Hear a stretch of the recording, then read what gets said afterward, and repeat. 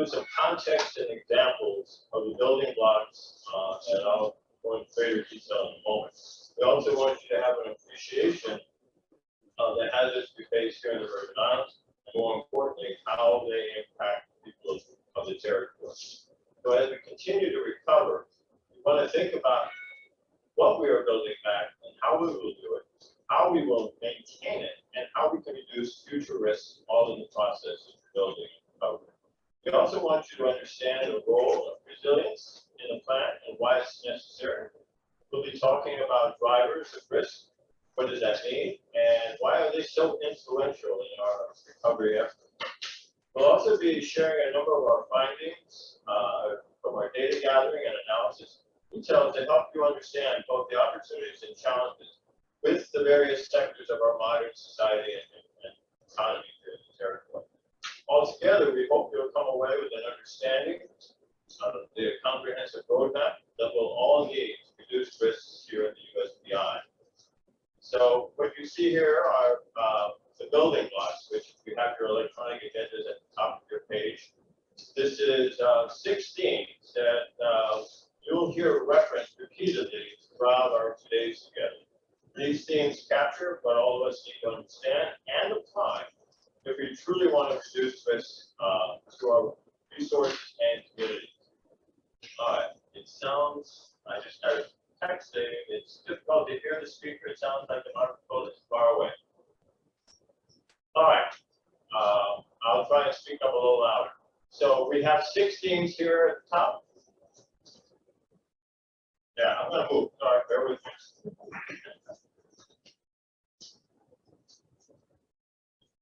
So can you hear me better now? All right. So we have 6 themes here at the top of the screen. These really capture things that we have to think about, what we have to consider. For example, we have a number of plans, including the Hazard Mitigation and Resilience Plan is just one of many plans that government agencies, NGOs, and others. And we have to do our best to align them and to think about long-term resilience and streamline the process. We also want to look at economic planning because the ability, I'm moving around, bear with me. So we want to connect our economic plan because we can't really address many other things if we don't have a strong economy. We want to be aware of drivers of risk. You'll hear a lot more about that in the next couple of days, but basically our social economic conditions and our land use practices as 2 major themes are going to be really important in driving the risk that we continue to face and make people more vulnerable. We also need to think about systems. I'm sorry, I have a little gnome next to me here. We want to be thinking about systems, basically because all of our, whether it's a healthcare, whether it's our education, our natural resource management and protection, but our economy, etc., all are systems that are interlinked and require a level of collaboration and cooperation to function. We're going to be spending some time talking about infrastructure, operations, and maintenance. It's one thing to build and replace things. It's another thing to maintain them. And if we don't maintain them, their value and function degrade quickly, especially here in the tropics, and due especially to things like our tropical storms and what have you. And then finally, we have to anticipate surprises.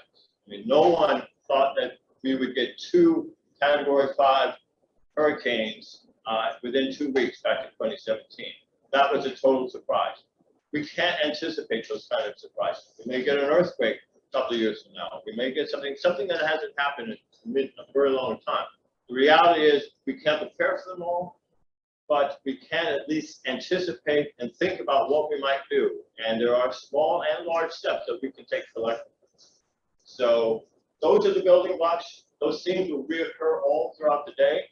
And it's important that our speakers, when they have the opportunity to tap into one of these themes during their presentation or when they are introducing themselves. So now I'm going to turn it over to Janine, who is going to talk a little bit more about hazard mitigation. Good morning, everyone. Great to see you. Stop sharing. Brought up. My name is Janine Francis Brown. I'm one of the project managers on the Hazard Mitigation and Resilience Plan team here. We spent quite a significant amount of time doing a lot of studies, a lot of research, and I hope everyone can hear me well. I just put my glasses. Don't you love these virtual / hybrid type meetings? It just has you looking everywhere. You've got chat going on, you've got videos doing all kinds of things. People sitting behind you. It's just exciting. You know, I just love this remote environment. So anyway, for the past 2.5 or so years, the team has done a significant amount of studies, a significant amount of research on all the different hazards and how they work within the environment within the Virgin Islands. And so part of, as we're in our last phases of this project or this program, what we're going to be doing is we need to share some of these findings and speak with all of the different sectors. We're going to be speaking, we're going to be meeting with many of the sectors, and the government agencies, the private corporations within the Virgin Islands, just so that we can share our findings, and we're calling them discovery sessions. So what we want to do is meet with each of the individual sectors and agencies and private groups and share the findings, have some two-way conversation and dialogue with these different agencies to gain their insights as to how realistic some of our recommendations are, what are the realistic current state is in each of the agencies, so that we can create projects that are workable, that the solutions are actually workable. And so if we were to summarize all of our preliminary recommendations, you will see that these building blocks that Kim just outlined here and are common themes that basically connects everything together, and it proves that we live in this interconnected system, and we need to get our arms around how it works, the system and the environment that we work and live in, understanding that. So talking to, I'm sorry, I'm going to pass this down over to Fred, who's going to talk to you a little bit more about VI and the systems of systems. Go ahead. Go ahead. No, I was going to introduce Greg Winnell, one of the co-leads for the Hazard Mitigation Planning effort from UVI, and he will talk to us about systems. Yes. All right, good morning, everyone. Thanks for bearing with us. This is a new sort of format that we are trying, and as you can see, there's some technical difficulties, but hopefully things will go along just fine. So Kim mentioned systems earlier, and Kim mentioned systems of systems. Everybody talks about systems these days. So we want to maybe put some sense around what that means here in the context of our work with the HMP and how we ultimately came up with some of the content and some of the ideas that we developed over the last few years. So I'm going to switch computers.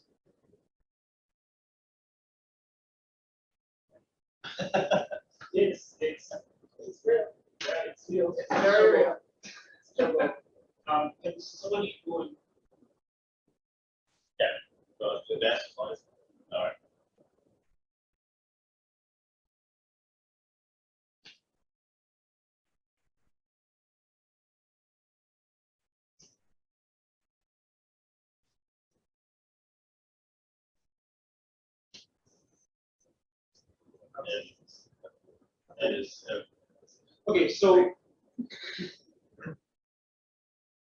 Okay, so sorry about that. Again, technical difficulties. And we ask for your patience for this workshop. It's a bit of a new setup, and I think it's a bit more chaotic, but we'll get through it. So again, so as we think about the hurricane Irma Maria, those are sort of iconic pictures, and those are the type of things that we tend to hear about. The destruction of the electric grid, the electric poles that were down, the replacement of the new poles, next slide. And so we tend to think about, oh yes, we are replacing the poles. We are changing this, we are changing that. Now we are putting in place wind turbines to create alternative sources of energy, because despite the fact that the power generation was okay, we have the sense that maybe we need to think about different sources of generation in case the generation goes down. And people are also spending a fair amount of money and energy in investing in their own system at home or in their own energy generation sort of devices. Next slide. And so as we sort of look at what happened and what different people are doing, what we see is that they are basically trying to change the system. We are trying to change the overall electricity system in a territory.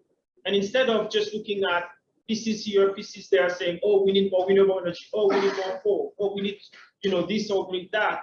What we did at the HMP is every sector, every type of service that we depend on, we try to decompose it as much as possible into production, distribution, and consumption. Who are the consumers? How do they get the service delivered to their house or wherever they are? And how is that service produced? And how is that service going from the production to the distribution to the consumption?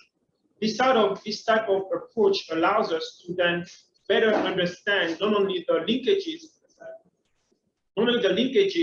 behind those, but also to be a little bit more thoughtful about how natural disasters can impact each part of them, and in the process, impact the ability of somebody to receive the service that they need. So this approach that we are taking really made us realize that ultimately, we are not here to replace poles. We are not here to have turbine. We are here, the purpose of the HMP is really to make sure that people get the service that they need. And so that means thinking about how we can ensure that the production, the distribution, but also on the consumer side, the ability to receive that service does not get impacted by natural disasters. And so as we sort of taken this approach of really basically breaking different pieces, different system into pieces, and understanding how natural disasters impact them, we then realized that, wait, it's about operation. It's about how the production people are talking among each other, how they're talking to the distribution people, and how they're talking to the consumer, and how the consumer is talking to the distribution, is talking to the production. And what that allows as well the consumer to do, because again, it's about getting the service, the consumer can say, okay, do I want to depend on this overall system led by whatever service provider, or do I want to invest in my own system? And that's why we have the solar panel by the house, because ultimately it's about ways for the consumer to ensure that they get what they need. And it's in the process ensuring that all the actors communicate information to each other so that they ensure that the consumer gets what he needs. So it's about the system and the operation of the system. Next slide.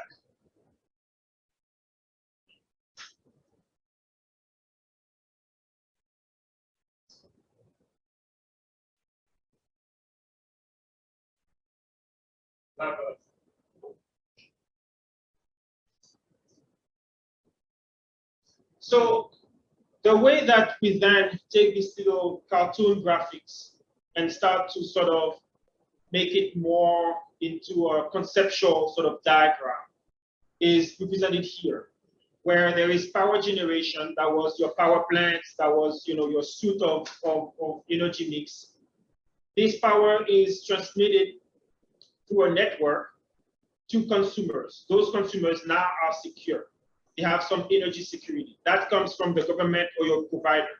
But because, again, it's about getting the service that we need and not protecting the service provider, we can also say that this consumer can get what he needs or what they need looking at the private sector or investing in their own system.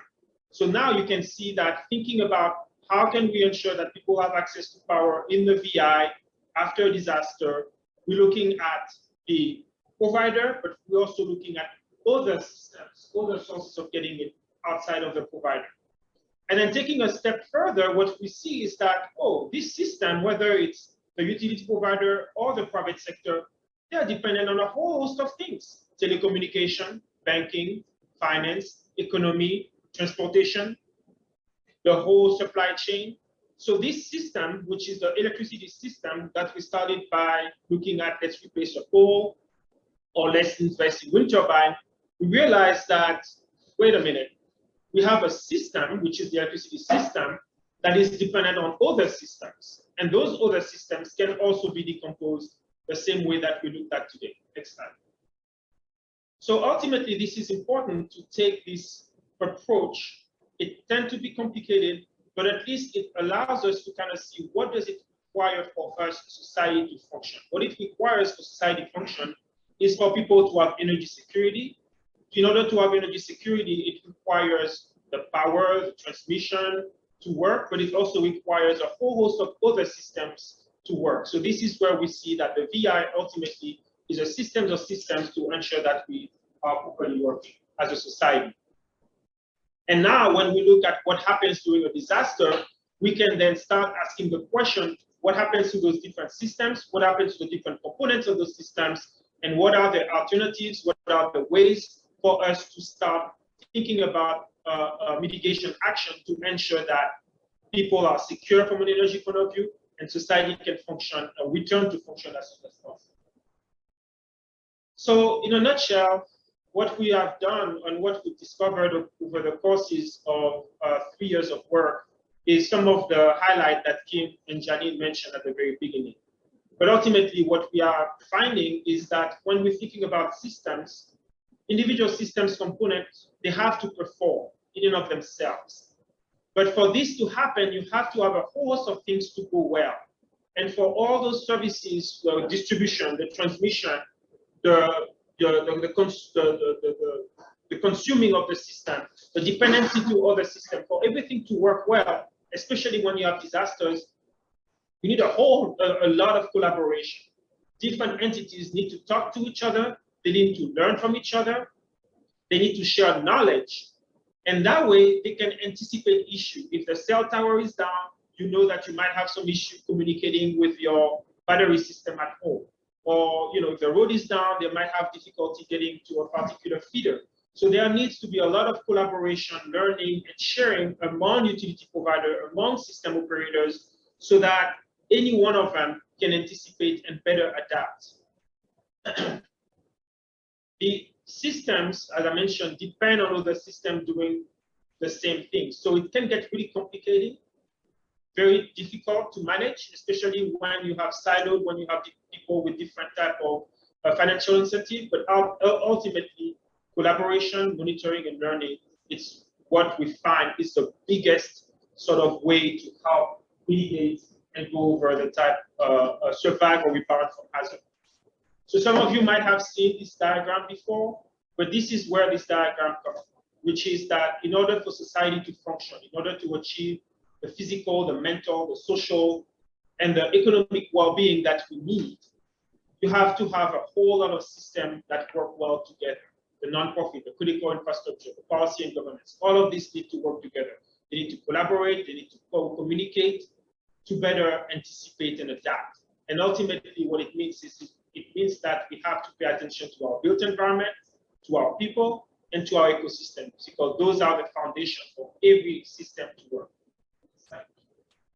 And like I said, if you don't manage the system properly, if those systems don't communicate, if there is no co-learning, ultimately when you have a hazard, a shock, or a surprise, things will go awry and you will have much more difficulty rebounding.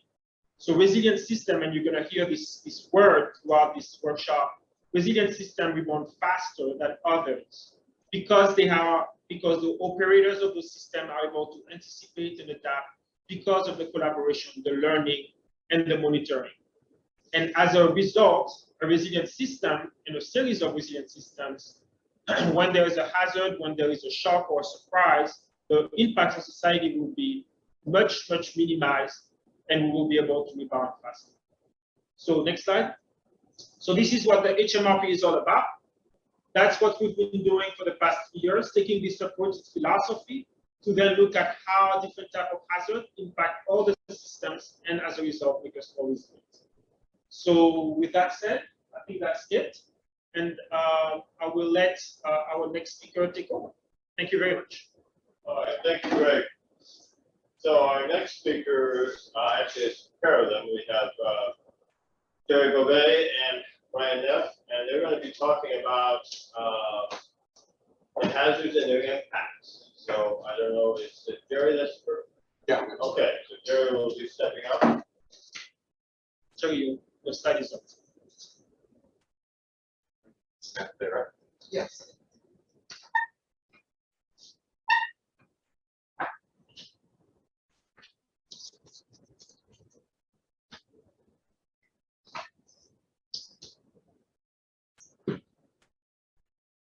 Morning, everybody. Thank you for joining. I'm going to carry on from where Greg left off and talk about the hazards and why we need to prepare.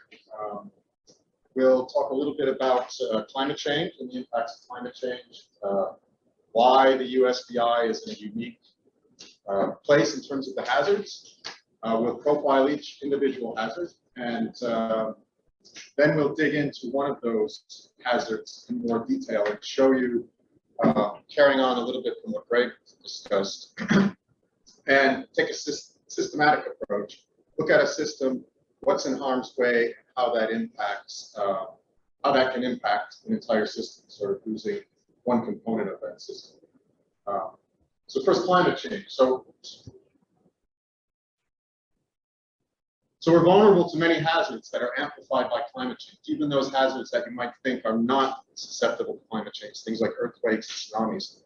So we have this overall sort of overall risk of climate change, increasing things like droughts. So this continuous sort of long, ongoing hazard of drought, and then we're hit by something like an earthquake. So we're already dealing with drought, and we have an earthquake, we have tsunami, we have sea level rise, and we're going to have increased impact from tsunami over the longer term as sea level rises. We can expect stronger and more frequent storms, we can expect more droughts, and of course sea level rise and higher temperatures. What does that mean in terms of our biggest hazard, which the most frequent one, and probably the one we're most identified with, increase in major storm events. So we can think about, on top of those storm events, a sea level rise of about 0.5 meter in most places in the VI, maybe up to 60 centimeters. And what that does, both storm events, increased rain events, increases our coastal and inland flooding. And this coastal and inland flooding, particularly the coastal flooding, puts pressure on our coastal zone and our coastal zone ecosystems. And the combination of both the increased storm and wave action and sea level rise is really going to have a long-term effect on our coastal zone. And show you 1.15 meter, that's what, 2.5? No, 0.5 meter, about 20 feet. That's a 2.5? So we'll talk about droughts, earthquakes, hurricanes, which are really a multi-hazard event. So we have wind, rain, coastal and riverine flooding, and tsunami. And we have to be mindful that these are not necessarily single events. So all of these can be multi-hazard events. So we really have to be prepared. These do not occur necessarily one at a time with a certain frequency. As best as we can do in the models, we show what we can expect, but we also have to expect the unexpected. So Brian's going to talk a little bit, my colleague Brian Neff is going to talk a little bit first about droughts.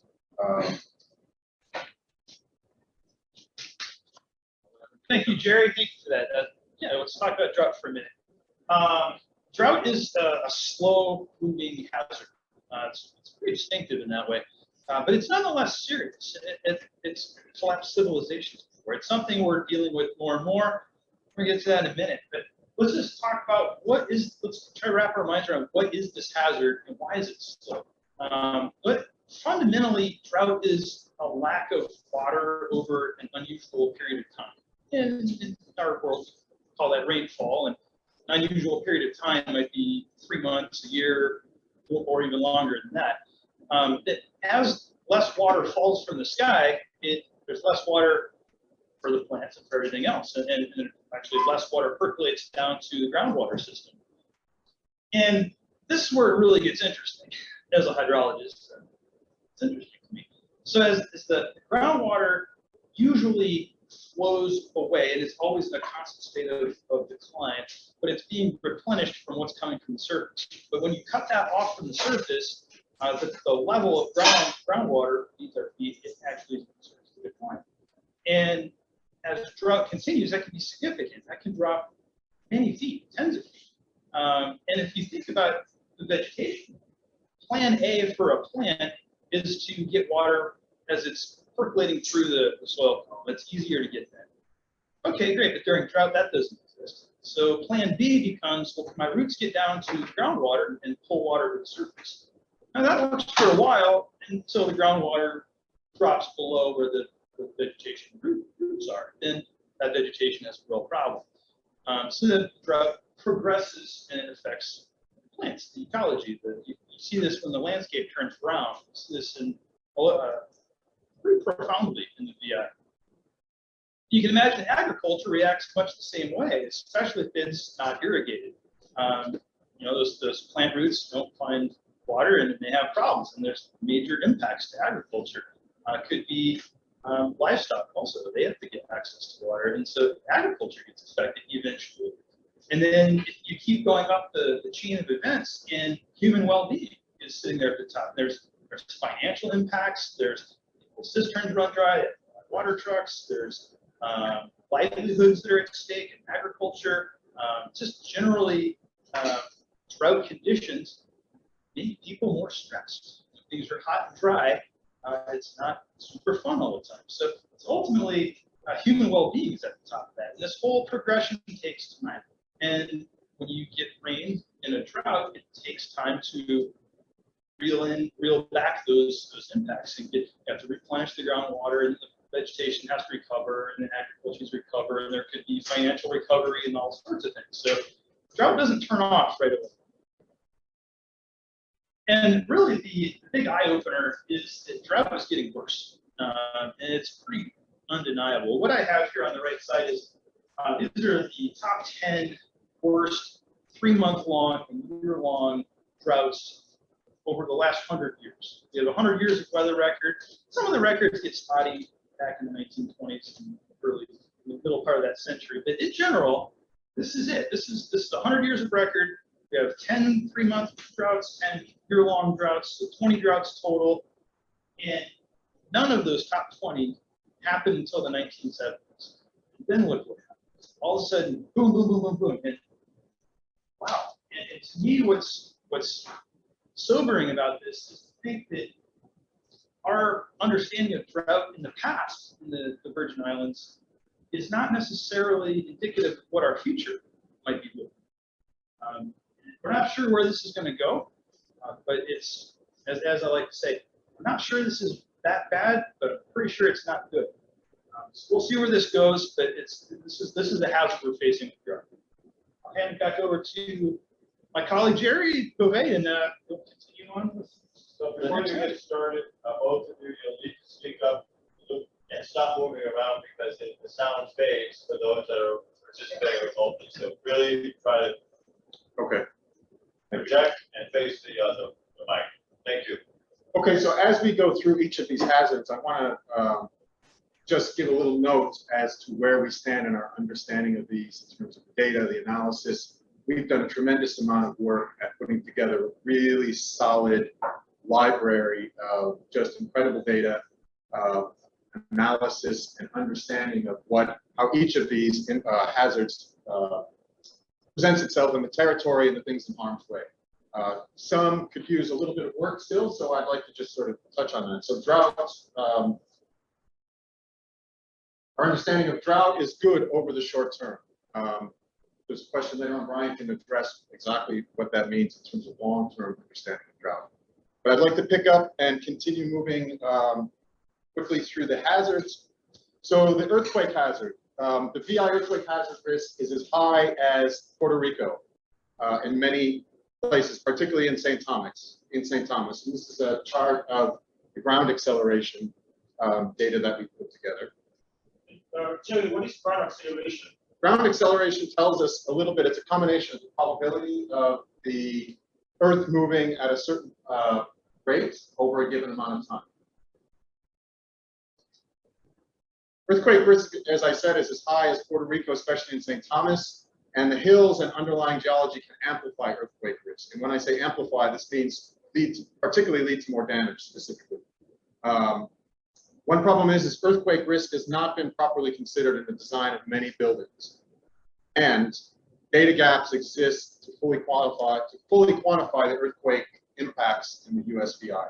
So we need a little bit more study here, and we've been discussing that quite a bit, and I think the plans are in the works to carry forward. Some of the major buildings like the airport have had careful earthquake studies, but most of the buildings were built long before this was really considered a major hazard. Tsunami. So there are several tsunami-genic sources very nearby the territory, particularly between St. Croix and St. Thomas. And that makes the time horizon pretty tight, depending on the source of the tsunami. And when I say tsunami source, that's where the tsunami is generated under the ocean and the wave propagates from. So for a distant source, we can have quite a bit of warning time, and I'm sure people have probably heard about what warning time sort of tsunami monitors. So in those cases, we can have enough time with the right knowledge within the population to get to high ground. But arrival times in St. Croix can be as short as 10 minutes. So awareness and preparation is critical to save lives, because the impacts are sudden and catastrophic, and I think most people have probably seen the videos of what tsunami can do. The good news is that data for tsunami are very good, and we have a clear path to understanding and addressing our tsunami exposure. We've been discussing this quite a bit about how to roll out sort of future of a tsunami resilient population that really understands where they need to go and when they need to get there when there's a tsunami. Newer models show, another good point is newer models show that the tsunami flood zone is not necessarily as large as previously thought. Next, we'll move on to coastal flooding. And coastal flooding is, in many ways, a story about development and coastal development. That is going to also be impacted considerably by sea level rise. That's going to increase dramatically, more dramatically in some places than others. But an important point here is this could be an existential threat for some of our beaches, particularly when you start combining, thinking about how sea level rise and major storms are going to both impact our coastal zone, particularly beaches.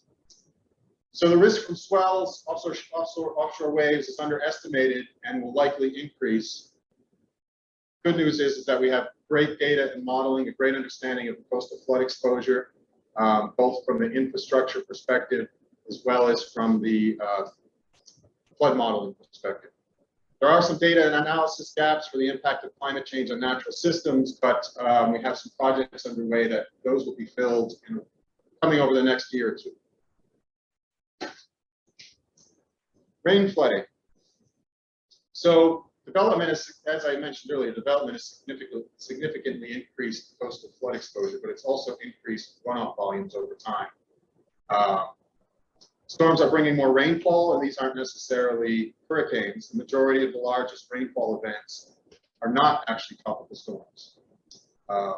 Contributing to this is a lack of infrastructure maintenance and standards to maintain our drainage infrastructure, and this increases the flood risk quite a bit.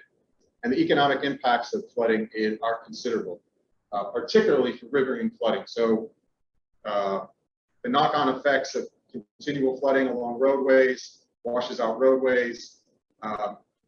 There's economic cost of flooded buildings, and the list goes on.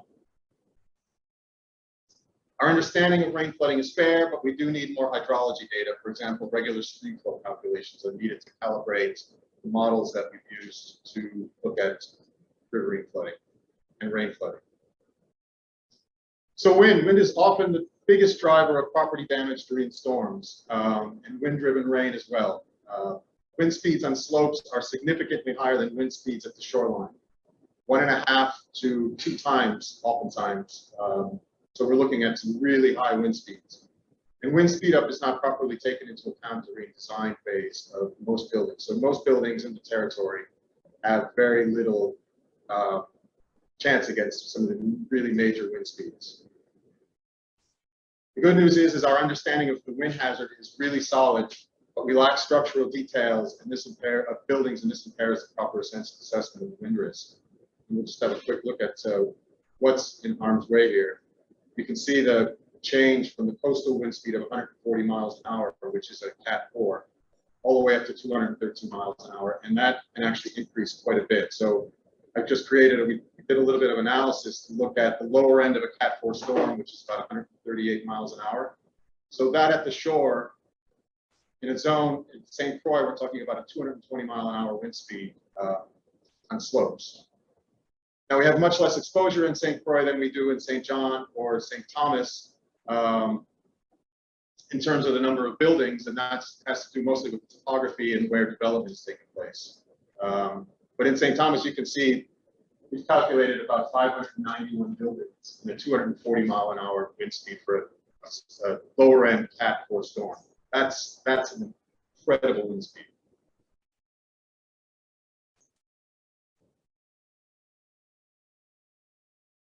So we're having some more technical difficulties here. So what does this mean? Hazards in the USVI are three things that I think of when I think about these things: concentrated, constrained, and complex are our exposure. So geography and the socioeconomic economic conditions in the USVI are all important drivers of our exposure and risk. So they're concentrated. We have a pretty densely populated territory. 7th highest population density amongst US states and territories. This is based on the previous census, not the current one. This is the most current for which data are really available for analysis. There's a lot of infrastructure to manage. And even in fair times of fair weather with no hazards, that management challenge can be great. We're constrained because we have very limited places to move things out of harm's way. So relocating infrastructure is generally not an option, not only because of land space, but because of cost. And we have no direct border with neighbors from which we can immediately draw resources from in a crisis. So you can think about a place like California. California has several neighbors that they can draw resources from when things get really bad. We have the problem of hazards generally can often impact the entire territory at the same time. And they're complex. So we have 3 small islands, we have little to no hinterland, and as I said, a single hazard can impact the entire territory, whether it's drought, hurricanes, earthquakes, tsunami. So we're dealing with the entire territory, all of the area of the territory simultaneously. So we can't even go to hinterland sources to look for assistance to marine hazards. And this really sort of sums up an important part of the hazards, thinking about hazards and how we're exposed. So development has increased both the hazards and the exposure. And when I say, how could that possibly be? Well, we have more impervious surfaces, we have greater runoff, so development has actually exacerbated the hazard of flooding. And development is pushed higher into the hills, where we have more exposure to higher wind speeds, more development along the coast. And if you look at this map, these red areas show the medium intensity development. And you can see this change over this 35-year period. And keep in mind, over this 35-year period, we were generally losing population. And yet development pushed higher and higher into the hills and along the coast. So in concluding remarks, we've assembled and created a large amount of really valuable data and information and analysis about what the hazards mean to the territory. And it's easy to conclude that the infrastructure is vulnerable to many hazards and impacts, and which are concentrated, constrained, and complex. For the next part of our talk, we'll talk a little bit about what that means to the people, infrastructure in the USVI, and how we've done some of these assessments to look at systems, and how we'll give an example. Brian will talk a little bit about an example of a choke point or one point in a system that, if that point in the system goes down, it has cascading effects across a large number of people. So what's in harm's way? A large percentage of the population lives within the in or near the flood zone and high wind zone. So I think the breakdown is, we did a little analysis in St. Croix. There's about, I think it's about 25% of the population lives in the coastal flood zone or very near to it. But that can be as high as almost 50% in St. Thomas and St. John. So that's a good portion of the population is very close to the hazard zone flooding. More than 45% of the government, public safety, and health buildings are in flood and tsunami zones. There's a lot of infrastructure in harm's way, and a lot of people. And the risk of catastrophic failure of critical infrastructure abounds. And we're targeting that. So what are the implications for infrastructure systems? Solid waste and wastewater systems are highly vulnerable to flooding. That's some of the conclusions that we can see from the work that we've done. Many structures are in very high wind zones, and there's a real lack of resources for permitting and enforcement of permitting buildings in these, and unsafe construction practices in these zones. Transportation system is vulnerable to impacts of flooding, and we'll look at an example of that coming up shortly. So the implications for natural systems, sun, sand, and sea are the cornerstones of our economy and cultural identity. And development has and is encroaching and degrading ecosystems that provide us with water and many other resources. You can see this example up on the top. 1954 is Morningstar Beach, not too far from Charlotte Amalie and St. Thomas. And just that change over time. Now the beach has nowhere to retreat, and the combination of sea level rise and storms really makes it difficult. Sea level rise encroaches on the beach, we have more erosion, but beaches can often recover from storms, but once you couple that with sea level rise, they have a much harder time and oftentimes don't recover. And that is very likely to accelerate this erosion of our critical resource, both natural and cultural. Now I'm going to turn this over to Brian, and he's going to go through an example of some of the work we've done to look at an individual system. Thank you, Jerry. Yeah, we have done a ton of analysis, and it's a complex discussion. There's a lot going on, and one thing I find very intriguing about the HMRP approach is how we make sense of this volume of information to give useful information to policymakers about, okay, where do you start? Like how we know all this? 55% of our, or 45% of our government buildings are in the flood zone. Okay, great, but now what? Like, where do you start? It's a complex thing to put your mind around, but there's some interesting ways we go about that. And I'm going to start with an example in the water sector. And where I start with this is, I'm just going to give an example, one small part, relatively small part of the public water system here in St. Croix. And there's a lot of different parts of the water sector. There's rainwater harvesting, there's water deliveries, there's bottled water, groundwater. So we're sort of compartmentalizing one small part, but let's make sense of this. And so this is just a cartoon drawing of the water infrastructure here on St. Croix. You're looking at pump stations, the desalination plant, and water tanks. And if you like to think of systems in terms of flow charts and diagrams, stay with, I'll give you that. So what I did, I sat here and we've done work on where are the critical links? Like where does this system shut down, or where do we have big system-wide failures if something fails? And this is the result of that analysis. I've denoted that in red. And the arrows are pipes, go from one place to another. Those are certainly important. The desalination plant down in Christiansted, that's pretty important. That goes down, everybody loses water. There's various storage tanks and pumping stations. Those are the critical links. What's maybe sort of interesting is there's not every part of the system is going to, if it fails, it's going to cause a system-wide breakdown. So this is that. So now what do we do?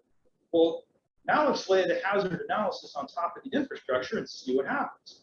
And here in St. Croix, we end up with a couple things that really pop out. That desalination plant is vulnerable to a tsunami. That could be really bad. Tsunami has the ability to destroy things like incredibly powerful hazard. If we lose the desalination plant, the whole system breaks down. And hopefully we have a plan to replace that. That's bad. So number one there. The other one is pipes.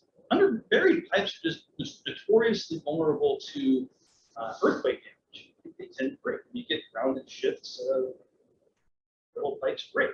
And so you end up with a lot of broken pipes at the same time. But nobody's done an analysis on how many pipes or where that might be.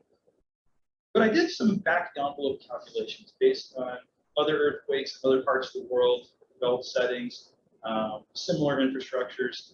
And I think that we're realistically looking at possibly hundreds of broken pipes simultaneously. Now, imagine how hard that would be to repair 100 or 500 broken water pipes, mains, who knows how big these pipes could be. How hard would that be to fix that immediately after an earthquake? You know, think of all the other impacts on the earthquakes caused. It might be surprisingly difficult to repair that many breaks in the water pipes. So that's a big vulnerability that pops out there. And as I was kind of hinting at, don't be not surprised here. These are just the let's call them somewhat obvious vulnerabilities, but there could be others. And then there's always vulnerabilities to other sectors. We lose power sector again. We lose power, electricity in these places. We have some backup systems in place. We're making progress there. But as we saw with hurricanes in 2017, things can surprise us. So really, all of these red parts of the map, those cause me concern. So essentially what we did an analysis like this, actually, I'll flow chart first. I think in terms of systems like this, this is a more classic systems diagram, flow influence diagram. You're looking at desalination plants in gray, you got the storage tanks in blue, you got the pumping stations in red, and you have the communities in green. And your distribution pipes are the black lines. As shown there, the yellow box. And then when you look at the crucial parts of the system here, you can see very clearly, well, everything starts with the Richmond desalination facility. That goes down, bad things happen. There's other vulnerabilities for sure. That, especially at King Cell storage tank, that would be about it. Fortunately, it's not so vulnerable. When you lay vulnerabilities to hazards on top of this, there's really only the top two at the top left, as I pointed out in the map. It's the tsunami and then the earthquake risk are the big ones to worry about. So as I promised, we'll produce something useful.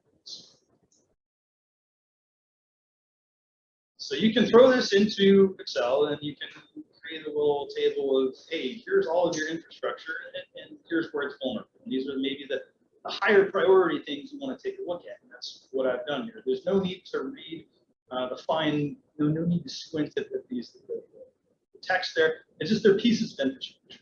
And where there is infrastructure that is critical to the system, would cause a system-wide failure if it failed, that rises to the top. And then where there's a specific hazard vulnerability to that, that becomes your first tier of priorities to look at that infrastructure first.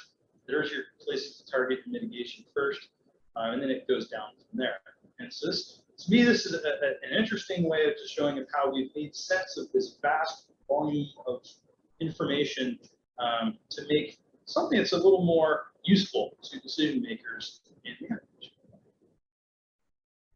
All based on those criteria. So just to bring the water sector full circle here, I mentioned earlier there's the public water system is just one part of the water sector. Water lots of this. Notably, rainwater harvesting for roughly half of our territory. Truck water delivery helps people out. Wells for not in bottled water. But each of these also have vulnerabilities that could cause system-wide breakdown.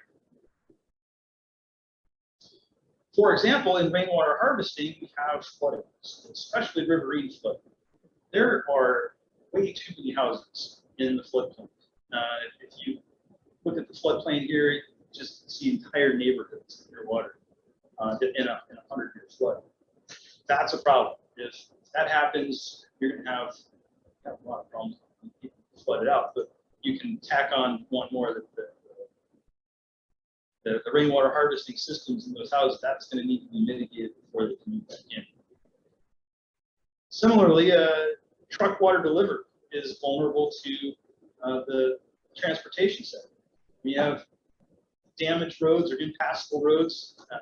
They can't get around. That causes this large parts of the system to become inaccessible potentially. That's not. Loss of electricity definitely affects wells and also rainwater harvesting. Electricity is awfully handy to get water from the bottom of a well to the surface or from a cistern into your house.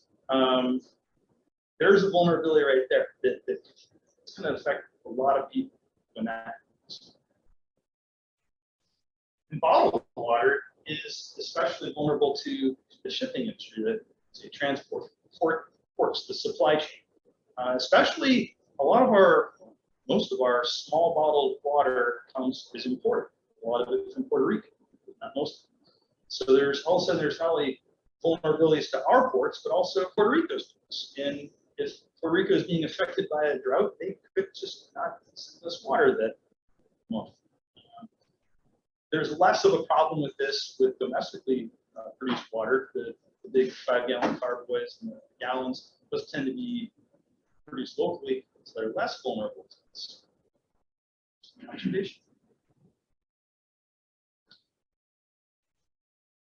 So we can just kind of drill deeply into what we did in the water sector. We'll just touch briefly on some others.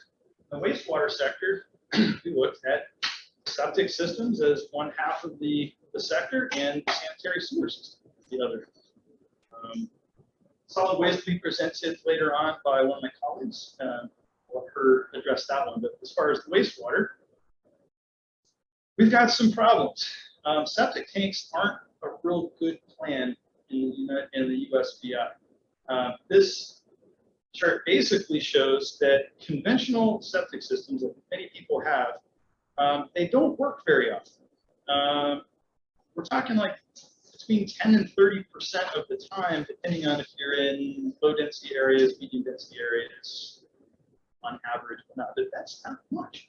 What that basically has to do with is we have very shallow soils, and the drain fields of the septic system have something more than super shallow soils, and that's a big part of why this doesn't work. So we end up with a lot of continuous contamination of the environment, and studies have shown for decades there is water contamination almost everywhere in the VI. Groundwater is definitely heavily contaminated, and this is a large part of it. Now, there's been studies on what could we use more elaborate systems of septic tanks. We put a Band-Aid on this, and if we retrofit things, and how would that help?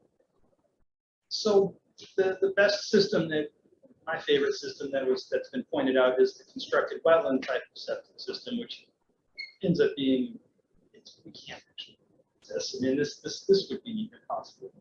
But if we could, let's just play Fantasy Island for a moment. If everybody could wave their wand and change their septic system to this ideally constructed wetland septic system, we're still looking at about half of the areas in the VI are just not well suited. So they're going to continue contaminating.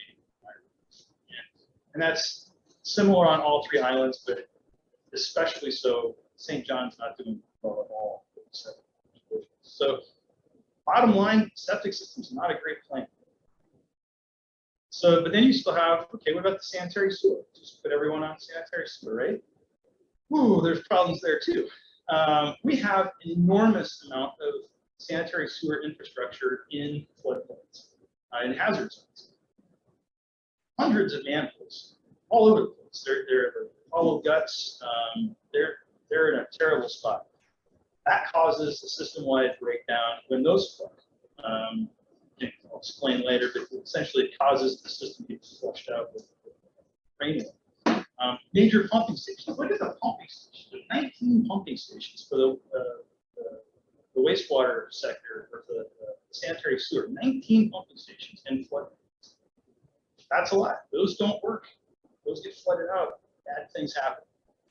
We have 3 water treatment plants, 3 wastewater treatment plants in hazard zones.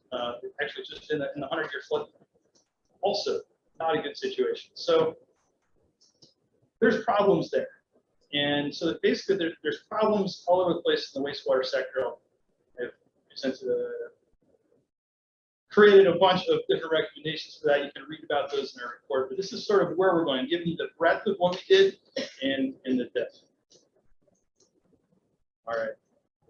So part will be explained later. I'll just touch quickly on transportation. We did a similar system-wide analysis, and if there's a big flood, the big thing to key on there is the bottom right side there, southeastern St. Thomas gets more or less cut off gets isolated by flooding. The roads are just not very passable to get there. It's an interesting outcome of a system analysis. Okay, well, to conclude, I'll just say, like, so what does this mean for us? It means we have a lot of work to do. There's enormous amount of targets that we could go and mitigate. But the cool part about that is we can make sense of it. We can prioritize. There is a lot. My apologies, this is my slide. The focus on sectors and systems creates something to hand off to policymakers that works both ways. With that, I'll wrap up and hand that back to. Thank you, Brian, and thank you, everyone.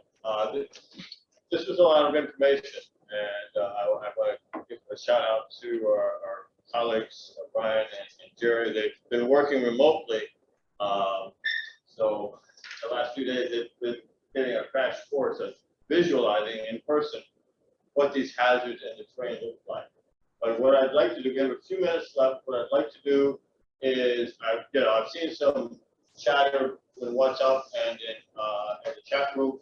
I want to open it up for questions or responses. I know our colleagues from the Naval Postgraduate School had a chance to listen in, and some of their work was actually cited here. So I want to give them a chance to either ask questions or provide some a bit more context, because again, this was a lot of information. But others online or in the room, if you have questions, please raise them now. Yeah, and Fred, hi everyone. Again, this was very, very good. So thank you so much, Jerry. Thank you, Brian. And what I like about what they presented is the fact that what you see is that we know a lot about the different hazards in theory, about how they can impact the VI and what that means. I think we're at a level where we understand what flooding is and where most places flood. We are at a point where we understand that there's an earthquake risk. We understand the tsunami risk. What is missing, though, is a little bit more granularity. We are a very, very small island, so a lot of computer models don't really capture a lot of the nuances. And I think after this report is produced, we're going to be pushing for a bit more in-depth analysis, especially for the earthquake risks, because we just don't have a good sense beyond we are at risk. What does that mean for different places, and what does that mean for the built environment? We're also going to be pushing a little bit more to have a better sense of what's going on with drought, because we know drought is bad. We know there's more instances of drought, but has been taken from 2-3 points for the entire territory. So again, more granularity to understand what different regions are more at risk than others based on microclimate and other sort of processes. So there is a little bit more work to do to define and dig deeper, but I think that now at least we have a clear sense of exactly what type of hazards the territory is exposed to and what that means in general for the population. The bigger question now is, what does that mean for service delivery and what we care about? Going back to this question of, it's all about getting what you need. It's not really about protecting what we have. And that is a bigger question that we are also trying to solve. And as Brian showed, we can start decomposing some of the system into different components and then ask the question, what happens if the desaltment is hit?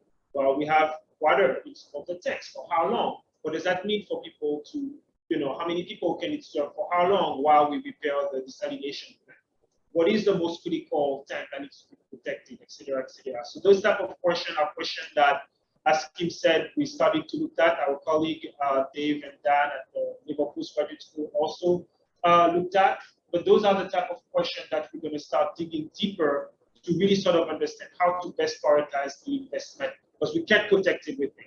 That's another thing that needs to be understood, is not everything can be protected, but we can be very strategic about what needs to be protected, and then we can then ask what are those dependencies that also need to be protected. Again, if you don't have telecommunication, the wastewater treatment won't work really well, even if it, everything is functional and this thing is dry. Without telecommunication now, things will fall down. So what are those critical leakages and dependencies that we need to think about? So this is the type of work that we have started to do, the type of work that we will be talking about in our final report. But I think the type of work that we will continue to dig into more and more moving forward, to really ask the question, how can we ensure that people have access to what they need if we have a disaster, if we have a surprise, if there is another big event? So with that said, yeah, and just building off that, it goes back to these, the 6 building blocks that we mentioned in the very beginning. The idea is the delivery of service, the challenges that we face due to these hazards. And as we rebuild, we're going to have to prioritize. We simply can't do everything, fix everything. And so we look at those connections, look at those linkages, and say, if we address this particular challenge, whether it's around long-term drought, which we don't have a good understanding, what are those consequences? And we project, but we need good data. It's just we don't have, for example, rain gauges around the islands, and so we don't know how variable rainfall is in the territory. And so details like that, those were investments that we make. They're relatively small, but they will inform the kind of decisions we have to make collectively, whether it's from an investment standpoint or a management and operations standpoint. So the idea here is really to get that information, to Greg's point, the granularity, but these building blocks are absolutely essential along with those prioritizations. And that comes back to the communities, especially vulnerable communities that are at risk constantly. How do we protect them? And what do they need? So we'll stop there. I want to make sure we have questions from folks.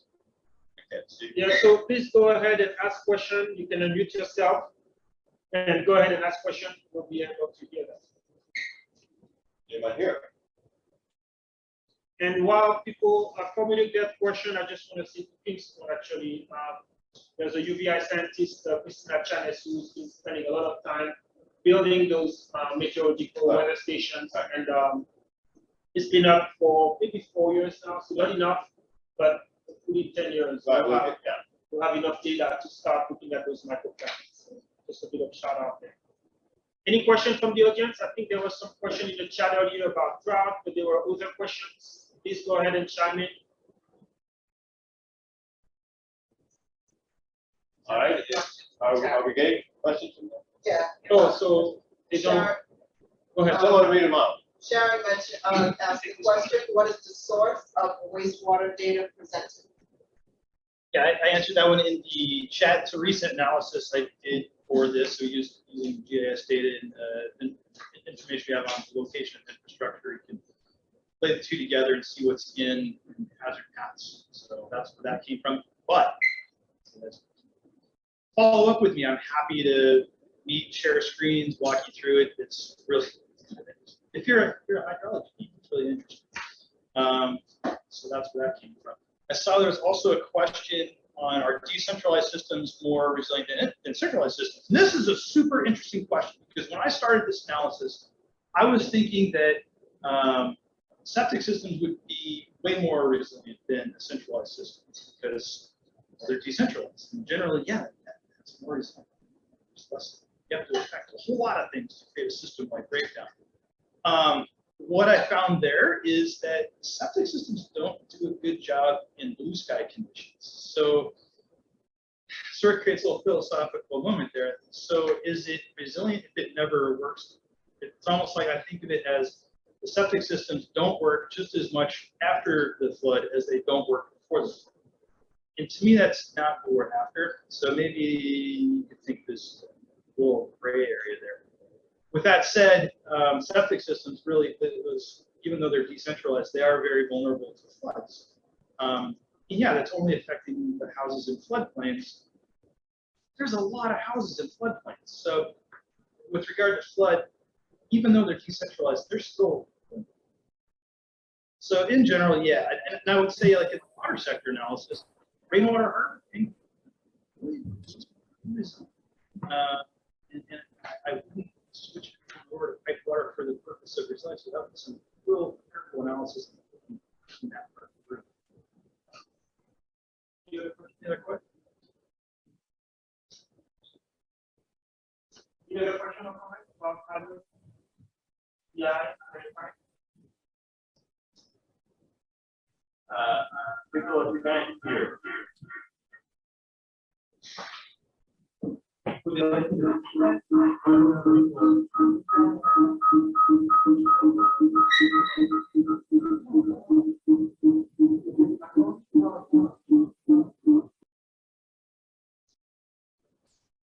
Would they like me to repeat that into the microphone? No. Any other question? Oh, yes.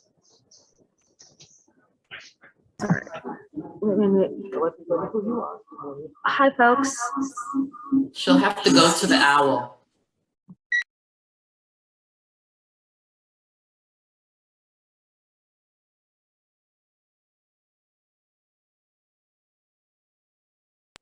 And just your question.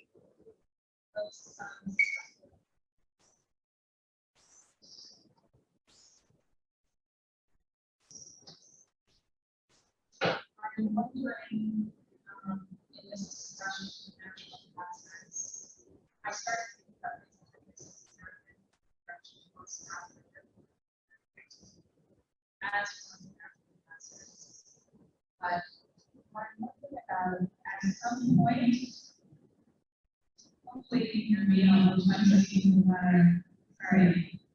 What I was wondering about in terms of our discussion of natural hazards, we also share segments. They're not as drastic and dramatic as some of these 13 identified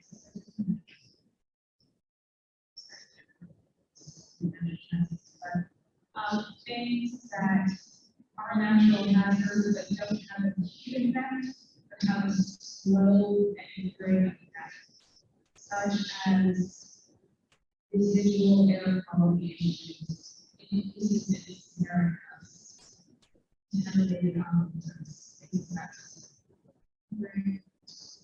How that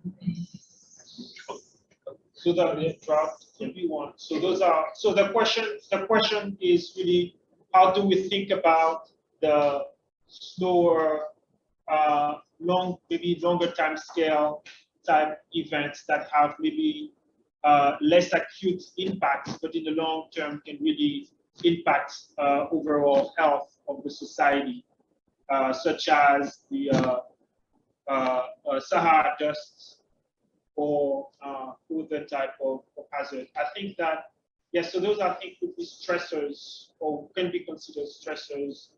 They're not really part of the scope of our effort. They fall into overall environmental health and environmental quality sort of questions. And I think that it's worth paying attention to them, especially since they impact public health. And I think it's important for emergency managers to make a decision on how much they want to communicate or work on those, depending on whether that's going to cripple society and also society function. I don't know, Graciela, if you have any thoughts on, how you, for example, deal with Sahara dust or how VITEMA deals with a volcanic ash.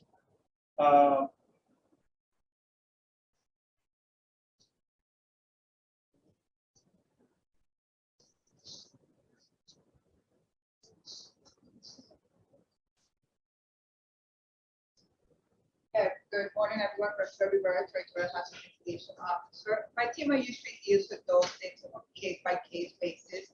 You know, once they're aware that something is happening, they make sure that they let the public know. As it pertains to actual mitigative activities that could happen, as you know, it's sort of Sahara does, that's a little bit more of a challenge. There's not really much that can be done. I did make note of the contaminated aquifers, because that is something that we can potentially look at. So it was a good point. But yeah, it all depends on the item, the activity, and then writing all the address. And I think that you know, that also raises a good point about the need for monitoring and the need for communication and collaboration between different entities. So TPNR is in charge of monitoring natural resources and impact on natural resources.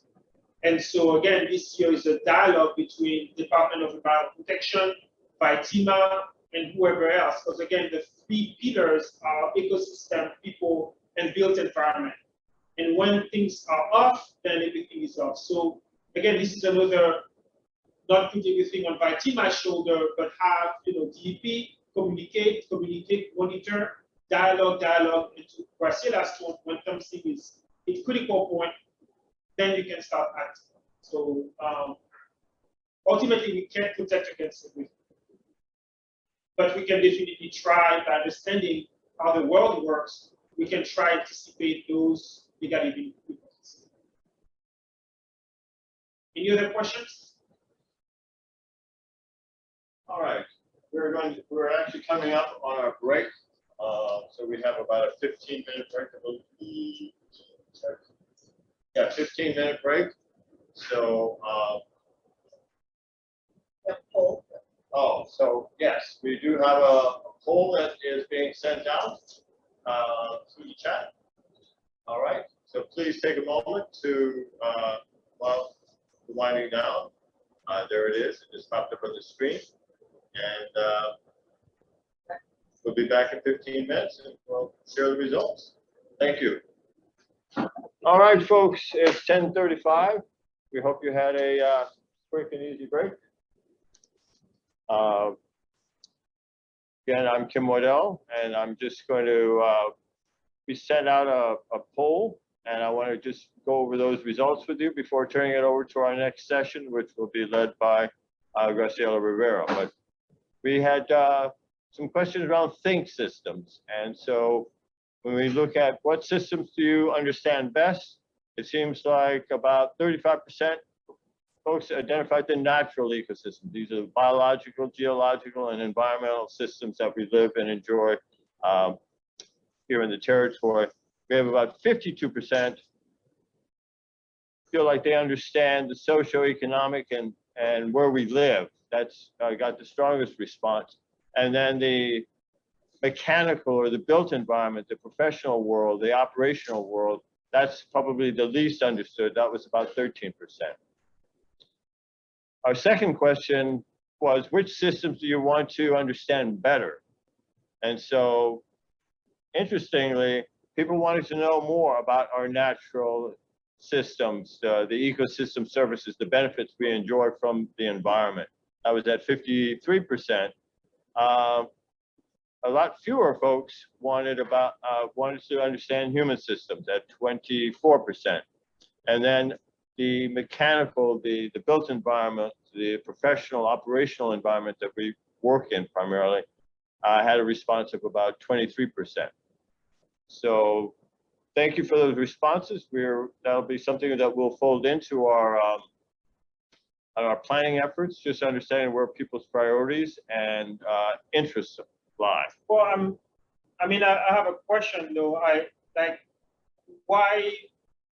I'm surprised that we are living in a technology all around us, at least in this room, and yet a quarter of people only said that they would learn to know more about those mechanical systems, and 13% said that they know enough. So it seems that people just don't care. So I just wonder if somebody can explain. I can explain. Well, no. I'm a biologist. It makes a ton of sense to me. I want to know about where I live and what do I enjoy. But to Greg's point, this is a challenge. I think it's sometimes technology, just as we learned this morning and setting up for this meeting, sometimes it's intimidating and it's overwhelming.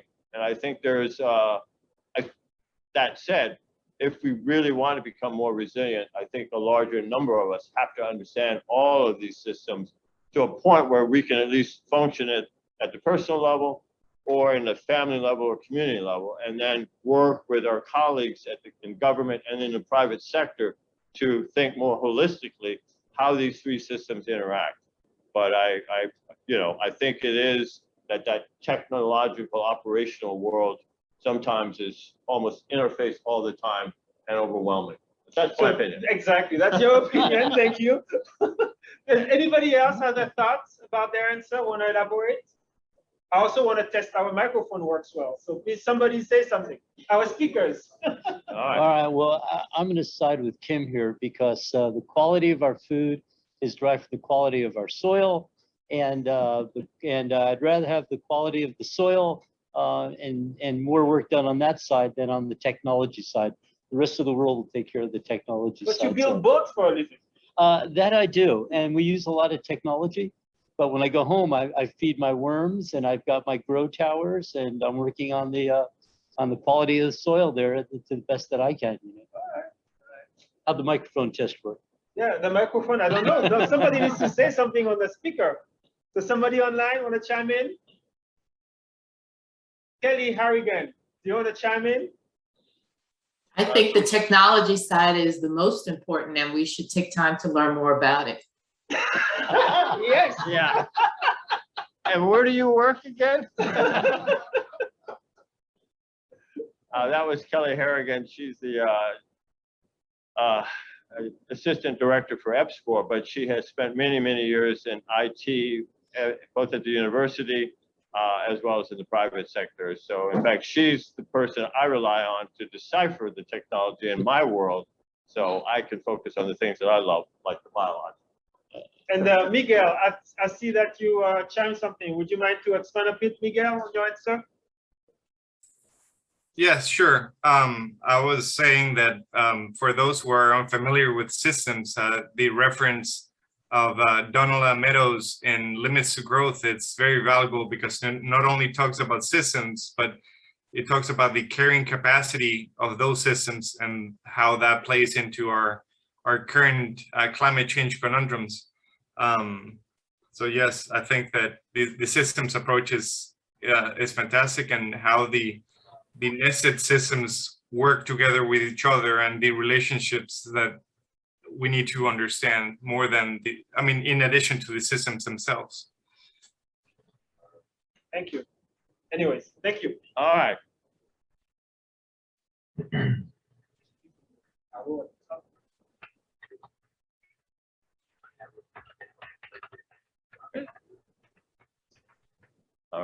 All right, so now I'll turn it over to Graciela Rivera, who is the State Hazard Mitigation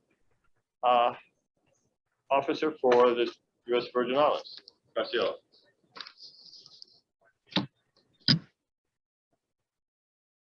Good morning, everyone. Again, I will be moderating this session. This session is actually going to talk a little bit about the Hazard Mitigation Grant Program, and I'm going to give this group here some visibility as to what the expectations and what the requirements are for the Hazard Mitigation Grant Program.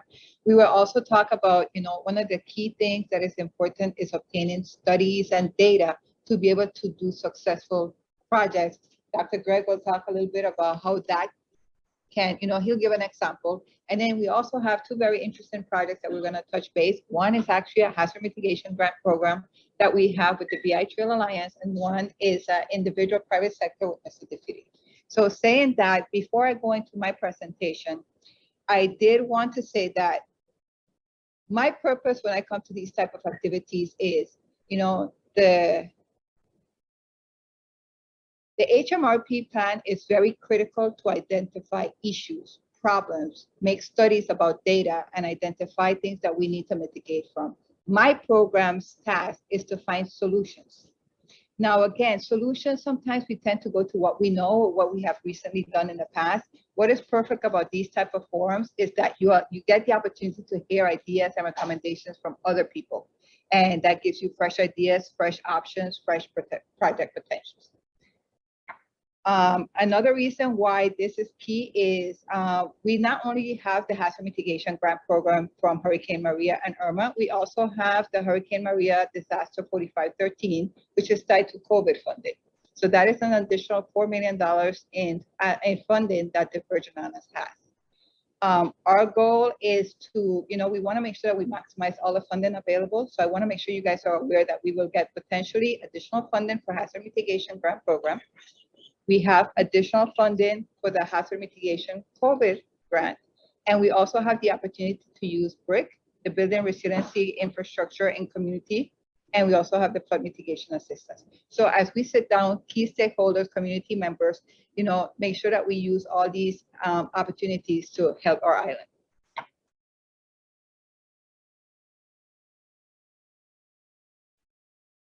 Share.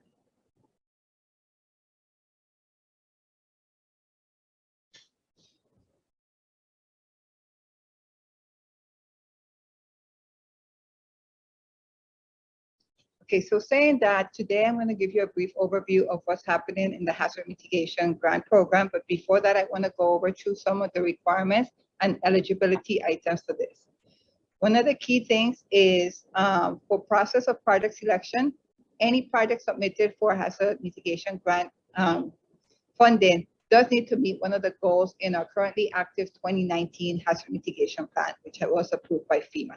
We currently have listed in our presentation 6 goals, and I'm going to go through them really quickly. If you guys want the presentation, please feel free to reach out.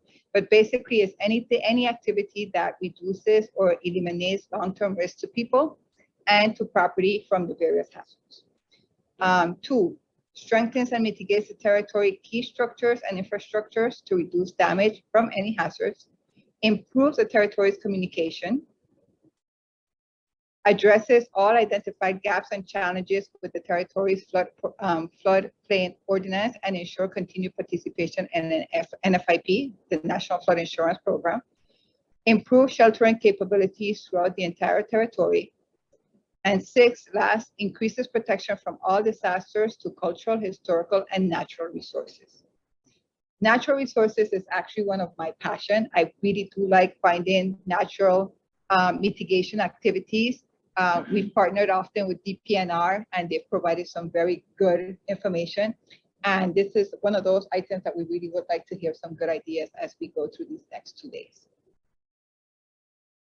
Eligibility requirements. There's a lot of great ideas, but unfortunately we are FEMA funded and we have certain requirements that need to be met. This is just some, but these are the most applicable. Safe room, wind retrofits, mitigation planning, case in point, the hazard mitigation resilience plan, generators, shoreline stabilization, flood proofing, landslide stabilization, relocations, flood control, acquisitions, tsunami protection, seismic retrofit, utility and infrastructure protection, codes and standards, feasibility engineering and design studies, education, and awareness. So I'm going to jump in and just talk about briefly the Office of Disaster Recovery and how we actually decide to go to market in planning for the 1,500 projects that we have here in the territory to build back better. So 5 key areas of focus is what really guides our approach, and to make sure that the Virgin Islands and the territory actually take care of what is most important to our citizens and our community. So these areas are housing, transportation, schools, health and human services, and utilities. So within these 5 core areas, one thing I want to note is in the public assistance program, every single project has the opportunity to actually put in mitigation funding to make sure that we build back more resilient, and we take into account the fact that we want to make sure that we build for the future and that we can actually reduce loss of life and loss of impact to infrastructures in the future for current disasters. If we go to the next slide, one of the ways that we actually prioritize that work is The projects are determined by the following criteria: areas with the greatest criticality to the community, projects where funds have been obligated, and projects where the scope of work has been completed. So one thing I want to note is in regards to power, we talked about utilities as being a core area of focus for the Virgin Islands and the territory.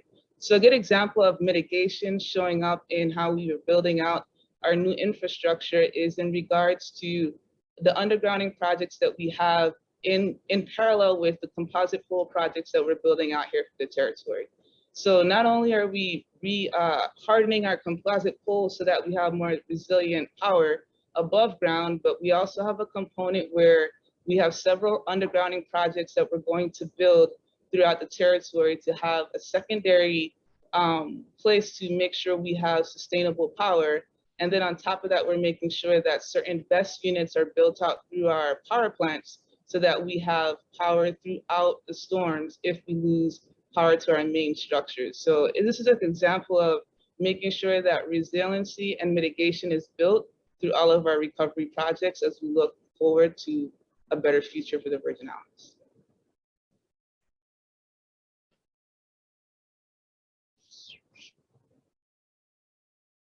Okay, I'm gonna go over some quick hazard mitigation project summary. Nothing specific because we have a lot of projects that have been obligated, but just again, for general awareness, because my goal is to help you guys think of potential projects that we can use. We have the post-disaster code ordinance and enforcement that is with DPNR. We have the floodplain management, which is also with DPNR. We have our very important hazard mitigation resilience plan.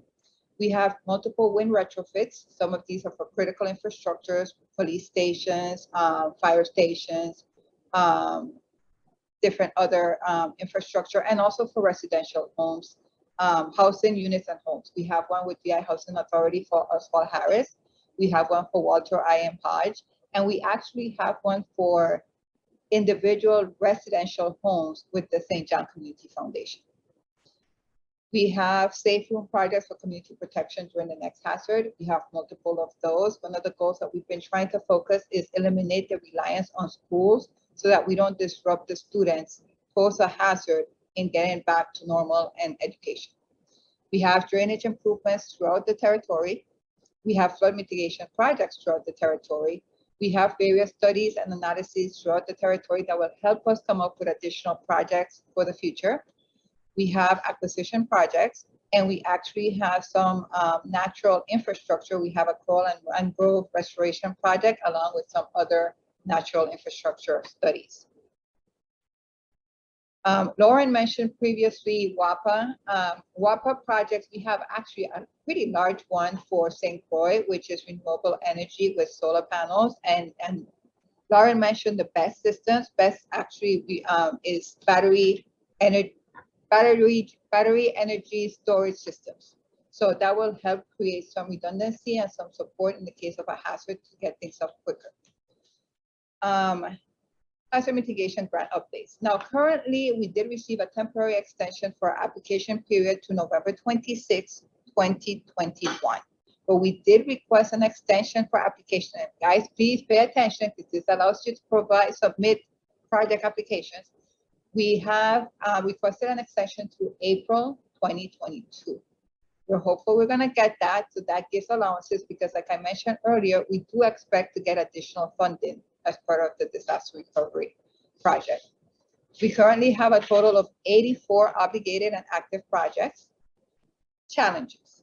There's a lot of challenges, unfortunately, with the disaster recovery. One of the challenges that we have is limited resources.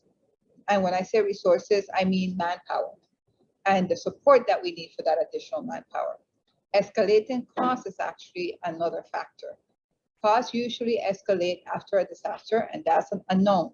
The challenge now is COVID-19 presented and another challenge with not just cost, but also availability of resources. So one other thing is policies can change very quickly in the world of FEMA, and that can result in, it can impact projects by delaying them because there's always that stop and you have to resource. Now, I will say this. Lauren mentioned PA, public assistance. one of the challenges that happened recently, well, not recently, but in 2019, is that they allowed for additional opportunities for mitigation and public assistance, which was not actually a factor before. That meant that a lot of the projects for hazard mitigation had to be put on hold or rolled back to ensure that PA was exhausted. And then once that happened, we were able to step in and address the remaining gaps. Now, that's a good thing because hazard mitigation funding is dependent on public assistance funding. So the more funding that public assistance gets, the more funding we get, and the more we're able to do with projects, et cetera, in the territory. But again, too, the cost, escalation of cost has resulted in multiple budget revisions, requests for additional funding, which delays the process even more. Again, like I stated, I am more curious to hear what everyone else has to say so that we can come up with successful projects for that additional funding that we're getting. So saying that, I'm going to go ahead and pass it over to Dr. Greg so he can show how we use data to come up with good projects. Thank you. Would you mind maybe moving the little microphone, please? Oh, you can hear me? Okay, so maybe leave it there. Okay, all right. Well, thank you. We're still struggling with challenges. Yeah, so I'm going to talk about a little quick sort of project thought experiment, and I would really love to hear, you know, different people's reaction, whether it's through the chat or they can voice it. But we've identified this morning, Jerry and Brian presented a series of, you know, hazards and the different impact that those hazards can have on the territory. And I'm going to spotlight myself. So hold on a second so you can see me. The co-spotlighted with, okay, here we go. So it's Priscilla and I. Can you guys see us spotlight? No? No? So I guess I'm going to have to Priscilla, unfortunately. Oh, yeah, great. Okay, so, oh, but that's for you. All right. So, but in all seriousness, the third experiment that I'd like to kind of go on with your more brainstorming is the airport. So Jerry and Brian this morning talked about hazards and their impact, and you see we have a lot of places in hazard zone. The ones that sort of attracted our attention were the seaplane dock on St. Croix. It's flooded under pretty much any flooding scenario, from a hurricane to a tsunami. Even the airport, actually, a part of the airport on St. Croix can be also impacted by some of those big events. On St. Thomas, the legislature also can be completely surrounded by water or inundated for a particular big rain event or a tsunami or a big hurricane that generated a storm surge. But here we're going to focus on another place that really was intriguing to us, which is the fact that the airport on St. Thomas only has one road, and that's the road in blue here. So for those who don't know St. Thomas, this is the island. This is where we are. The airport is over here, and you can see that there is one road that really leads to the airport, and there's a wastewater treatment plant after that. And if we look at the, you know, projection for different type of hazards, so tsunami and storm surge, or even a big rain event, and it gets even worse if we're looking at 2050 when sea level is even higher, we see that this road is completely underwater. The entire airport actually is underwater. We can say the airport can drain real fast, but the problem with the road is that it is on the shore side, it's the beach. It's a beach with a hotel that is important for our economic vitality. It has also a beach that is very important for cultural resources and recreational purposes for the population. And as you can see, this road here has the airfield on one side, the beach, and the riprap revetment in a portion of it. So this is the riprap here that is along this road here. And so the question that we are asking ourselves is, what can be done? What can be done to protect that road? Because what happens is the airfield can drain, but a big wave, a tsunami, or even a big flood event can create pothole or even erode portion of the road, especially the side where the revetment is. And so the road can actually partially fall. And so that means access will be a big problem.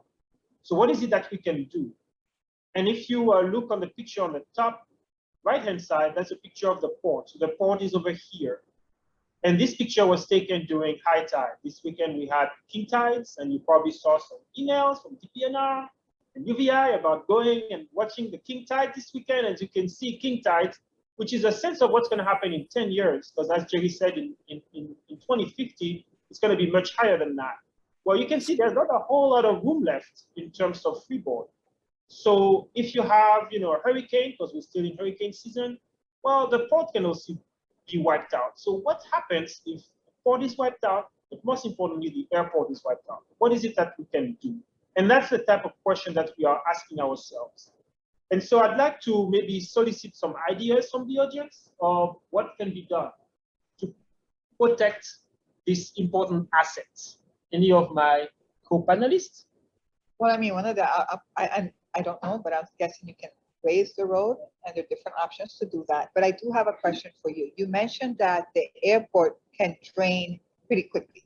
So is that because of specific drainage that they've already put in place? And you could probably incorporate that into the activity for the road? We can do that. We can make sure that the road also drains really quickly. My main concern is the erosion that can happen on the seaside. So coming from the coast, if you have a big storm, all those rocks can basically become floating debris. And you remember the road on St. Croix? Going to the pool. Going to the pool? Yes. That's exactly what can happen here. And so I think Hillary had a thought. Go ahead, Hillary. Just loud, as loud as you can. What are the implications? I think it's all reclaimed land. It's all reclaimed land. So like, what are the sort of permeability, about drainage, what about risks to shaking lands and stuff like that? How does that play into the discussion? So that can play in the discussion. So if we have an earthquake, so if we have a tsunami, for example, that is usually preceded by an earthquake, this issue of the liquefaction comes into play. And so you can have cracks in the road, you can have basically just the whole thing collapsing. That's also true for the airport, actually. We don't have a lot of information about the ability of the airport to withstand an earthquake. So that's on our to-do list. But let's focus on the flooding and the potential erosion of the road for this exercise. So this is a point for the folks that are listening online. Panelists, please just repeat the question when they come to the audience. Yes. So any other thoughts? Anybody online? Oh, yes, question from, yes.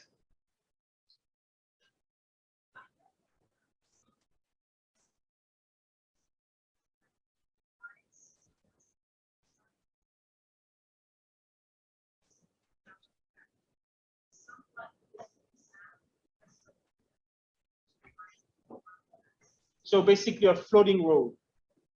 That's a very interesting idea. I think on the road to Key Biscayne in Miami, I think they have this system where the road elevation can adjust depending on the type of, let's say, wave activity or sea activity. So that's a good point. I think they're looking at that also in parts of the South. So basically you would create a modular road that would allow it to move a little bit, but not break. And okay, that's very interesting. Another thought? I think it's important to think about that this beach is real jeopardy. So how important is this beach to really save? It's going to require nourishment at some point. Are we willing to sacrifice for the road or to look at other options that might be more costly? So that's an interesting point. Now we're talking about trade-offs. So we talked about the fact earlier, most of you said that natural systems are the one that you like the most or cared about the most, if I can summarize the poll result that way. And if we change the type of road, or if we expand the road or even put a seawall, access to the beach, which I mentioned was critical and important for the tourism, but also for recreation by Virgin Islander, access to the beach can be threatened. And so the question is, what is most important? What type of trade-off can we can we allow in order to protect that road? Marlon, would you mind unmuting yourself and chiming in? So I wanted to, I know I did post something in the chat, but I'm not sure if Let's go ahead. if it's going to be as popular. But I have two thoughts, and it's a combination of both hard and soft infrastructure. Considering the importance, the cultural and historical and spiritual experience, and I want to say this, I've done this on this particular beach. If you go there at 6 o'clock in the morning, you see people over the age of 60, especially both here and Brewers Bay, who it is their morning routine. So this is not only a cultural thing, it's a spiritual part of our community.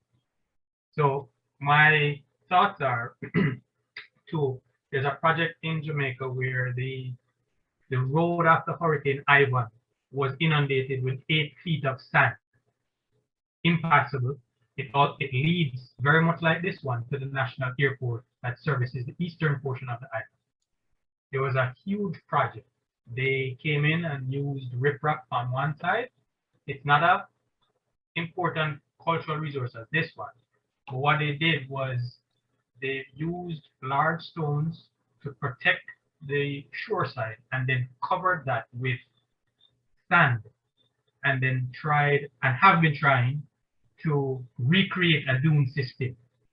This particular area, I think, might be a case in point for this because it already has an established beach.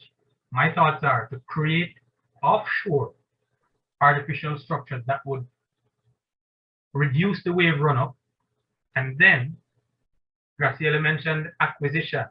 Acquire the old Beachcomber Hotel, raise it to the ground, improve that dune system, either through the renourishment of sand, and improve that renourishment so we have the ability to withstand that. You have an area that the beach itself can retreat to if necessary, or an area. It's not going to retreat all along that entire area, but a portion of that beach could retreat if it needs to. And I know it might not be the most popular thought process, but I thought that having seen that, we could, it's shallow enough, I think, that we could put submerged underwater breakwaters that, if they're well studied, could prevent a lot of the issues that we foresee. And then if we could acquire the Beachcomber and then turn that into a large dune, improve the parking for people along the roadway. Again, I leave the riprap up there, vegetation, improve that. I think that might be something, needs well studying, of course, but could be an option. No, that's a very interesting point, Marlon, because what you do is you are creating structures offshore of the beach to try to protect the beach, but you also are doing things inland to allow for the beach to readjust itself as the various, as sea level continue to rise, as the various sort of hurricane and other hazard impact the beach. You can allow it to readjust itself, and at the same time protect both the road and protect the this very important cultural and spiritual assets. Because again, it goes back to this question of trade-off and how can we, as much as possible, have cake and eat it too, is basically the big question that we have to ask ourselves moving forward in the Virgin Islands. Because as one person was saying in the past, moving forward in one of our webinars, moving forward, all major infrastructure projects, we have to think very carefully about them, because once we build them, they're going to be here for decades, and yet the climate is going to get worse and worse in terms of impact. And so really thinking about what are we doing, how it's going to protect us, what are we losing, what are we willing to lose in order to get what type of level of protection or additional well-being benefits. So your thoughts is very interesting. I saw that Graciela was actually making notes, as well as my Mr. Defidi next to me. So this is something that we can continue to think about. But this is the type of thought exercise that, as we kind of finalize this project, we would love to continue to have your ideas on. So I'm gonna stop here. I wanted to show one last thing on this slide here before I stop, because this, I think I'm over my time. But going back, the point though is that the road to the airport is a problem, the port is a problem.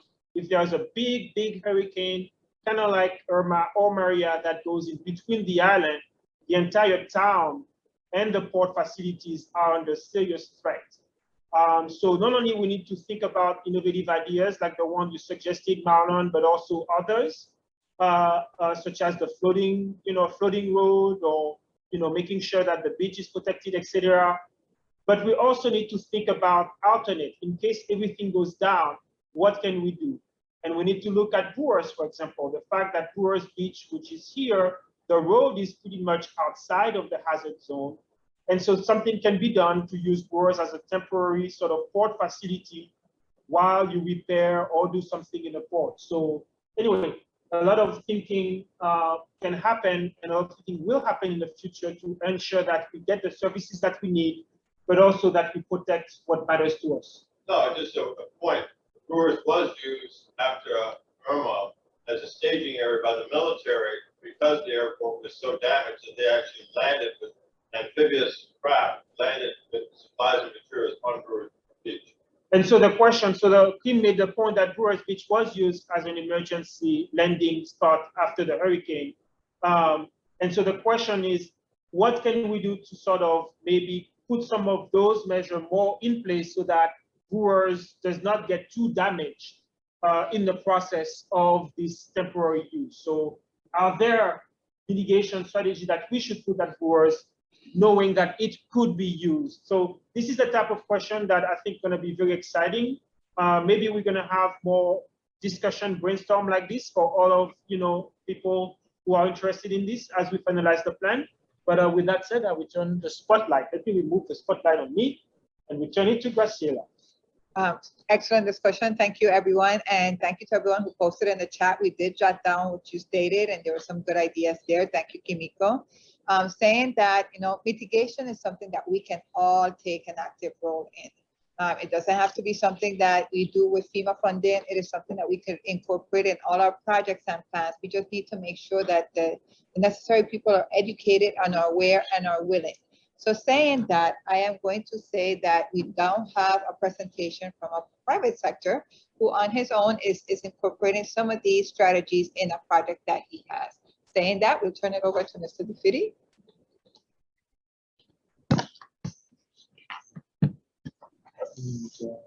You get me 2 slides. Yep, you can stop sharing.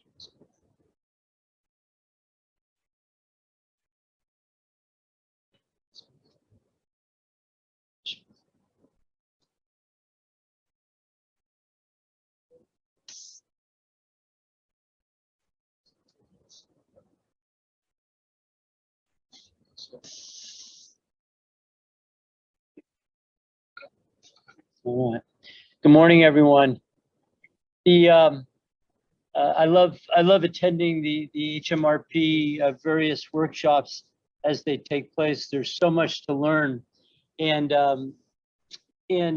the challenge, of course, is as was communicated on the 6-point guide, is how do you take all this knowledge that's being generated and the data that's being generated and apply it to real world situations. So my name is Richard DeFiti. I'm president and founder of Gold Coast Yachts here on St. Croix. I've been a resident of St. Croix for 46 years. My company has been here for 36 years. And I also serve on several economic development planning committees for the governor, as well as his marine industry task force. And so after Irma Maria, the task force convened to try to look at what options and alternatives do we have for diversifying the economy. And the governor and Commissioner Bisciotti were concerned that the Virgin Islands was a transportation station for the large tourism industry that was moving through the Virgin Islands to the British Virgin Islands. Well, what did the British Virgin Islands have that we don't have? They had equipment, they had boats, they had marine infrastructure, they had policies and regulatory processes that allowed companies to establish themselves there. And so literally there was probably a $200 million a year industry with a pass-through rate of about 7 to 1 that was taking place in the Virgin Islands while majority of the individuals flew in through our shores and moved on. And so the governor's question was, how do we capture that? How can we capture that share of that? And how can we potentially turn what is currently a $40 million a year marine industry into a $150 million marine industry while protecting the quality of the environment? So as you know, when a storm comes, because we don't have extensive dry storage facilities, the vessels that are in the territory do one of two things.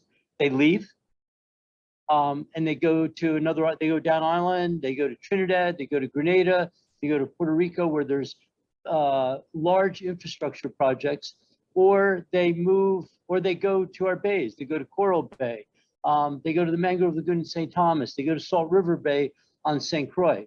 And as we've all seen many times after these storms, those places of shelter work, sometimes they don't, but often the vessels that are there are damaged. And then the debris is in the bays, and we get all the downsides of that. And as we know, our bays are our most precious resources. They're the place where the hatcheries are for the fish as they populate our fishing areas. So they're crucially important. So the governor's question was, well, what can be done? And so on this map, this is the section of Christiansted. You can see the Water and Power Authority, what's left of the old LBJ housing development, and then there's Plot 211. My company owns Plot 211, and we are in the process of actually building a new facility for ourselves on that property. And what's interesting about this, and I'll go back, is I don't have a mouse, you can see, maybe I do. Here we go. You can see this is the gut, and I'm gonna blow it up for you, that comes all the way up to Estate Goldenrock that comes down. And so the result of that was we've had to build an assembly facility, thank you, that is segmented because so much of the land is affected by flood conditions. This photo is the entire watershed. And so this is the parcel we own. You can see the gut. You can see the gut going all the way up to Goldenrock. That's Pueblo. And so in the discussions with the governor, we then tried to identify what real estate do we have in the territory, in any of the districts, where we could house the fleets of vessels. So that way the Department of Tourism, the governor through its governor's office through its economic policy, and then through our regulatory processes, we could protect our bays, move the fleet of vessels that he wants to build for this tourism industry development into infrastructure. And so we have identified sites on St. Thomas, and this site on St. Croix was identified as a place that could probably house the majority of the fleet.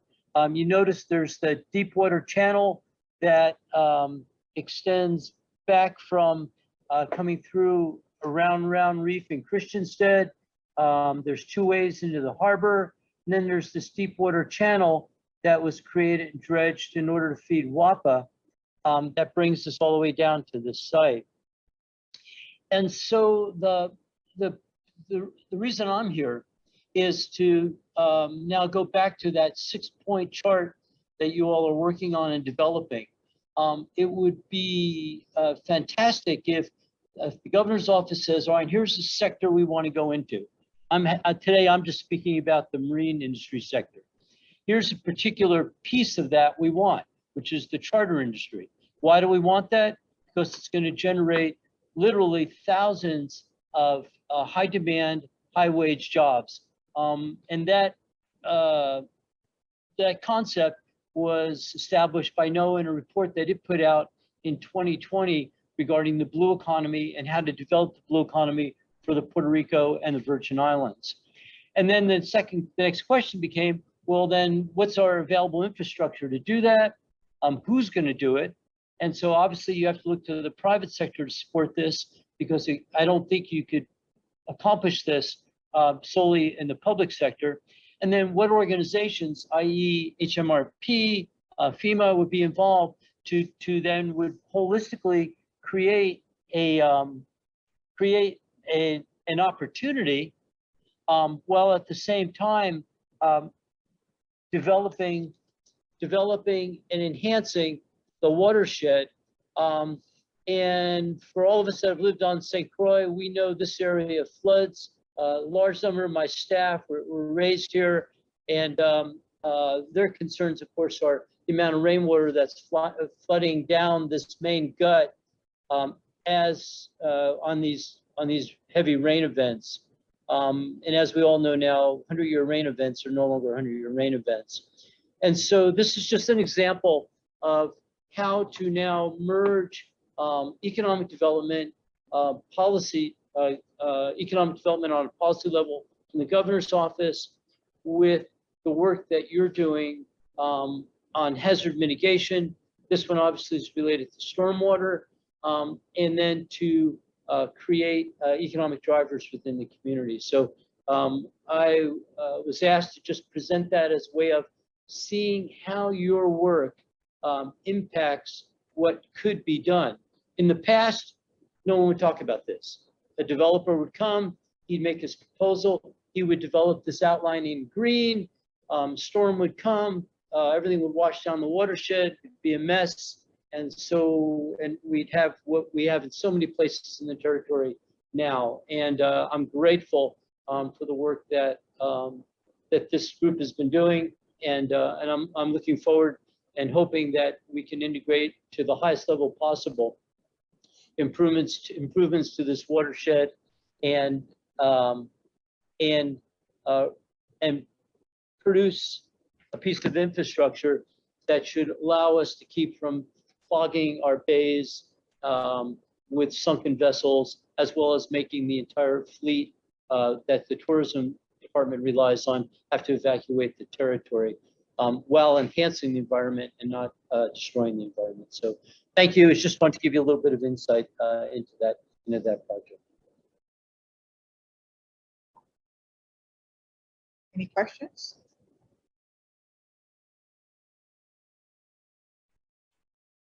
So you know, you mentioned that area floods quite frequently. So Yes. as you're thinking about developing, how are you incorporating that? Yeah, great question. Can you repeat the question? Yes. He said, since we are developing this area, how are we incorporating the flooding?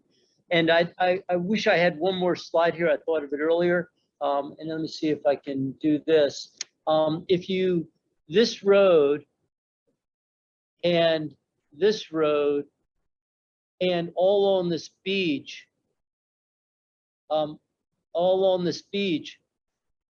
is the sewer system.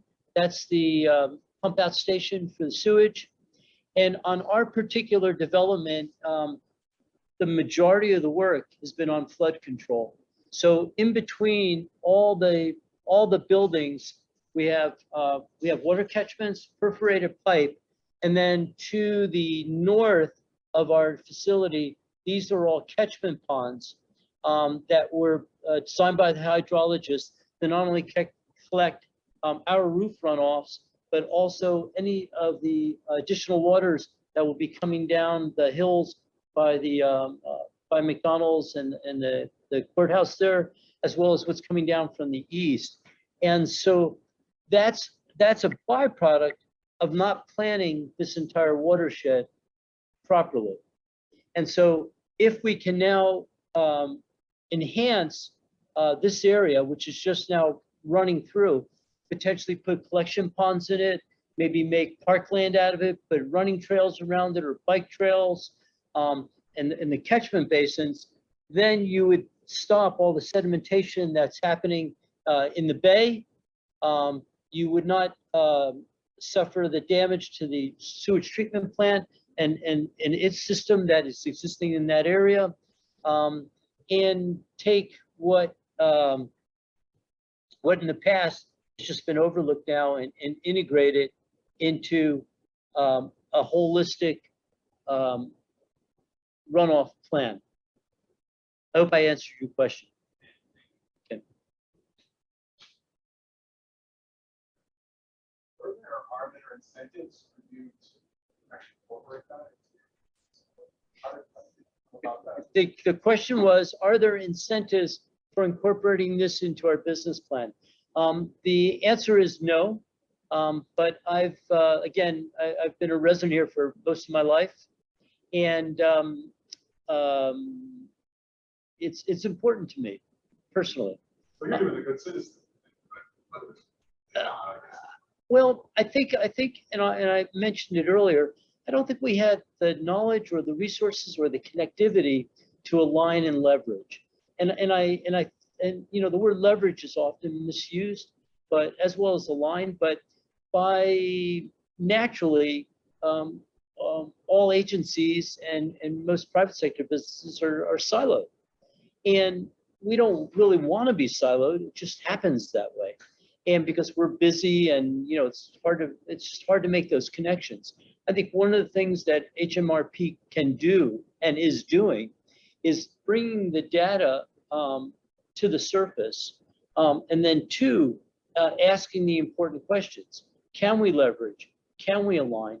What is the benefit of that to our community? Because it doesn't do our tourism industry any good if the tourism fleet is wrecked in our most precious bays. It doesn't do the marine industry any good if there's no place to have their equipment because the insurance companies tell us and leave to go to Grenada or Trinidad. And so this marriage is possible through the activities, I think, of the HMRP. And the incentive is trying to do something right, so we're not dealing with the mess of it 30 years later. So I just following up on that, I'm seeing comments in the chat. You know, it's clear that this is also a partnership with the government. I think things like the Kennedy housing development there has a chance to be redeveloped or reconfigured, and that's part of both the drainage and protecting, you know, where people live and so forth. So can you talk a little bit about building that relationship? Because I think one of the reasons we invited you was to talk, you know, what the private sector and government need to do together in order to foster this kind of long-range planning and to benefit both the private sector, government, and the communities that are impacted by this kind of. Right, do I need to repeat your question, Kim? You all got that. All right, Kim, good job. Thank you, and I neglected to mention that. So in this particular development, on the portion that is related, plot 211, that is solely owned by Gold Coast Yachts, and it's a development that it's doing for its own manufacturing operations.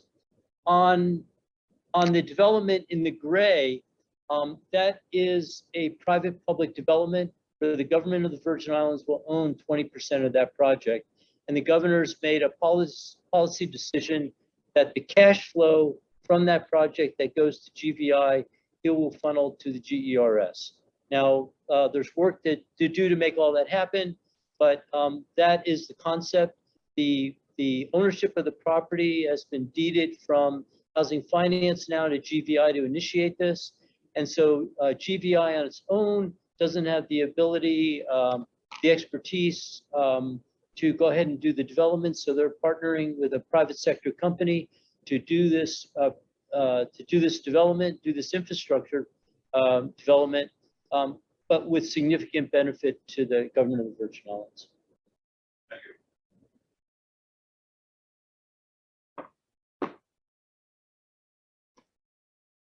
Thank you. Thank you for the questions.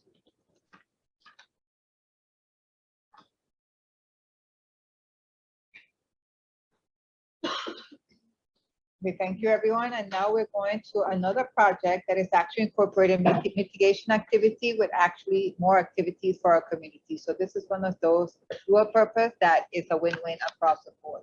So without further ado, now we're going over to Ms. Alma with Winfield from the VI Trail Alliance.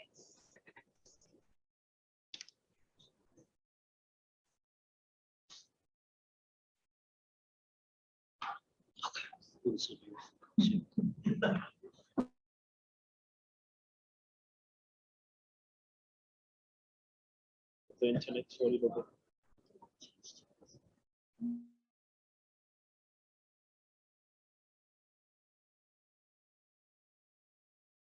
Okay.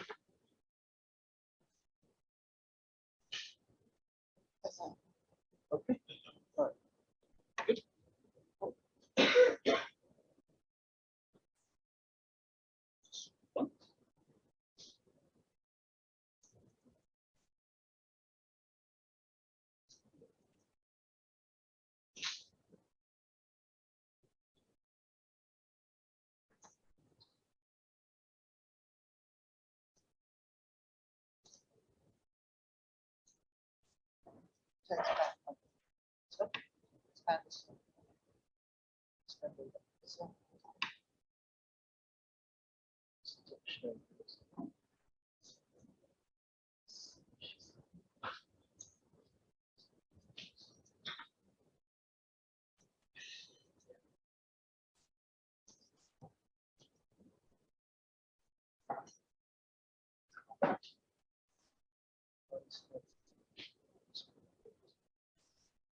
We're having just a little technical difficulty, so hold on 1 second. We are trying one last thing.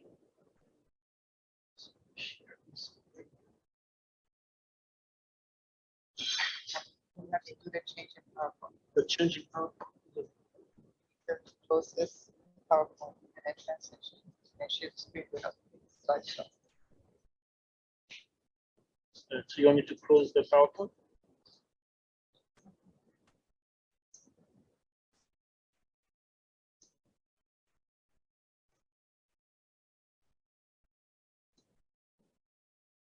Looks like there's an issue with that PowerPoint. Oh, so the PowerPoint was not closed. Is that what you were saying?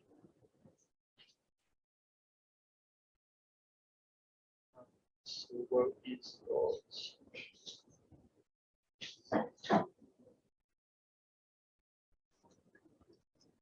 Oh.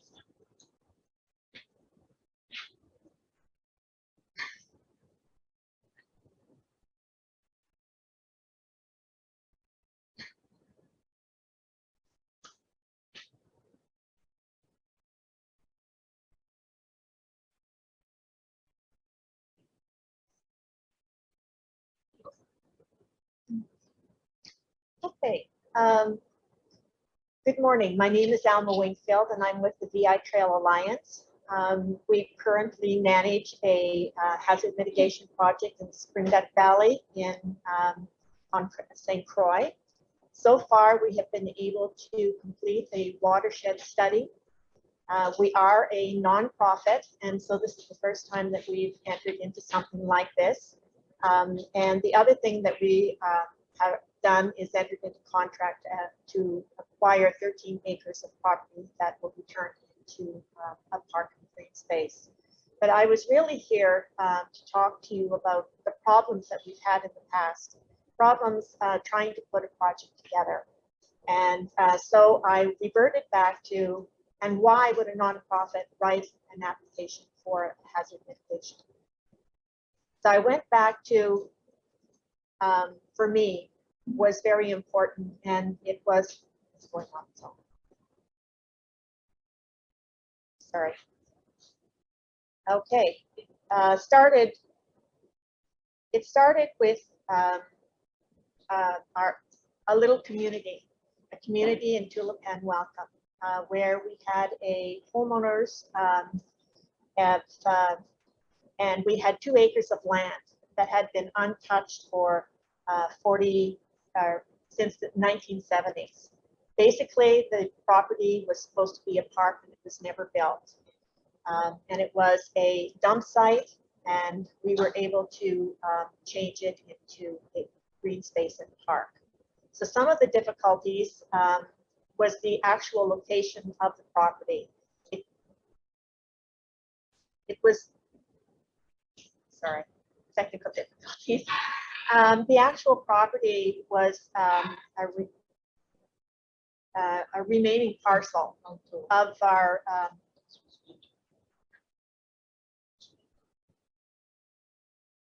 Bear with us for a moment. We are having some technical difficulties. Yeah, somehow it's went on a timer.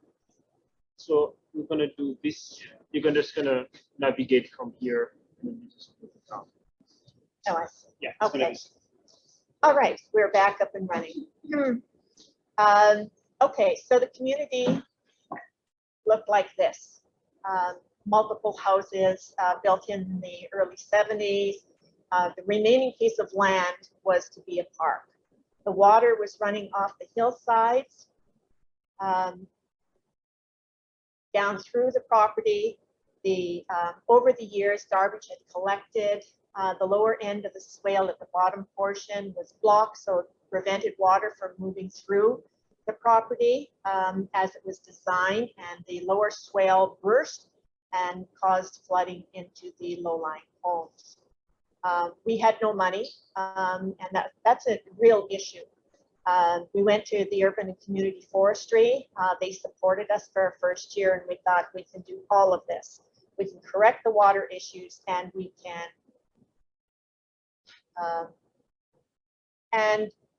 do the build our park features at the same time. Right from the start, we did the land survey. Within hours, the pegs had been removed.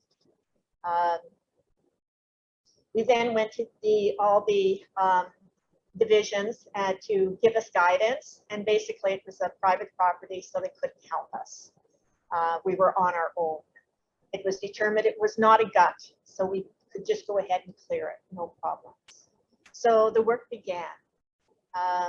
We began, as I say, with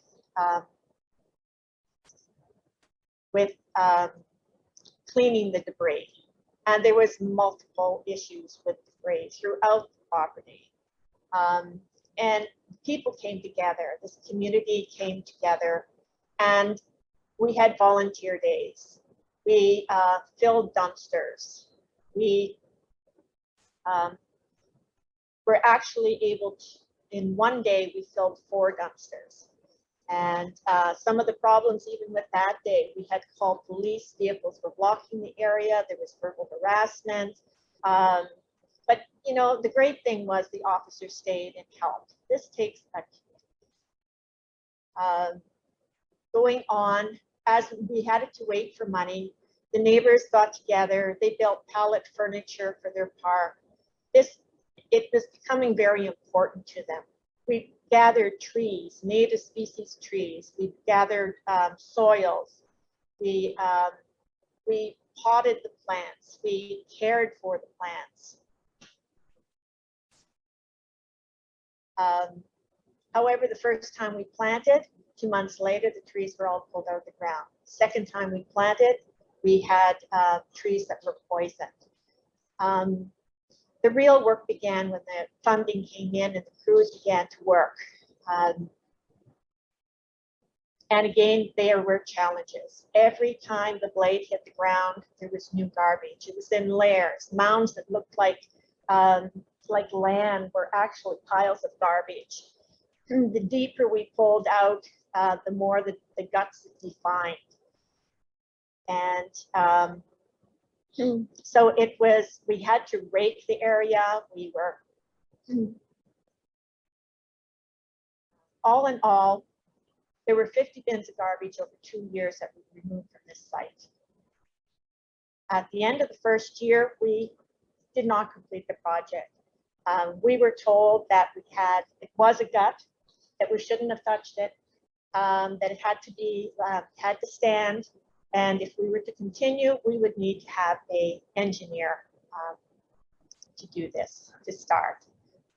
But luckily enough, the work that we did was successful. The rains came, the guts worked, And the water stayed away from the homes, and the lower homes did not flood. Okay. Oh, and of course, we still had no money.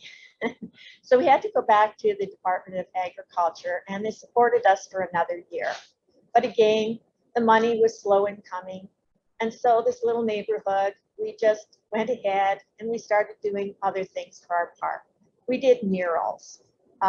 We got children involved, and they were, you know, we started to build pride in this neighborhood.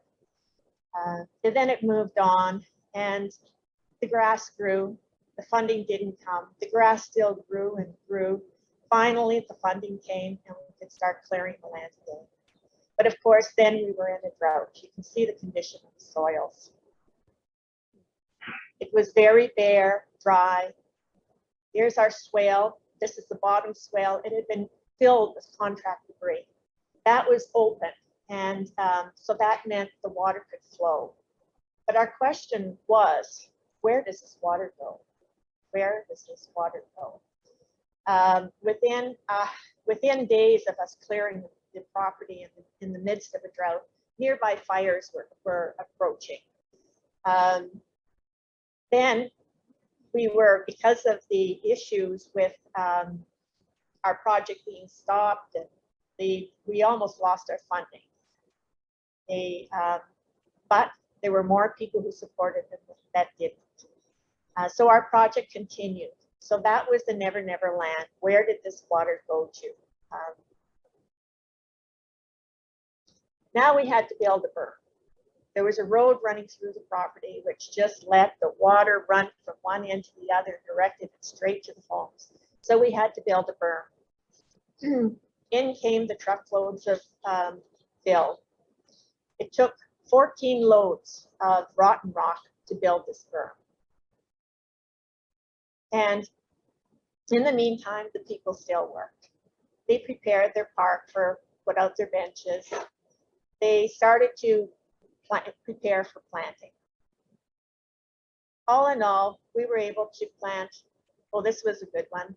It shows you how we now had wet and dry areas so we could actually put these park features in place. We dug holes. We planted 150 native species trees along the guts.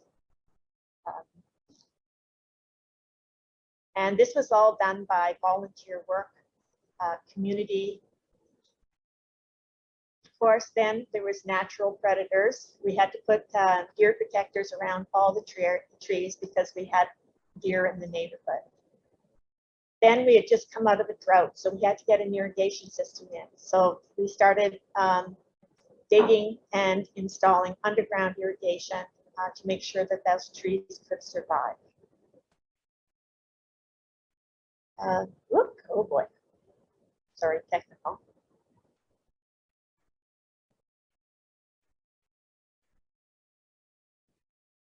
I'm going to skip down. The community kept going. We created a sundial. We created a pavilion. We were able to actually design and install entrance walls for this little park. And then we had a grand opening.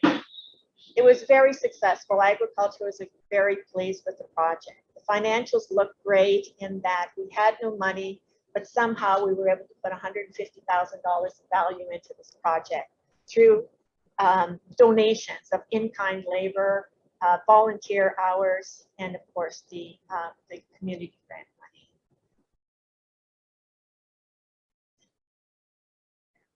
In the end, we had a bridge over boulders that slowed down the water passing through. We had a pavilion in a dry spot where the water actually mitigated around it. We had beautiful entry walls advertising our park. It was extremely successful. The trees were growing, and but the thing that really bothered me, kept me awake at night, was where did the water go? We knew we corrected it for our area. We knew that the water that got to our area first was still silty. It was coming from other developments, other roads, other hillsides. We couldn't do anything about that, but we could control or do something about the water that came off of this little park property. So that was why, and what was the stimulus for writing the hazard mitigation grant. It was so that we could identify those waters, make sure that they passed through and got through the guts safely, and perhaps install mitigation work so that we could aid in retention. This particular project is 13 acres. The property will be acquired. It will be deeded to the Department of Agriculture into perpetuity for trails and green space after the mitigation work is completed. The mitigation work, this piece of property lies in the higher end of the watershed. And the water that collects in this deep part of the spring gut will affect the waters going all the way down to the Gallows Bay and the waterfront. So from this little project, we will be able to reduce velocity of the waters and improve clarity. So this is the story of how a community working together can accomplish even hazard mitigation projects. Thank you.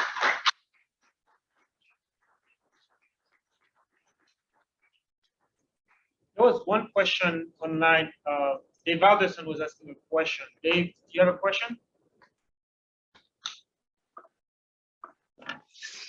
Yeah, hi, good morning. Really interesting project. I didn't understand why there was sabotage on the project. You mentioned trees being pulled and poisoned, the need for police during the initial cleanup stages. Can you maybe just speak about that a little bit? Thank you. Yes, in every community, people have different ideas of what property should be used for. Some are used to abusing areas in their own way for their own purposes.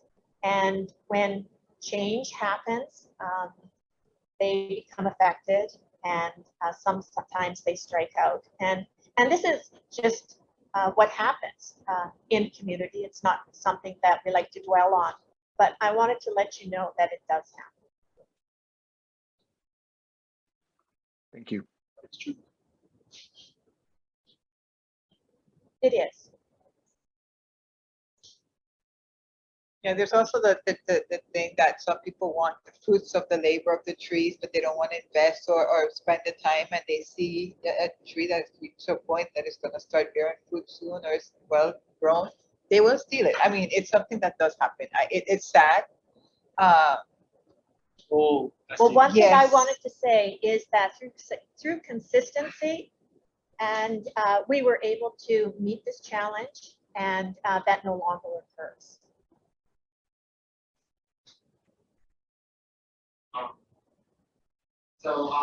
This is a big part of the work that I did for my study, which I'll be presenting on today.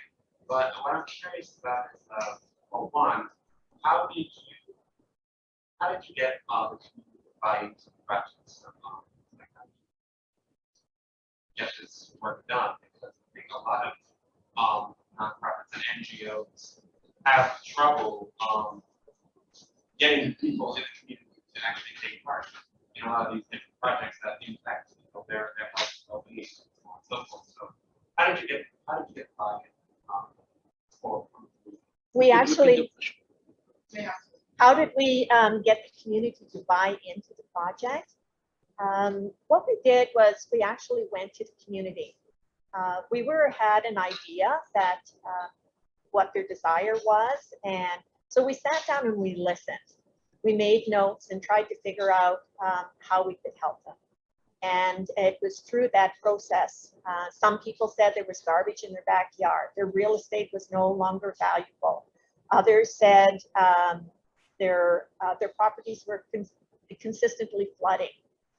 That they were, creating guts or ditches in their own yards to try to get the water to drain around their properties. And so when we put it all together, we realized it was coming from this 2-acre piece of property and something needed to be done. And that's how it all came to pass. It came from me. Sorry. You guys all, and I remember being at the celebration. My point is not really a question, it's just a comment from what everyone's talked about here, and from the perspective of the agency that does planning, is to really highlight the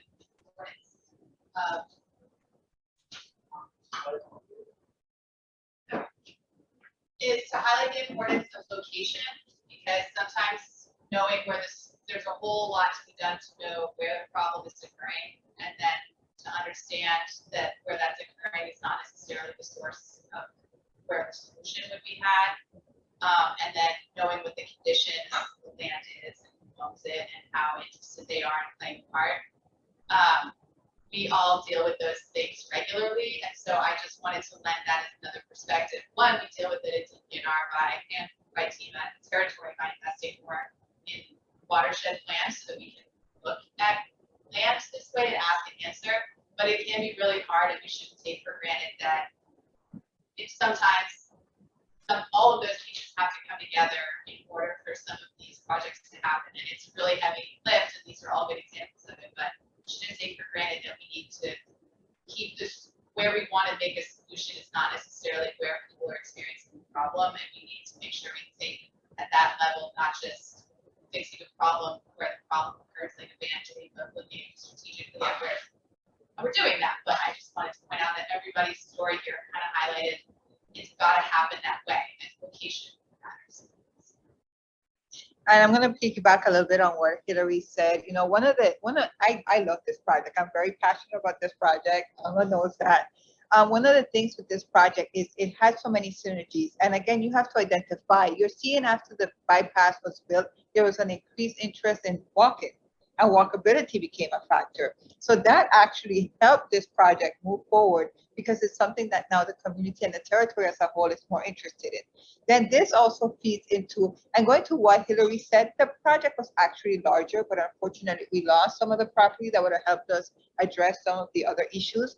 But this project also works in synergy with activities that DPW has as it pertains to Gallows Bay, plans for improvement there, and potentially the purchase of the Decadence property, the ice cream shop that got demolished, that hopefully will be another flood mitigation opportunity that we can work with DPW and DPNR to incorporate within that. So it's just, as Hillary said, some things just have to piggyback on each other and work with each other jointly, and this is a perfect example of that. Yeah, and another thing, I think, Hillary, thank you for your comment, and thank you for your comment also, Graciela, because another thing I think that is important in both projects is really thinking about what happens above you, what happens below you, taking a watershed or sub-watershed approach and not thinking about how can I protect myself. So really, again, understanding the system in which you are part of, and then understanding how you can then take action over this whole system to solve your problem.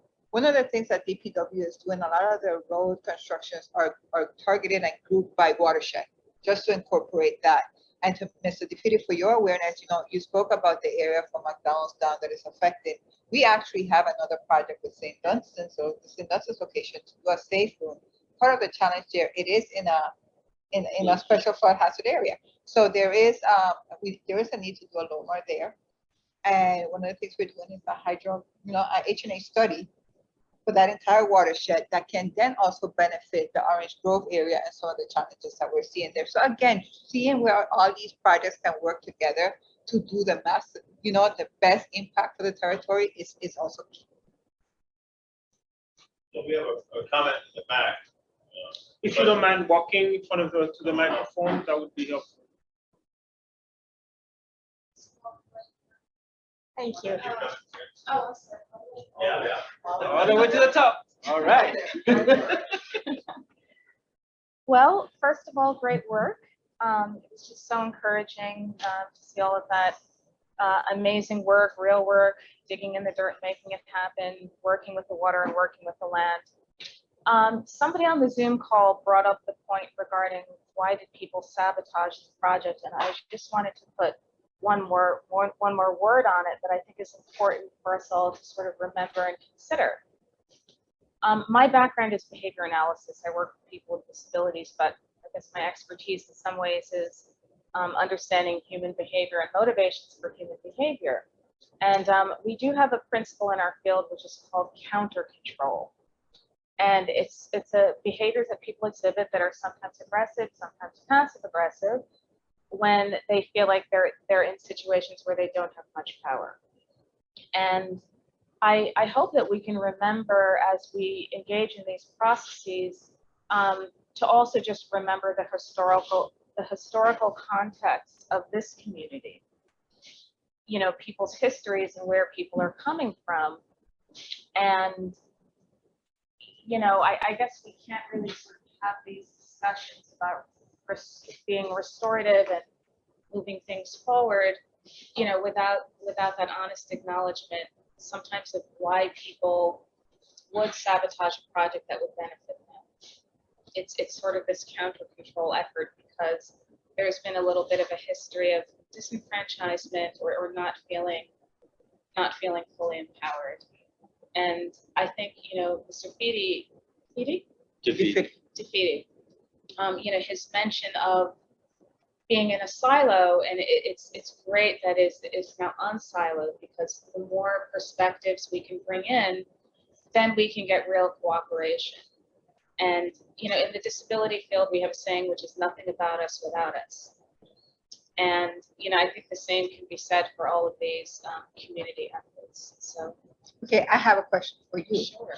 So, for example, you know, they showed the condition of the properties, you know, I mean, the lack of respect, the dumping, the garbage, everything. And I do understand what you're saying and I respect it, but how do you find that middle ground to be able to move forward? Because sabotage doesn't help anyone in the community. And you know, you do have public hearings, you have webinars, you have information, but we don't attend. And when I say we, I'm talking about us as US Virgin Islanders. We don't typically attend.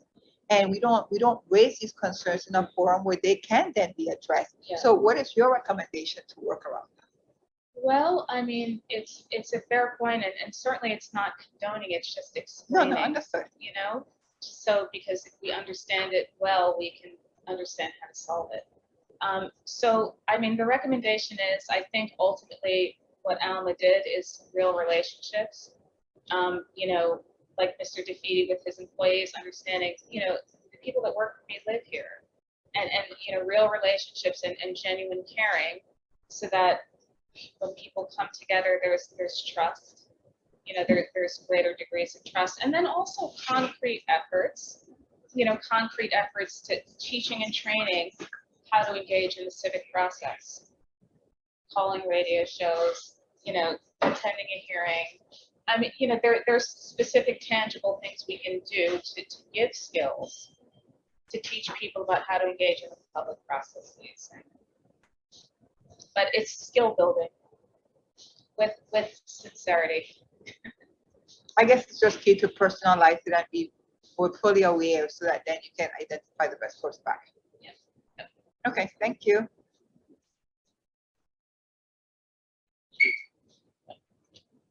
You have a question? Sure. So, yeah, Gabrielle, I have a question. So we've been talking about mitigation and resiliency, and part of that process is taking things apart and tearing them down to rebuild them better as we go forward.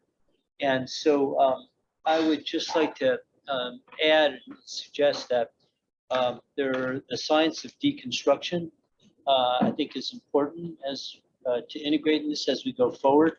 So that way, in the case of, for example, the old LBJ project, you don't want to take that project down, send it to the dumpster. What can you use that material for as that, so we're not just removing it as solid waste. So that's my next field of study going forward, is how do we reuse the stuff that's there so we just don't throw it in the dump? Thank you, oh, sorry, go ahead. Oh, I was gonna say, Yeah, go ahead. oh, are we finished? Can I just ask? make No, this- I wanted okay. to follow up on that. Yeah, that's one of the concerns, and that's actually something that we have been discussing, because you're gonna see a lot of construction, so you're gonna see a lot of demo. What do we do with that? And that's one of the questions that I wanted to pose in this. Any ideas, recommendations, suggestions? Example, I know VI Housing Authority is using some of the concrete, they're crushing it, and then they're using it for, different areas in the. How much of that can we do? Because you're right, we have both of our landfills are on the consent decree. We know they're practically filled. How can we manage that, and how can we reuse that? So that is an ongoing conversation, and I would love to pick anyone and everyone's brain here to get some more ideas and suggestions. Yeah, and is there anybody from Island Green on the line? Anybody? So Island Green Living from St. John, actually last weekend they had a workshop on deconstruction, and they are trying to build that those skills in a territory. I believe they flew 2 or 3 people from St. Paul to St. John for that training. So I wish they were there, but they're going to be here, I believe, tomorrow during tomorrow. So we can pick that up tomorrow. They will be talking a little bit about some of their.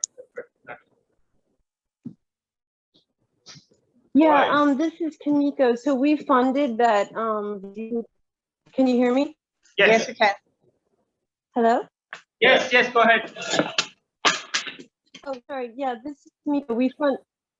EPA funded the deconstruction workshops and the deconstruction grant, because we're trying to build the deconstruction infrastructure in the VI. And one of the things that we're trying to do too is encourage the use of monofills at the landfills, so that any materials can, any source separated materials, be they construction debris or glass or compost, if it's all separated at the landfill, then even if we don't have a market or a use for it, just. I think we lost you, Kimiko.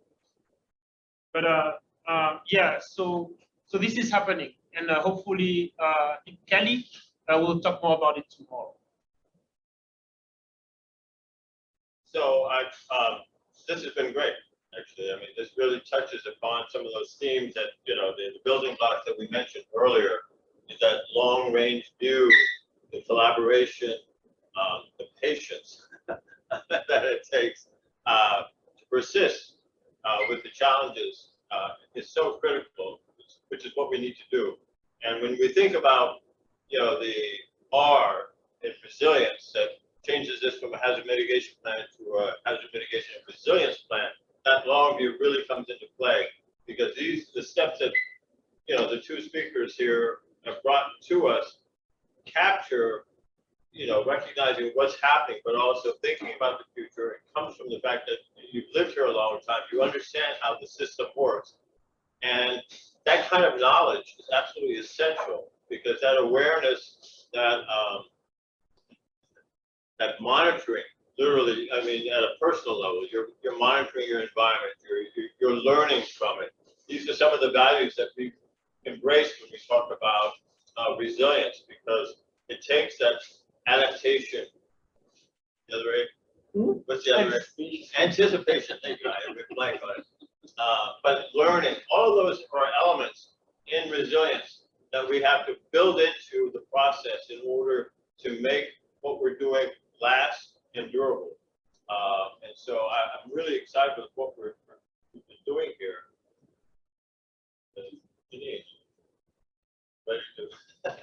Weigh in? Hello, this is Diana. I had a quick question. Sure. Yes, go ahead. I just want to commend you all on this amazing project.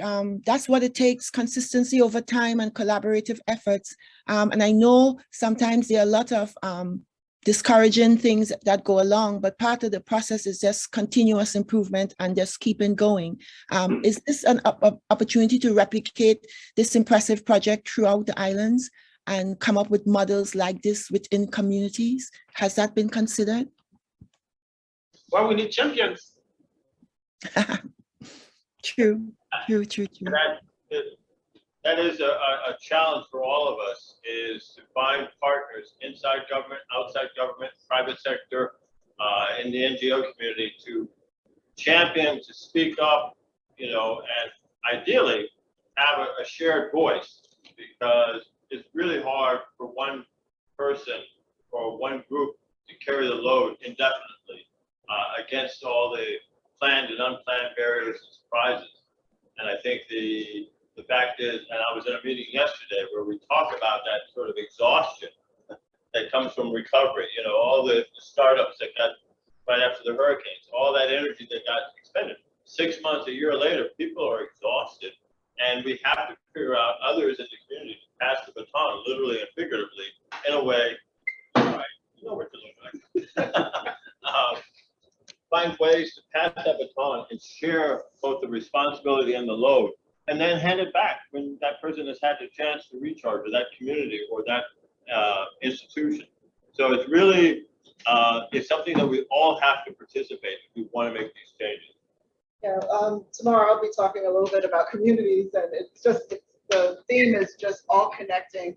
I think what we need to remember is that culturally, we are not Virgin Islands, I'm a Virgin Island, ancestral Virgin Island, are not used to coordinating and collaborating on a regular basis. And this is something that I've learned as I moved back home last year. So we heard the private sector is doing some amazing things. We hear the nonprofit sector is doing amazing things. We hear government is doing amazing things, but they're doing them individually in separate areas. So what we need to do is find a way, a forum, maybe, that we can come together. Hey, and this is a forum right here, where we could come together and share our successes and share our wins and share our models, so that we can then duplicate it across the board. So I think this is a great discussion, enough to bring in, kind of almost skip over the last section that we were supposed to do, but it made the point.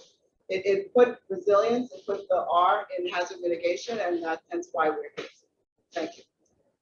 So are we ready? We're good? Oh, sorry. The camera is right here. Yeah, I know. I was actually. Don't look at the lunch, look at the camera. My apologies. No, we are not stalling, but we are ready. Yes, we are ready.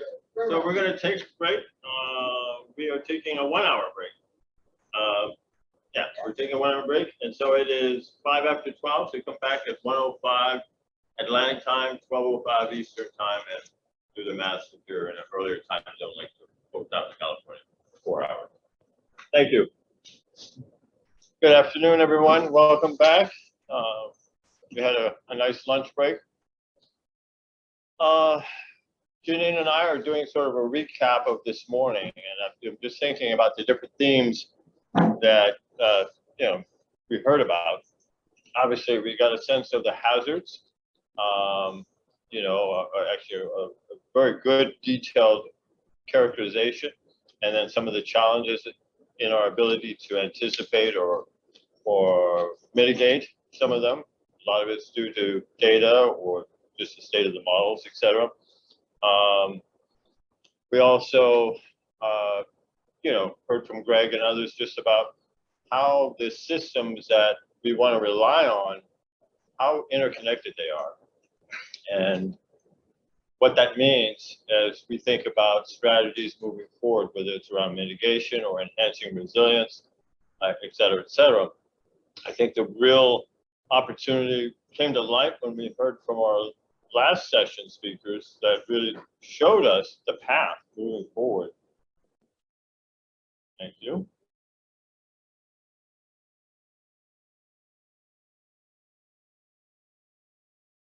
Really captured, I think, the relationship that these champions who wanted to make change in their community, whether it's the business or through their neighborhoods, what they had to do to make that happen here in the Virgin Islands. And not to make it sound like it, you know, that it's really hard here, because it's hard actually everywhere. And I think that's the important context that we often lose, you know, because we are a bit isolated here in the Caribbean. We don't really think about, well, what are people doing up in the States? And we draw on lessons from them. I mean, people like Jerry and Brian come from the mainland, and they bring that insights, but we often get caught up into the island mentality. But the reality is pulling communities together, drawing upon different resources in a way that, some from government, some from the neighborhood, some from just patience and persistence. That's what it takes, and it's a collective effort, and that's really, really important here as we think about the strategies and efforts that we have underway. Graciela and Lauren and others spoke this morning about the projects and the number of players, the number of participants, both within government and elsewhere, that have to come together, the agencies that have to come together to actually actualize and those projects and have them successfully move forward. So I'm going to turn it over to Janine, who's going to talk about what we're going to cover this afternoon. But I think the real takeaways from this morning is that these systems are interdependent. So are the people, the human resources behind them. And I think most importantly, we still need champions. We still need leaders who can identify others when they get tired or they get exhausted, that they could pass that proverbial baton on to someone else, because a lot of this work takes a great deal of time, and that kind of persistence and durability is what's called for, whether it's in government, communities, or neighborhoods. Thank you, Tim. And here we are at a hazard mitigation workshop, and the biggest takeaway that I came away with from this morning was that it's really not about the hazards. We know that hazards sometimes give us a surprise. That hurricane just makes that sudden turn, and now all of a sudden we're all scrambling. But it's not about the hazards. It's really about the people. It's about the processes that the people have to follow. It's about the policies that the people have to follow. So that's the biggest takeaway for me on this. So this afternoon, what do we have to look forward to? Well, this morning we heard about systems and infrastructure. And surprises, this afternoon we'll be hearing about being aware of the drivers of risk, about linking economic planning to disaster risk reduction, and how we should be aligning the plans. We're very good at planning, very good planning here in the Virgin Islands. So we have a plan for everything.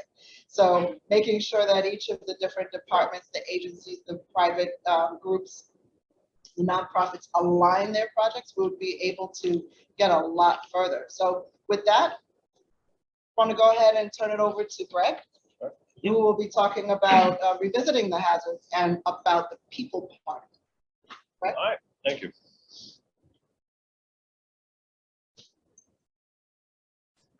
All right, well, good afternoon, everyone. Welcome back for the afternoon session, where, as Janine mentioned, we're going to be talking about the people. What does that mean? So this morning, as Janine mentioned, we talked a lot about the hazard, talked a lot about the project, but right now we're going to really start to wonder, why do we do all this? We do this for the people. And you spotlighted the wrong Greg. We were trying to get it to you. So. Yeah, you spotlighted the wrong Greg. That's okay. All right. Loving technology every minute of it. So we're going to be asking the question, really, what does it mean? Because as we mentioned this morning, the services, the sectors, getting the power, getting the water, getting the telecommunication, it's really not for the utilities, it's for the people. And when you have a hazard, it's not about protecting the utilities, it's not about protecting the poles, it's not about protecting WAPA, it's about ensuring that people have access to what they need. So we're gonna ask this question this afternoon. So we're gonna revisit some of the hazards that we looked at this morning with the what is it for the people? What does it mean for the people? So we're gonna hear a variety of topics, from looking at the hazard again from a technical point of view, but we're gonna also hear from people on the ground, if you will, for people who are trying to sort of affect change by what they're doing to deal with the hazard, to deal with those stressors on a daily basis. So without much further ado, the first session is going to be about drought. So we're going to revisit drought. So Brian is going to dig a little bit deeper in this issue of drought. And then we're going to hear from two farmers, Mr. Creaky and Mr. Brown, one on St. Croix, one on St. Thomas. And we're going to also hear from the Assistant Commissioner, Ms. Collingwood, Assistant Commissioner from the Department of Agriculture. And I want to thank Ms. Christina Chanes ahead of time for arranging and coordinating between those three guests for them to be present today, as well as thanking the guests to make the time to talk to us today about their experience. So Brian, please take it away. Thank you, Greg. Open, share your screen.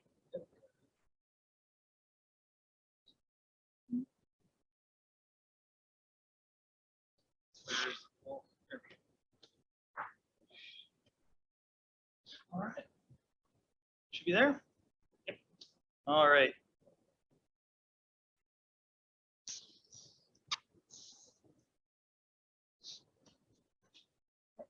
We lost it.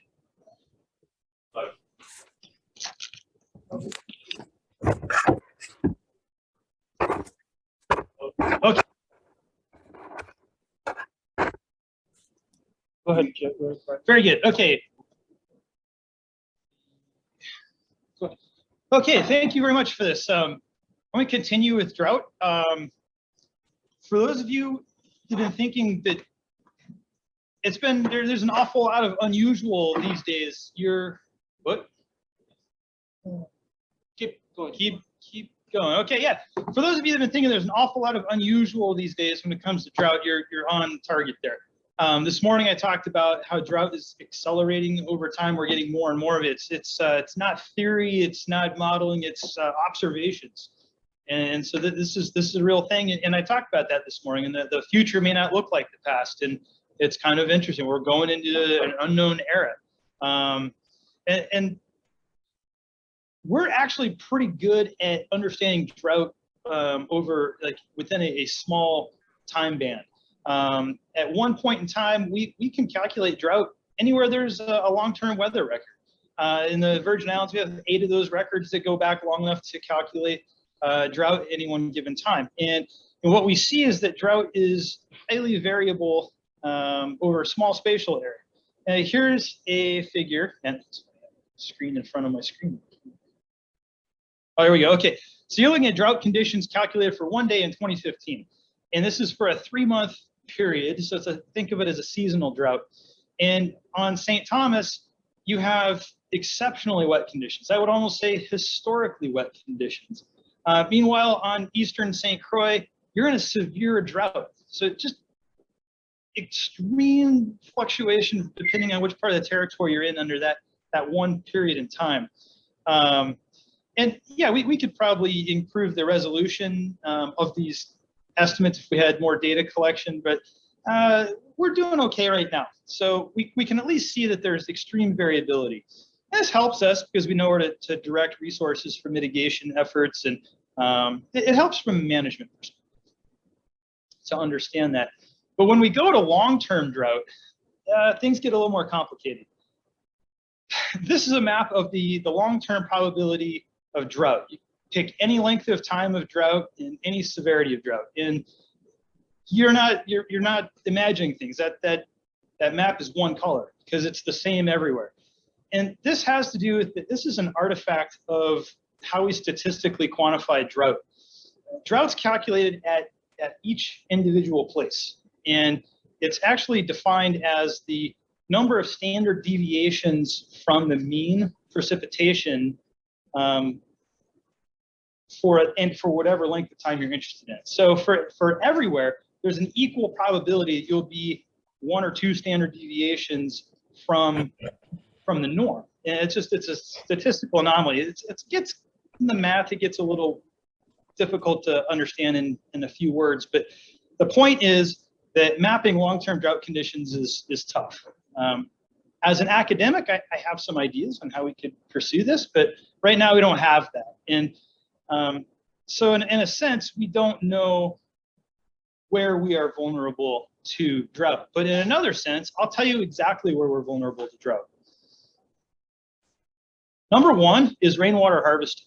People that collect rainwater depend on consistent rainfall, obviously. These people are going to have longer droughts to deal with.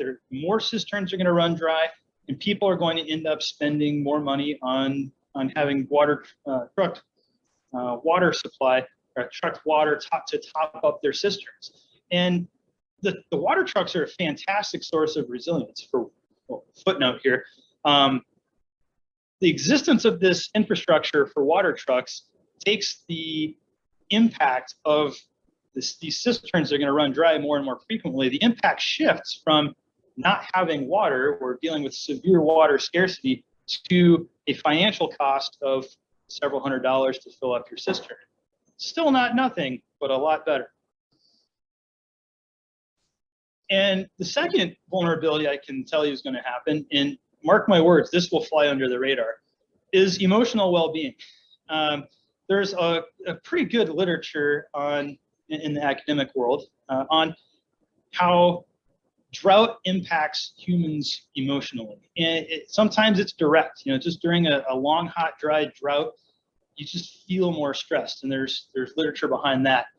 Other times it's like very financially oriented. If you don't have several $100s to just take out of your budget and throw a water truck to top up your cistern, that causes pain. That's going to hurt. And in some cases, if you're a farmer, for example, you could be looking at losing your livelihood. Or there's a whole range of financial impacts that make the emotional well-being worse. So there's that vulnerability. And certainly, maybe the most obvious is agriculture. And you can see this image of the brown, featureless landscape almost with the drying out pond there. That's someone's farm. They're ranching on that, or there's major impacts there. People are having to cull their livestock, or their crops fail. There's a big deal. But and how that shakes out in real people's lives. Well, don't take my word for it. We've got some people here today I'm going to hand off to in a moment. Ms. Collingwood, I think, is going to liaise, and we're going to hear from some actual farmers to talk about this. So go ahead, Greg. Yeah, thank you, Brian. So I'm going to now turn, as Brian said, I'm going to turn the attention to some of the farmers, Mr. Quickie and Mr. Brown, who have been working and trying to deal with this question of drought for a few years now. So I'm going to go and start the presentation for them, and just tell me when to change the slide. So first, Mr. Dale Brown. So Mr. Brown, if you can introduce yourself and go ahead. Good afternoon, everyone, and thanks for including me in this this meeting. Okay, first of all, when we looked at what farming is being done in the territory, our lands are limited lands, even though there are vast amount of land, and everyone thinks that land is abundant here in the territory, which is not, because we're an island, so it's limited resource that we're working with. However, because of climate change, construction on different areas of the island, we have been tasked with actually looking at how we're going to mitigate our water problems. First slide.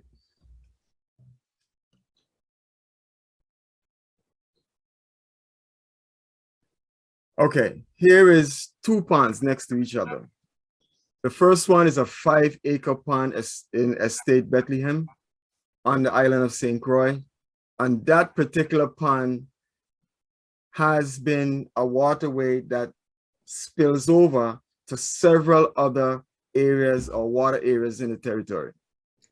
However, you look at that and you can see the receding water line. And this was at a time when we have a lot of water to deal with. However, during a drought, we can see that it begins to recede. For since 2015, we have never really got back onto the plane that we were at one time. On the opposite side, you see a pond that service farmers behind of the Department of Agriculture or not of the Department of Agriculture, and that pond is completely decimated right now. The water quality in it is not permissible for irrigation, so that is something that we need to look at and how to be going to maintain and monitor this type of condition. Next slide. Now, these are two other ponds further north of the Department of Agriculture, but they are ponds that have been fed from another pond. And you can see in the time that we are in now, which we are in a drought, even though we are getting rainfall, is that how these ponds have receded and the water quality is very poor. Next slide. Now, this particular pond is actually a feeder to the last three ponds that we're looking at, that we have looked at. And this is a runoff from the mountainside or the hillsides. And there are where significant amount of housing development has taken place. Poor maintenance over a period of time have added to it. Climate change has added to it. So this feeds three ponds behind of the Department of Agriculture. And you can see this was a pond at one time that fed an entire community, which is Estate Castleberg, including what was our old sugar factory, Bethlehem Sugar Factory, where water was gathered from here and transported to the Bethlehem Sugar Factory. And we are here at a time now where all these ponds are dried, and there has to be some mitigation going forward in making sure that these farmers who are dependent on the department water source can have water. Next slide, Mr. Creaky. Good afternoon. I'm Royce Creaky, Green Ridge Guava Berry Farm. And the slide that you're seeing currently is of the Bordeaux Farmers Market.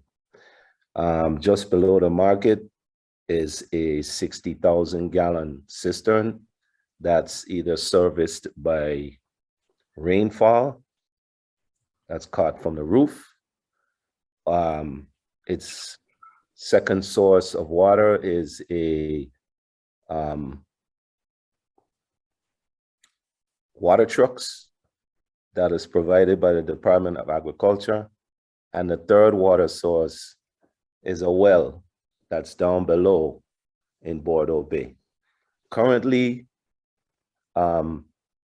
this particular cistern relies, due to a lack of maintenance with the well pump, this cistern is only serviced currently now by rainfall. So we have little rainfall, there's not very much water in that cistern. Now, if we could get some more maintenance involved, it would be covered by three sources of water, create a little more versatility, and we'll have a little more resilience. Next slide, please. What you see here is conditions on my farm. The upper pond, the triangular one, it's owned by Department of Agriculture, and the circular one is my private pond. And the lower photograph was taken in August. Upper photograph was taken in February of this year when we were in prime time drought.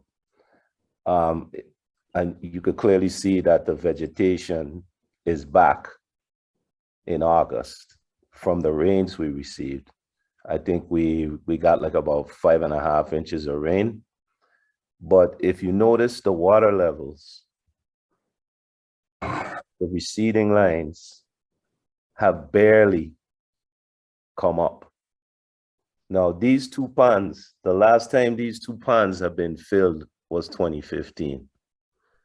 And ever since then, it's been a struggle to even make it back to half capacity over the last 6 years. So what do we do in a situation like that? How do we mitigate? For me, this is my sole source of water. I have to lower my crop production. I have to cull some of my herd. I have to do higher mulching. I have to reinforce more conservation methods, invest more in drip irrigation. Our goal is to make our entire operation drip, and it's getting to be an expense. And we've been expanding our orchards to incorporate drought resilient crops such as pitaya and jicama, and plant more pumpkins and stuff like that. Next slide, please. So it's become a matter of economics. If there's no water, if there's no rain, farmers are forced to buy water to a tune of something like $23,400 a year for the average St. Thomas farmer, and $17,160 a year for the St. Croix farmer. This is due to the fact that water rates or commercial water rates are far cheaper on St. Croix versus St. Thomas. And if you notice on the screen as well, this water accessibility does not include energy costs. Mr. Brown, maybe you could explain more of the situation on St. Croix versus St. Thomas. On St. Thomas, the water delivery, there's no water delivery by the Department of Agriculture. So therefore, you have that total expense borne by the farmer in order for him to be in production and that in itself creates an economic impact for those farmers. Now on St. Thomas, on St. Croix, we can receive at least 4,000 gallons for $110 per truck. If I use my farm, we use 12,000 gallons of water per week. And that is in a drought time. In normal times, if there's good rainfall, we will do like 8,000. If we increase our crop at that time, then we can do even more. However, during a drought time, like now, we're doing 12,000 gallons of water, and that's trying to maintain 7 crops that we have in production. Now, water accessibility is a great factor because we do rain harvesting, plus we have to import water to meet that demand that we have. The energy cost is separate and apart from the cost that you're seeing there.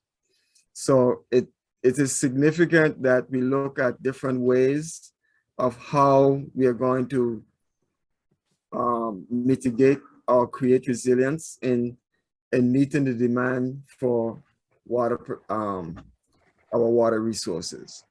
And our total dependence at this time is towards the Department of Agriculture, where the water resource infrastructure can be rebuilt, because it's over 55 years where this has not been maintained. So therefore, a lot of homes are being built, and a lot of sediment and erosion, which has actually infiltrated these waterways. So even the smallest amount of rain is going to be absorbed or run off before it can get to any use. St. Thomas's situation is different in that commercial water is like, the rate now currently is to Bordeaux is $450 per 5,000 gallons. Currently, the Department of Agriculture, their water trucks are not running. Although it's a significantly lower rate, it would help if that truck was running. But in my particular situation, I cannot buy water because water trucks are not going to come up where my farm is due to road conditions and just the sheer elevation that the truck would have to go up. Most truckers wouldn't bring their truck up where I am. So I'm solely dependent on rainfall.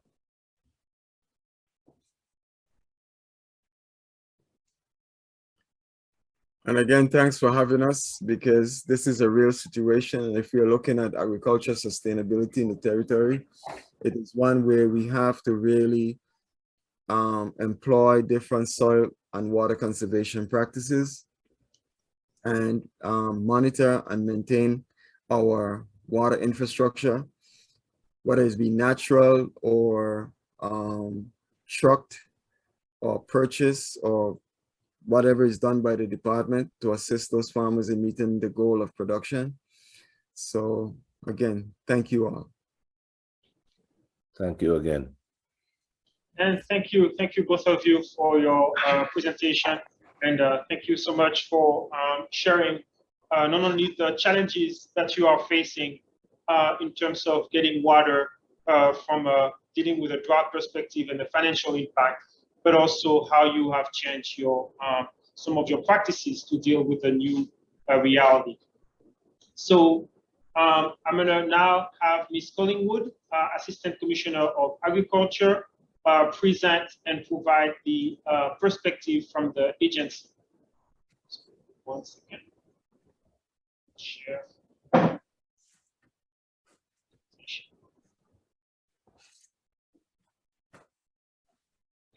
Ms. Collingwood? Yes, good afternoon, everyone. And thank you for expressing the true picture of what the issues we are facing are. And it's not issues that just arose, issues we've been facing within our community for a long time, and it has to be resolved.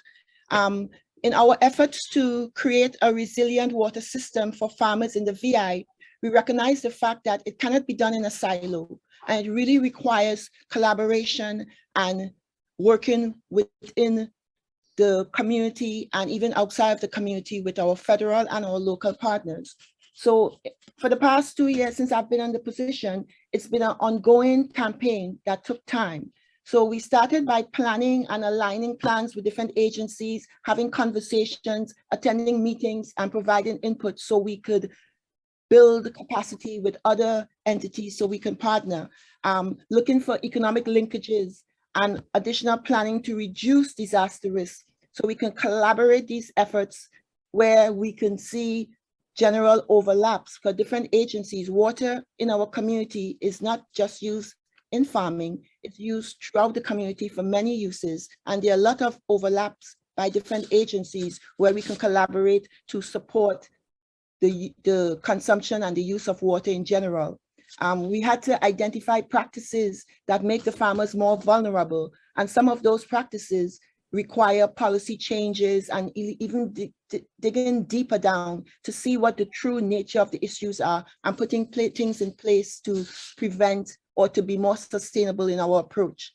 And one of the most important pieces is looking at the holistic approach where we work with other agencies. Our governor's office in December of 2020, a little less than a year now, they developed the GVI Water Resources and Drought Mitigation Task Force with our local and federal stakeholders.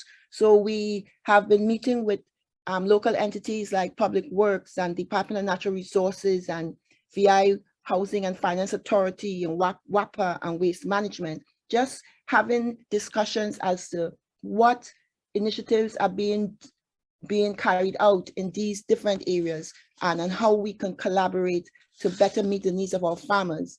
And our current focus is on infrastructure operations and maintaining our existing infrastructure and being consistent in doing so. Can I see the first slide, please? Yes, let me share the screen. Yes. Go ahead. Thank you. So again, I will present on creating a resilient water system for farmers in the VI. Next slide, please. Now, what does that look like? You know, it involves managing existing resources, managing the distribution of those resources, and managing the consumption of these resources. Keep in mind, as we do these things, we have to learn, we have to anticipate and adapt to what exists and come up with solutions to resolve it over time. And that's part of the process. And how we do is through outreach and training, where we monitor the issue, we anticipate and act on what the solutions could be. We adapt and act, and again, it's a continuous model of improvement and learning and engagement. Next slide, please. Okay. When we summarize what water resources are available, the sources, storage, and challenges we face, the big challenge is that not enough studies and monitoring have been done over time. So we really don't know how much supplies we have, the sources, I can't remember right now why it won't let me, but I know that I've tried. Right, Also, I can't remember. Hold on a second. Hold on, we have Lisa talking. Okay, go ahead, Ms. Collingwood, apologies. So we are talking about how much of what we have, the sources, the quantity, and the quality. These things are unknown. Then we think, and the farmers did mention the extensive sedimentation and the unmanaged runoff, which is a threat to our ponds. And this has been constantly occurring since we do not have like a water management district in place within the department. But these are initiatives that we are working on in collaboration with other entities. We are not aware of how reliable the sources are. We need to know how reliable they are so we can better manage them, and know with all the issues we're dealing with, climate change, sea level rise, we really need to increase our monitoring to prevent and anticipate what could happen. And then the lack of testing of water quality. With the Food and Drug Administration, there is the new FSMA Act, the Food Modernization Act, the Food Safety Modernization Act, that requires farmers to utilize clean water to provide to their plants and also to wash produce for post-harvesting and for marketing. And these are mandates that we have to meet, federal mandates that we must meet. So in general, what we are doing now is really looking at our existing infrastructure, working with entities like UVI, Caribbean Green Technologies, federal entities like the NRCS, National Conservation and Resource Service, the National Association of Conservation Districts, and just working with our government to ensure that fundings are available and we can collaborate with other entities so we could address this issue long-term and sustainably once and for all. Thank you. I think that's the last slide, right? Okay, and then when we talk about improving resilience of water systems, our storage and sources, we have to identify our quantity, monitor the quality and quantity, and then weather and climate impact on these sources and storage. So again, it's not something that we at VIDA can do in a silo, and that's why we are collaborating with our partners to ensure that we have the capacity to do so in the current time and in the long run. As it relates to distribution, these are some of the strategies that we would need to implement, and we are working on doing so to improve resilience. And then with the consumption piece, we noticed that our farmers are adjusting their strategies to address the issues, but that's a huge unfair request for them because it takes a huge labor investment and a huge capital investment, which a lot of our farmers are already economically strapped, you know, and it's a challenge just farming in the territory. So as a community on a whole, we have to come together to address the issues. And I feel as though I know from seeing the work the Hazard Mitigation Resilience Plan team has been working on, we are considering the right initiatives that will have a positive impact. And I just urge you to continue the course you are on, and we will also continue to collaborate and do our best using resources available to us to assist the farmers. So thank you. Thank you, Ms. Collingwood. Thank you, Mr. Brown and Mr. Quickie, for your presentation and providing your perspective on what's going on and what we're going to be doing in the future to improve the ability of the territory to have access to fresh food on a more regular basis. So, and thank you, Mr. Chanes, for organizing and helping organizing this session. So I'm going to now turn to another type of threat that we will try to put a bit more human face and ask, what about the people? And this threat is flooding. So I'm going to invite my colleague, Brian, to again provide the perspective from a scientific point of view of flooding and the flooding threat in the territory. Do questions of the farmers later? Actually, you're right. We should do questions. Are there any questions for the farmers? So if you don't mind stop sharing. I have questions. If you don't mind stopping sharing, and I will spotlight the quick.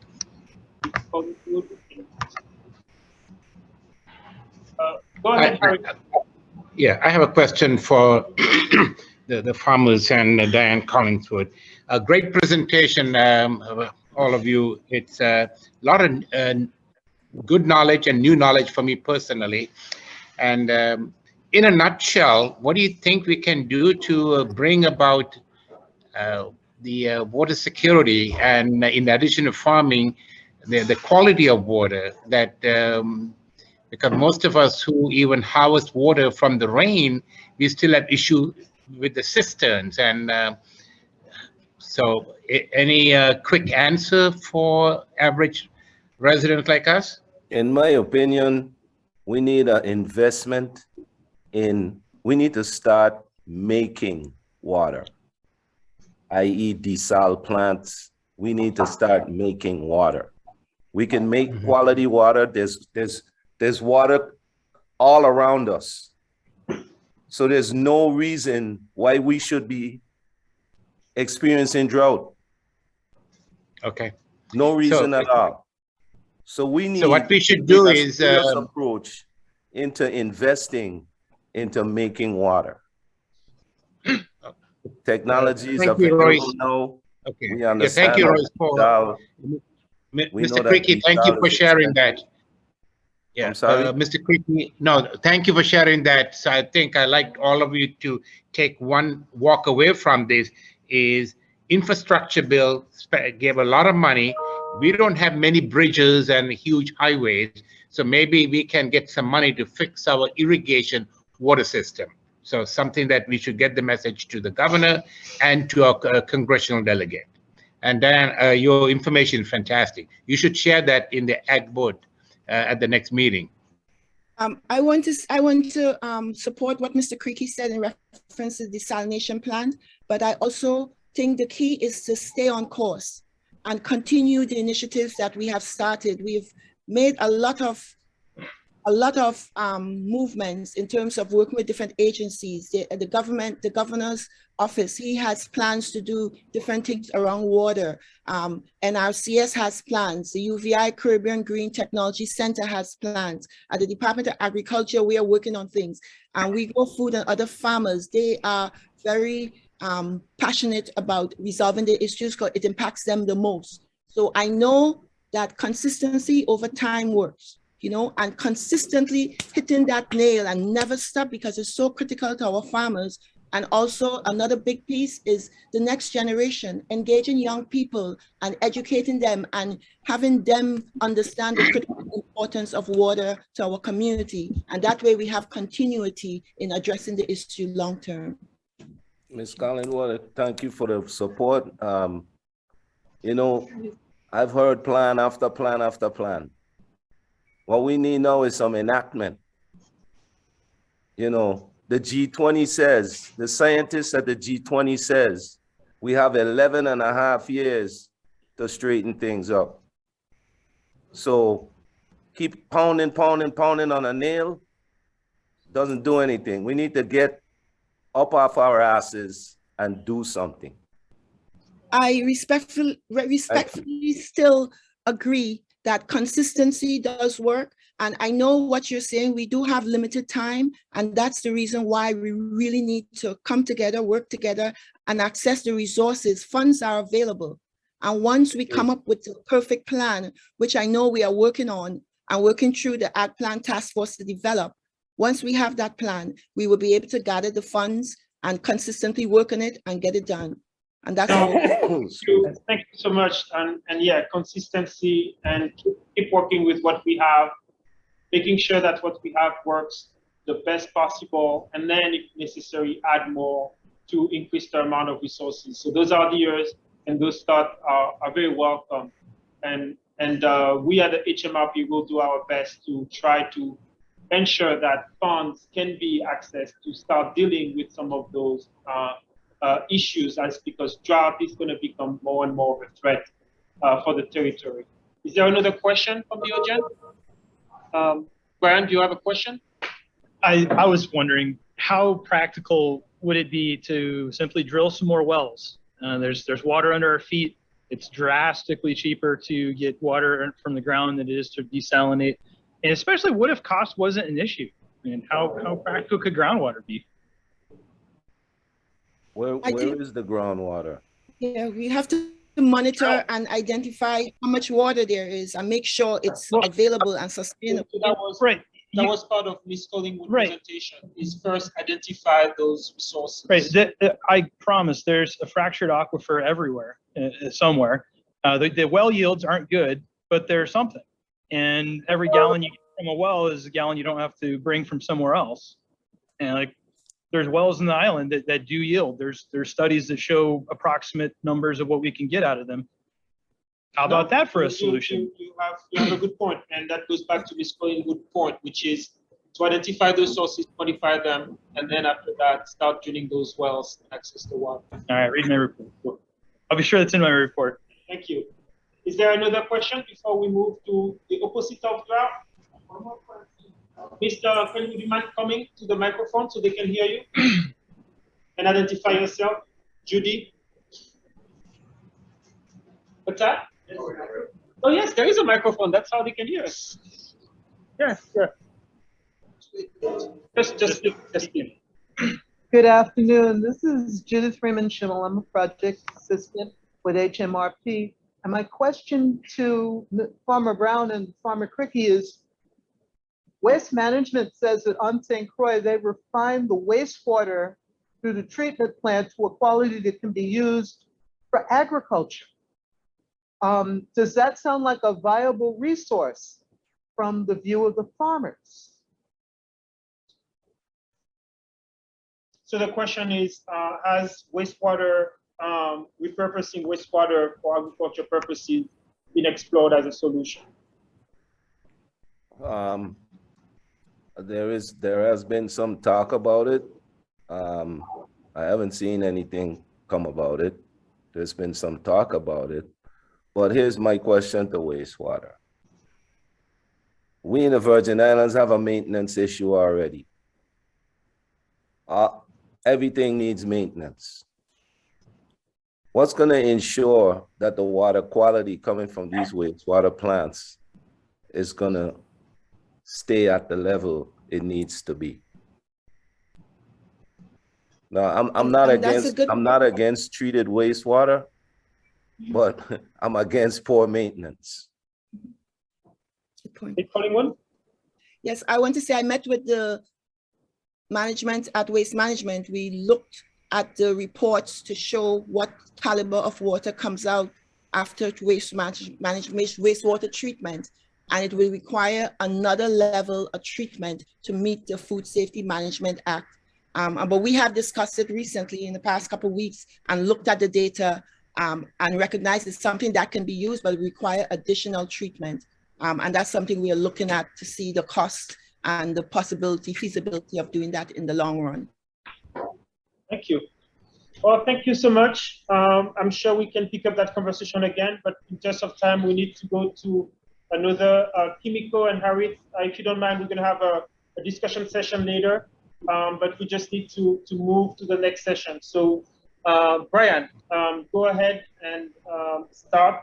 Thank you again to our farmer colleagues and to Ms. Collingwood. Thank you. Thank you. Boy, just a big shift in gears here from drought to flood. And I promise up front that my slides will not be so dry. Anyone? Don't make me. I'll tell a joke if I have to. All right. Two scientists walk into a bar. First one says, I think I'll have some H2O. Second one says, yeah, I'll have some H2O too. He died. All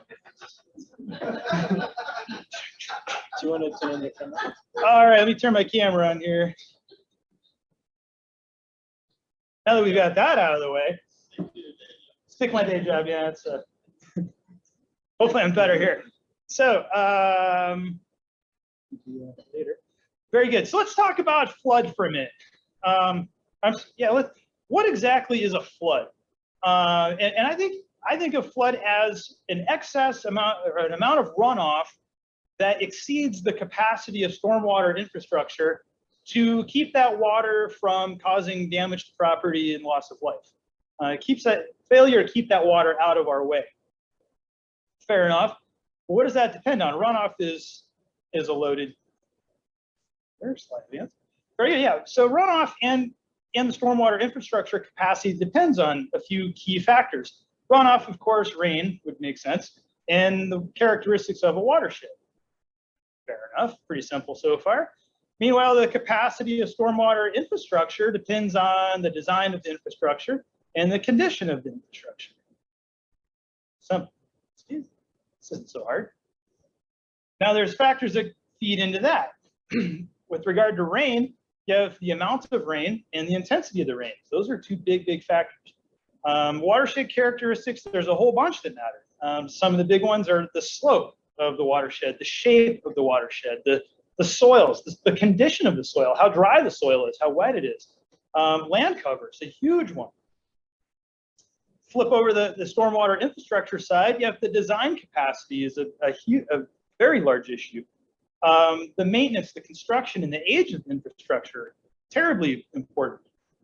Okay, so there's a lot going on that feeds into this flooding thing. Now, pause and let's think, where do we have control? What are the biggest things that we have control over?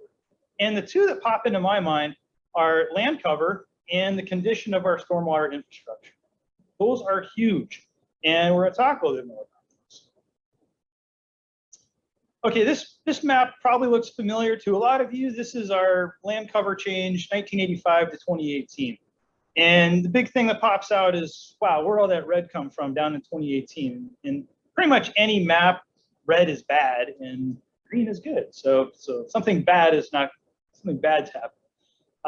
It's just basically a lot of development, and we've talked this. I think I'd be preaching to the choir if I tried to pound this in anymore, but certainly this is a big deal. So I sat back and I said, I wonder how this impacts runoff, because I know that it should, and I was trying to get a sense of how severe this is affecting things. So I saw a relatively routine storm event that caused some flooding in St. Thomas, and it dropped 2.5 inches. This is back in November 2018. It caused flooding in the streets, turned over cars, made a bunch of YouTube videos. It was pretty exciting, but it was only a 1.5-year return interval storm. It was nowhere close to a 100-year storm. So we're talking a 2.5-inch storm, and for reference, a 100-year storm is 13, 14 inches. So nowhere close to that, but still something significant. And I picked some watersheds on each island. I started to do some modeling to see, if I hold everything constant, but just change the land cover, what happens to the runoff that happens? And what you're looking here is what hydrologists call a hydrograph. This gray line here is rainfall, and across the bottom is hours from the start of rainfall. And the higher the line goes, the more intense the rainfall is at that moment. And all total, it dropped 2.5 inches in about 8-9 hours. Now the blue line here is the runoff that happens if you use the 1985 land cover. And then when you only change the land cover from 1985 to 2018, you get a 43% increase in runoff.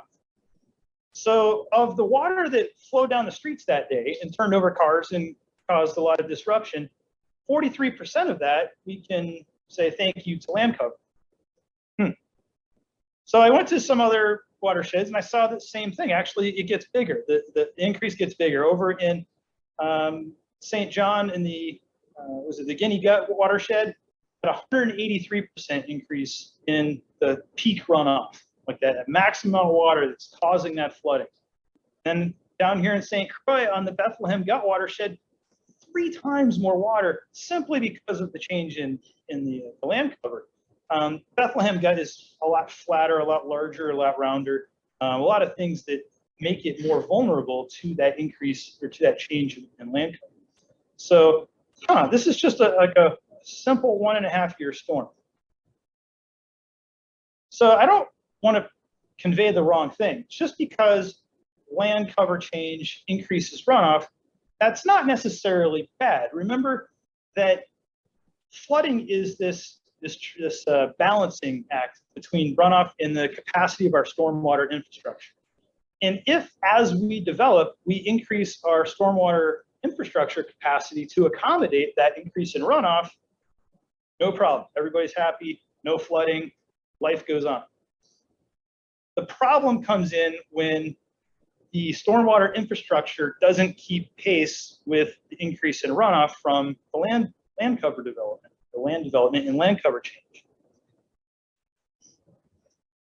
And so actually, you go back to the, I'll go back to the, one thing we have a lot of control over here, the other part that we have control over is the condition of our infrastructure. And so we'll talk a little bit about that. This is one of my favorite figures ever.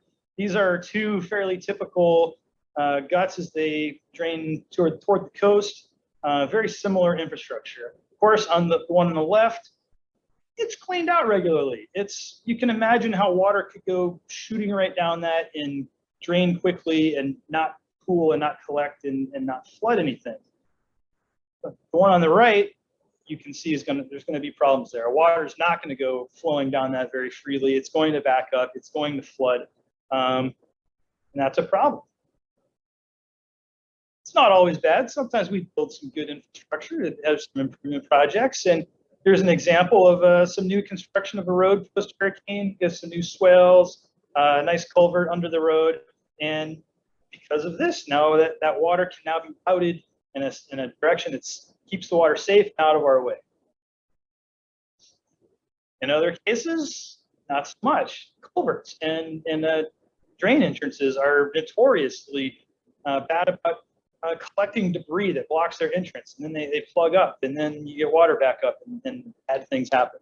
And here's just some images of where this happens, and this is where maintenance also comes in. After a storm, you get something like this that this physically needs to be removed, and until it is, that infrastructure is not going to work as good as it could be or should. And there's a lot of cases where there simply isn't stormwater infrastructure. This is a picture of a local neighborhood. If you could look up that hill, it goes a ways, and then when it rains, the water comes down the street. You can see it's the water's a nice brown color. It's picking up all kinds of sediment. It's muddy, of course. It's going across dirt, but it's also picking up nasties and things we don't want to be mobilized. And it's taking them toward the coast. And actually, eventually, it'll go down a gut and dump into the ocean, and will cause a nice little sediment plume. And who knows what settles in there. So there's all kinds of issues associated with that.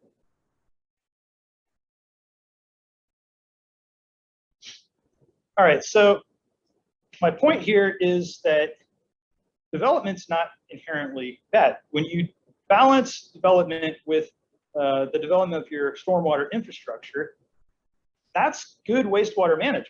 That's excellent. And when development isn't balanced with the capacity of stormwater infrastructure, that's when bad things happen. And I don't know if we're talking like things like flood, erosion, sedimentation, water quality problems. Those cause real costs to real people and ecosystems. And I don't know if it was the intention of Greg to set this next part of the presentation up as good cop, bad cop.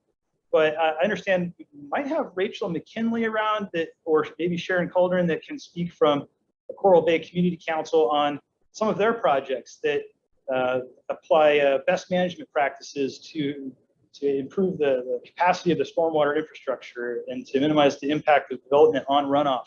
Keep that balance, that good watershed management. And if they're around, we'll go ahead and hear from them. And then behind them, Greg Winnell is going to go back. He's going to talk about when bad things happen, when he's the bad cop today. He's going to be talking about like what are the human costs of these things that could be going wrong. So he'll Rachel, are you? I've seen you on the chat, so I know you're there. Hi, good afternoon, everybody. Can everyone hear me? Yes. Great. Well, it's nice to sure. Sorry, I've had a cold for the last few days, so hopefully it don't look so funny. Yeah, it's nice to be good cop. I'd like to say that, you know, we're always trying to do better. We actually started in 2003 as a community organization that recognized the sedimentation in Coral Bay, St. John. And for those who don't know where Coral Bay is, it's a remote and rural area of St. John. It's on the east end, and we're actually bisected by the national park from Cruz Bay, which is on the west end, that has the ferry and major transport to St. Thomas. So we're very, very remote, as well as a very small community in the grand scheme of the Virgin Islands. So essentially the important part is that community members really had to take it on their own to do these practices and make changes in the way we operate and maintain our road system, our infrastructure, and our day-to-day lives. And that's overall to really look at that we really want to improve not only just the health of our environment, the reef, the water quality, and then also our lands, but also the health of our community. So we found that water quality is very important and a major aspect to that. And so our approach is through a watershed management approach. Because we recognize that water doesn't care about, you know, whose property is who. It doesn't matter. It's going to flow the way it flows by the way we direct it and the way it naturally occurs. So this watershed management approach has been really, really important, especially as looking at it from ridge to reef. Something that we really talk to our community members is that their practices, including my own, impact my community, but they also really exponentially can impact my community that's downhill from me. And I can impact their health, I can impact their properties. And so that's something that we really work with our community members to recognize how they are part of the community, but then also how can they do better? And if where do they need help with that? Where do they need technical assistance? Where do they need training? Where do they need funds or just time? You know, all of us are busy and we all have lives and families and friends and all of that. So recognizing all those challenges and as well as trying to give support to the community. So we really looked at all the different aspects of watershed management. It's really holistic. And a big important part of this, and this is why it's really at the top, is the community vision. As we've been doing our watershed management plans, we have one from 2008, 2014, and we just released our 2021 plan. It was really important to have the community's vision of what Coral Bay looked like today and tomorrow.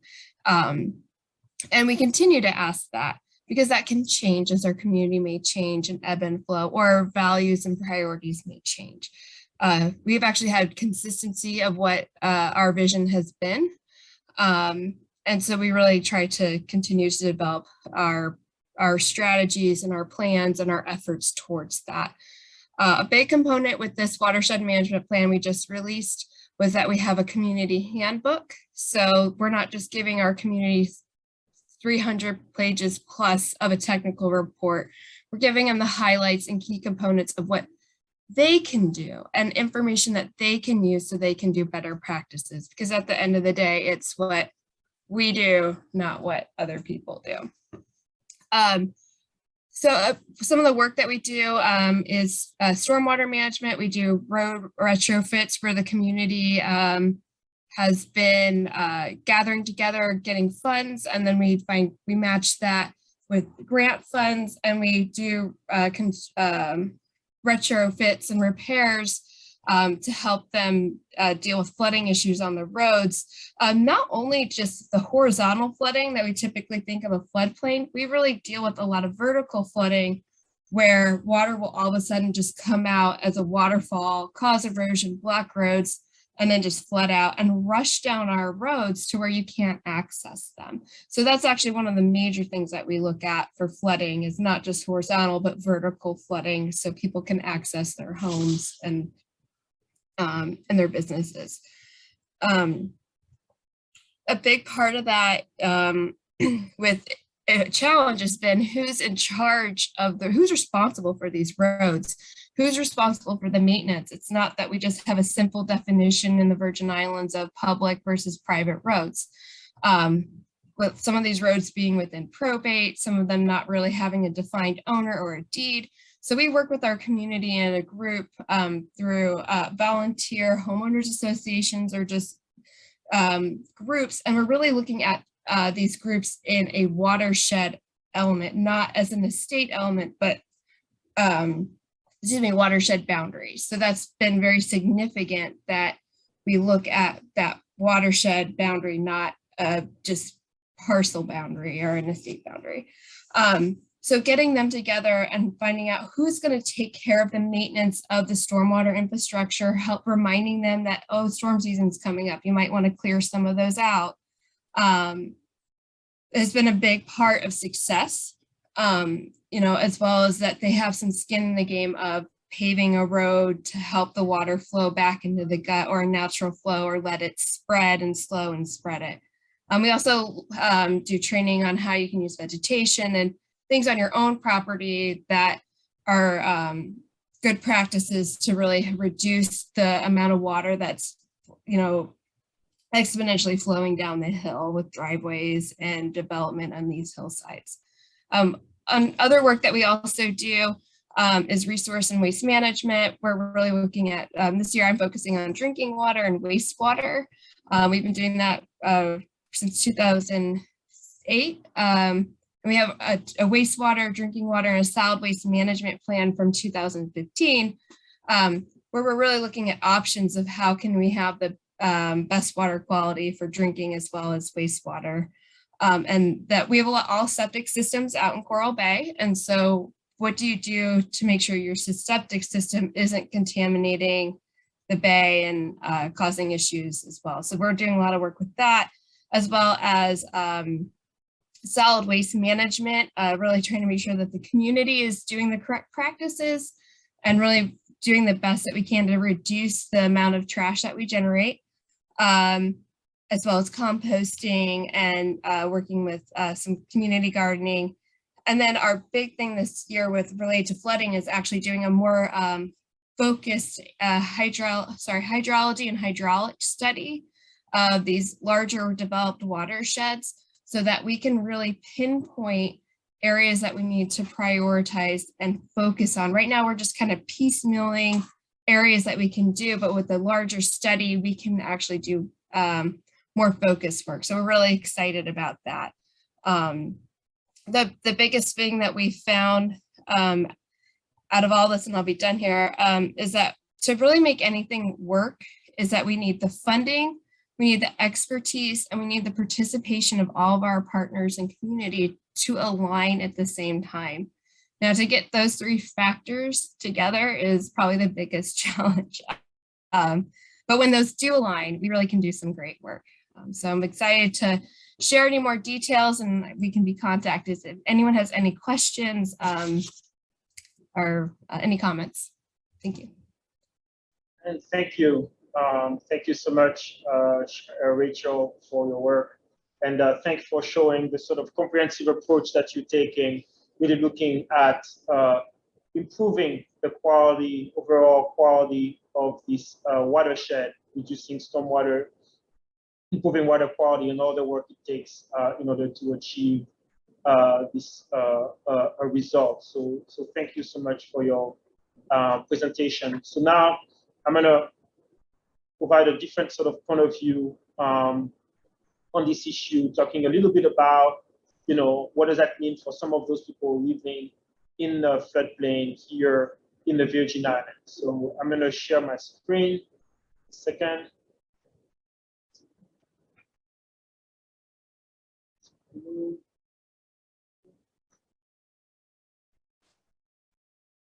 So Brian earlier talked about,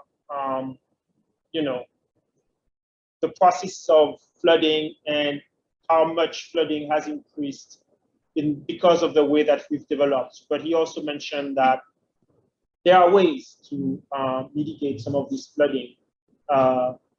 This map here, apologize for the sort of low resolution. Those are sort of early draft result of some of the mapping of flooding that we're doing at HMP. Those results are not final, hence the low resolution, but they do reproduce some of the, they do reproduce exactly what was found before, but they also expand a little bit some of the flood zone here in the Virgin Islands, increase, if you will, the risk areas.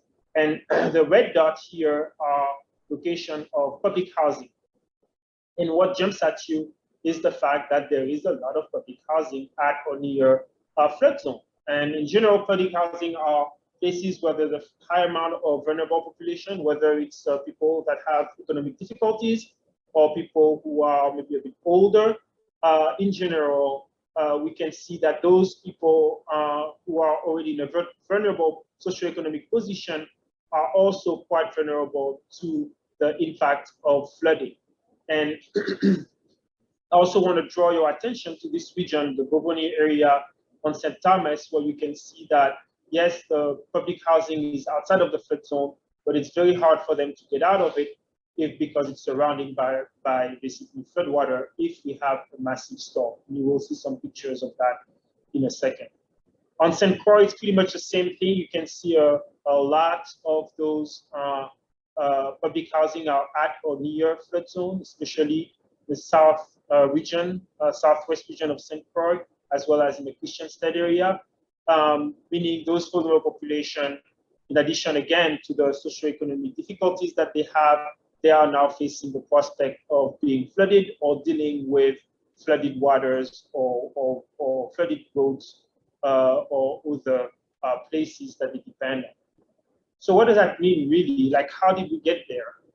It's a bit of a question that is a bit beyond the scope of the HMRP, but it's worth looking a little bit at history and see that in the past, and this is a picture from Christiansted from the 1800s, early 1900s, you can see that they were building the towns in a way that, they were trying to mitigate the flooding hazard by the way they were placing the guts, the way they were placing the swell, just the way they were sort of laying the sort of streetscape and housing to try to deal with that flooding. Doesn't mean that flooding didn't happen, but at least it was part of the way that they were planning urban development back in the day.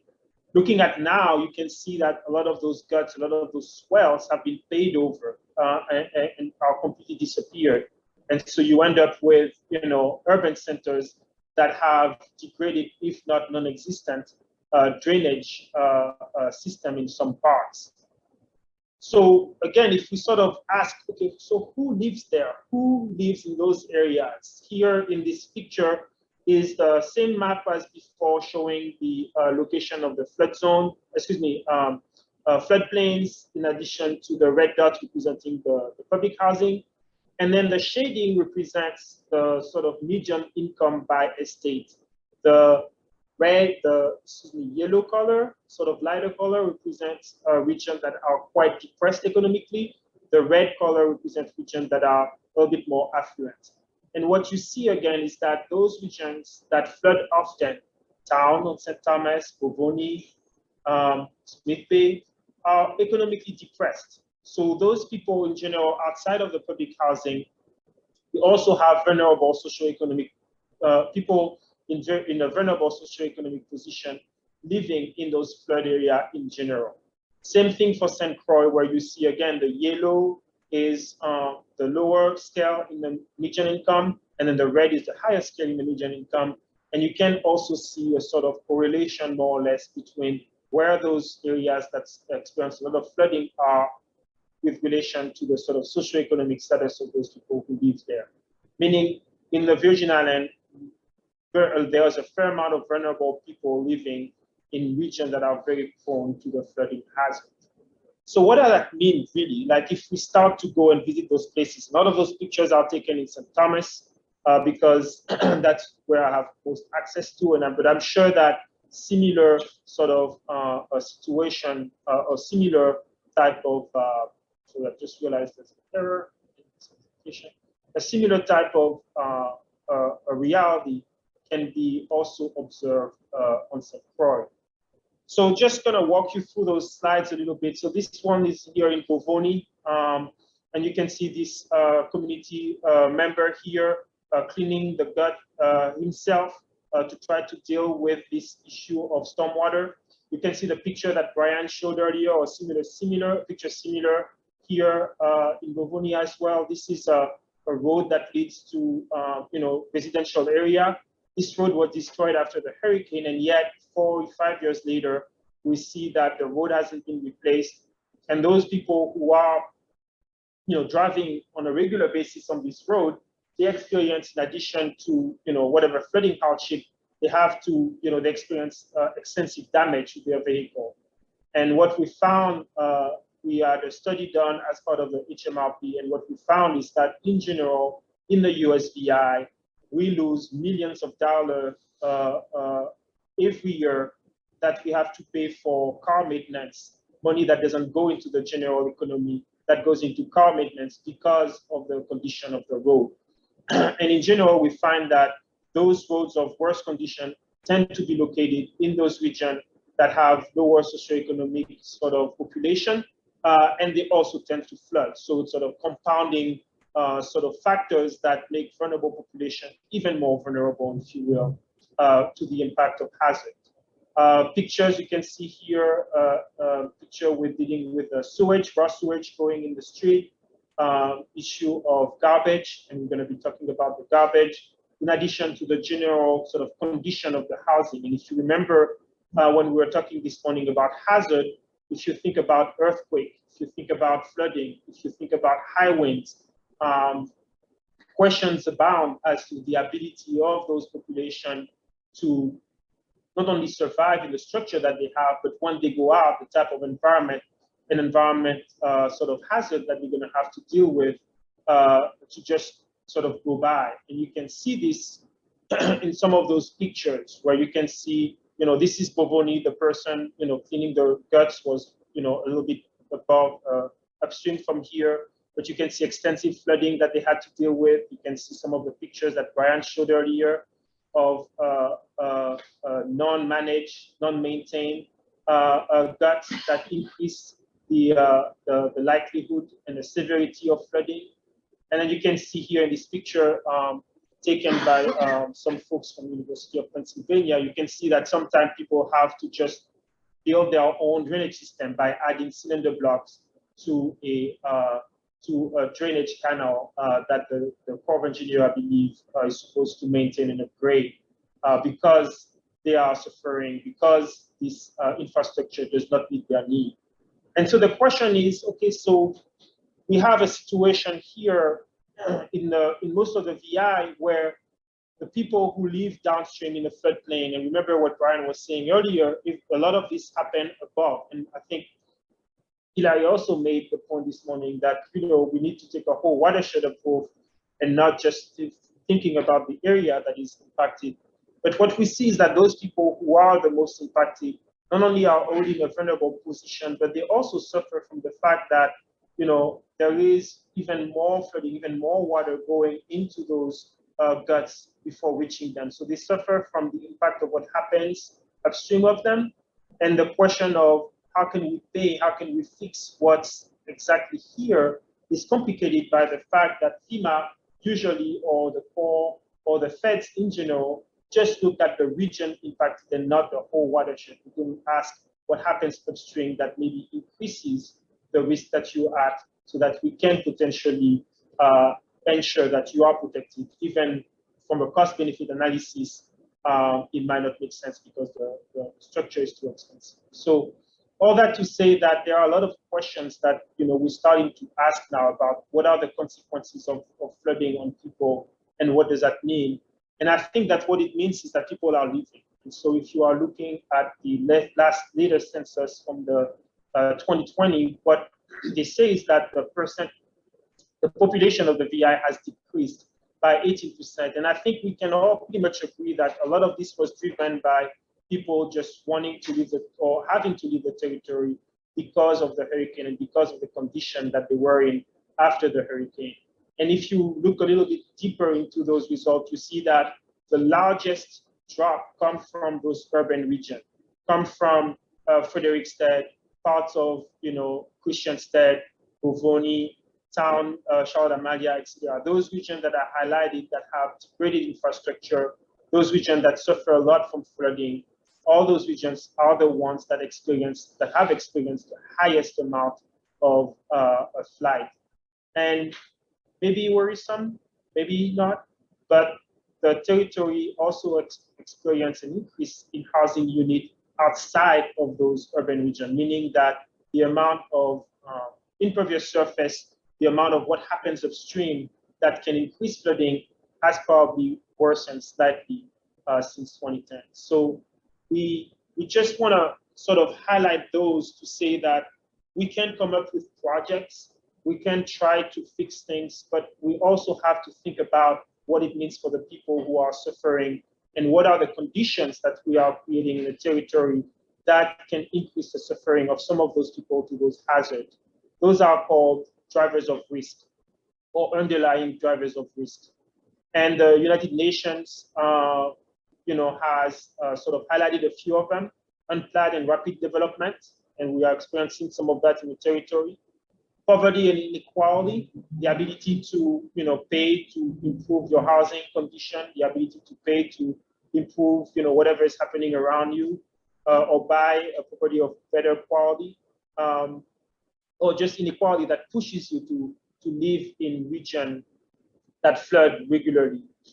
Aging population, we have one of the fastest aging population of the territories, and then declining ecosystem and unsustainable uses of natural resources, and we touched upon that this morning. So you can see that we are checking a lot of those underlying risk factors in the territory, which means that beyond the project, beyond making a new seawall, we need to start thinking about what will it take for us as a territory to ensure that people don't suffer too much, that vulnerable population are not too much negatively affected by some of those hazards, and which means that we need to start dealing with those underlying conditions. So this is a little bit sort of overall sort of approach and thinking and direction that we're going to take for this last few months as we wrap up the hazard mitigation plan. Is not only looking at what are the hazards, what are the impacts of hazard on infrastructure and essential services, but also what does it mean for people and what can we do from a sort of socioeconomic sort of point of view to ensure that vulnerable communities don't suffer too much when bad things happen, that they have the ability to rebound. So I'm going to stop for a second, take some questions, and then we're going to move to the last talk of this session. Are there any questions or comments?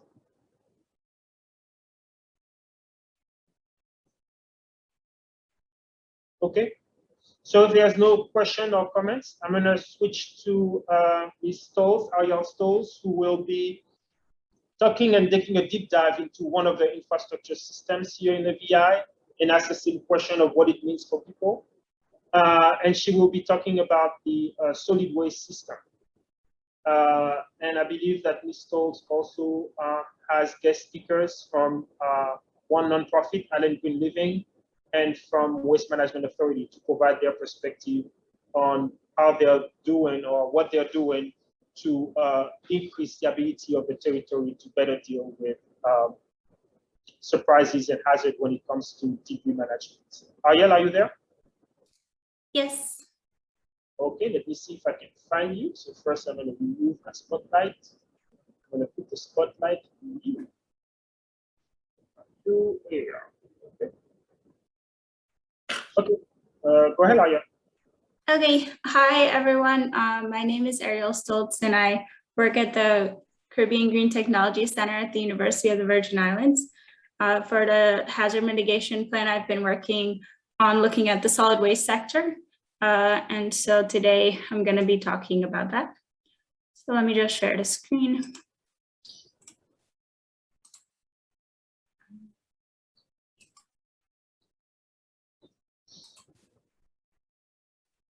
Can everyone see my screen?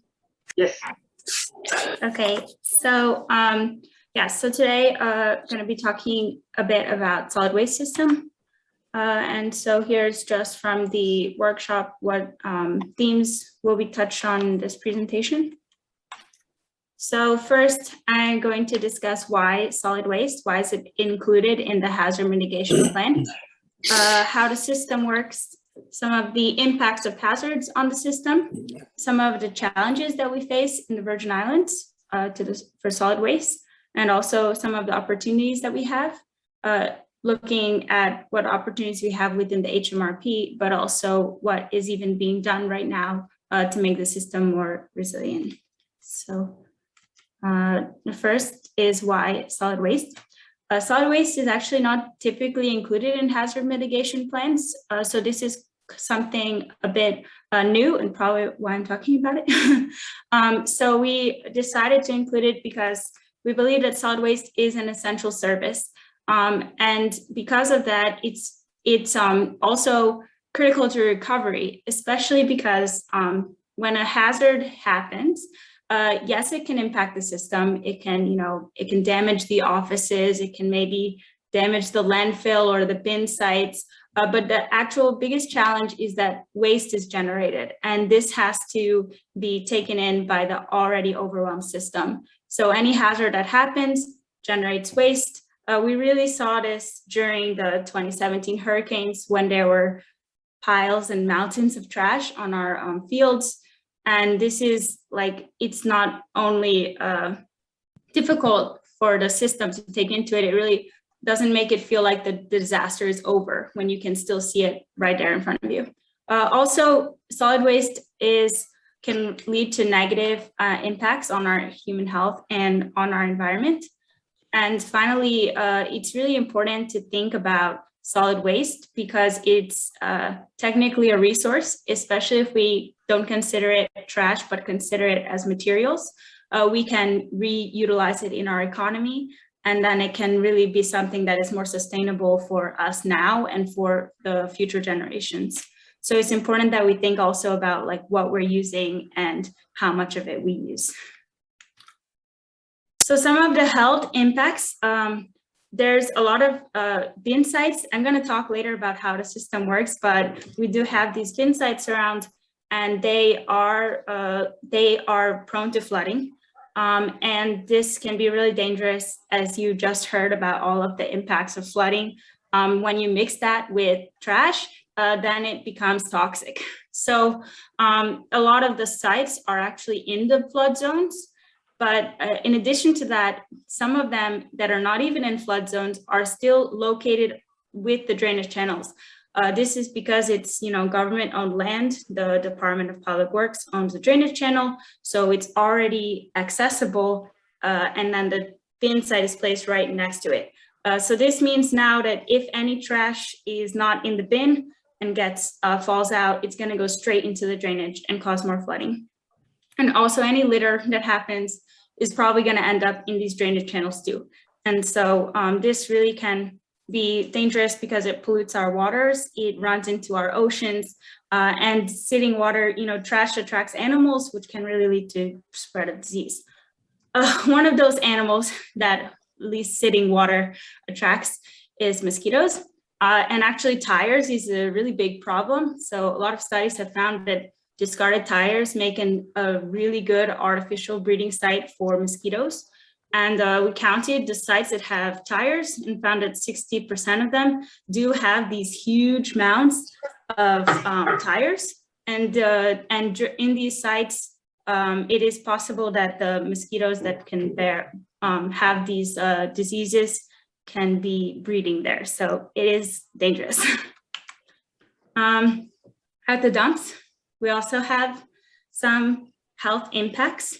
And the biggest issue with our dumps is that they are not lined. And so this means that they, whenever it rains, the water flows through the trash. It picks up toxins as the trash is decomposing, and it flows into our groundwater and into our soils. If it was to be lined, then the majority of this would be caught and be dealt with through different collection systems. But because it's unlined, there's really nothing you can do. So that means that all of the regulations like stormwater control, leachate collection, landfill gas collection, they're not designed for a dump site, they're designed for a landfill. So it makes it really hard to do it at our sites here in Virgin Islands. So the biggest way that we can lessen the environmental impact of the landfills or of the dumps is to close them. And this is to allow like a cap so that no water can enter it. And so like that sponge of leachate just eventually dries, and then the problem lessens over time. So yeah, that's one of the issues at the dumps. Another, like groundwater is not, the wells for groundwater monitoring at the dumps, they were damaged during fires and they were not replaced.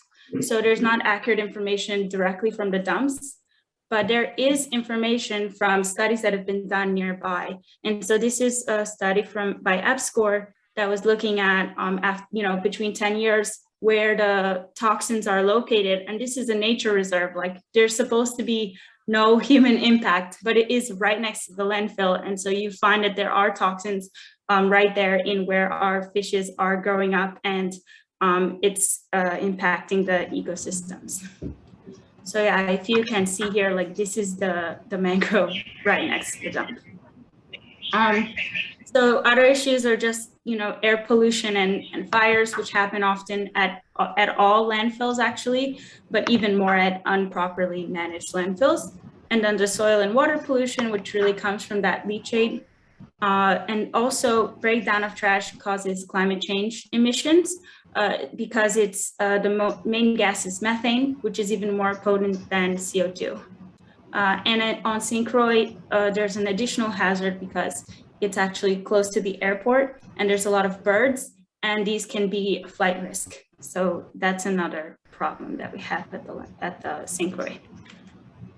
The final reason why I think solid waste is really important is because it's important to our community and to our well-being. So it actually like helps our morale to see that we are keeping our home beautiful and keeping it cleaned up rather than having trash everywhere.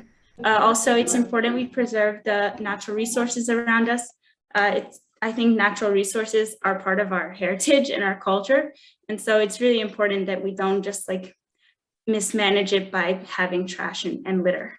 And finally, I think that it's extremely important to think about how it's actually a cycle of materials. And so having a management of solid waste that considers ways to divert it from the landfills, this can give us resources for years to come as we can reuse, compost. We take the organic waste, it's not waste, but it's actually a material that we can use to grow agriculture. So it's a circle of life rather than just a linear end of the road. So now I'm going to go into how the solid waste system works. I don't know if anyone has any questions on the first part, some of the impacts or health impacts of solid waste. So keep going. We'll take questions at the end. Okay, so just gonna touch briefly on the system. So the system has a few players. So we have the regulatory groups, which is the EPA. They set the minimum standards that all of the US has to follow. In the case of Virgin Islands, they also are providing a lot of technical assistance, which is not common to most states. Then we have DPNR, and they're also in charge of regulatory, but they're supposed to set like more strict standards. And they're enforcing not just the federal bare minimum, but also what we have created for the Virgin Islands.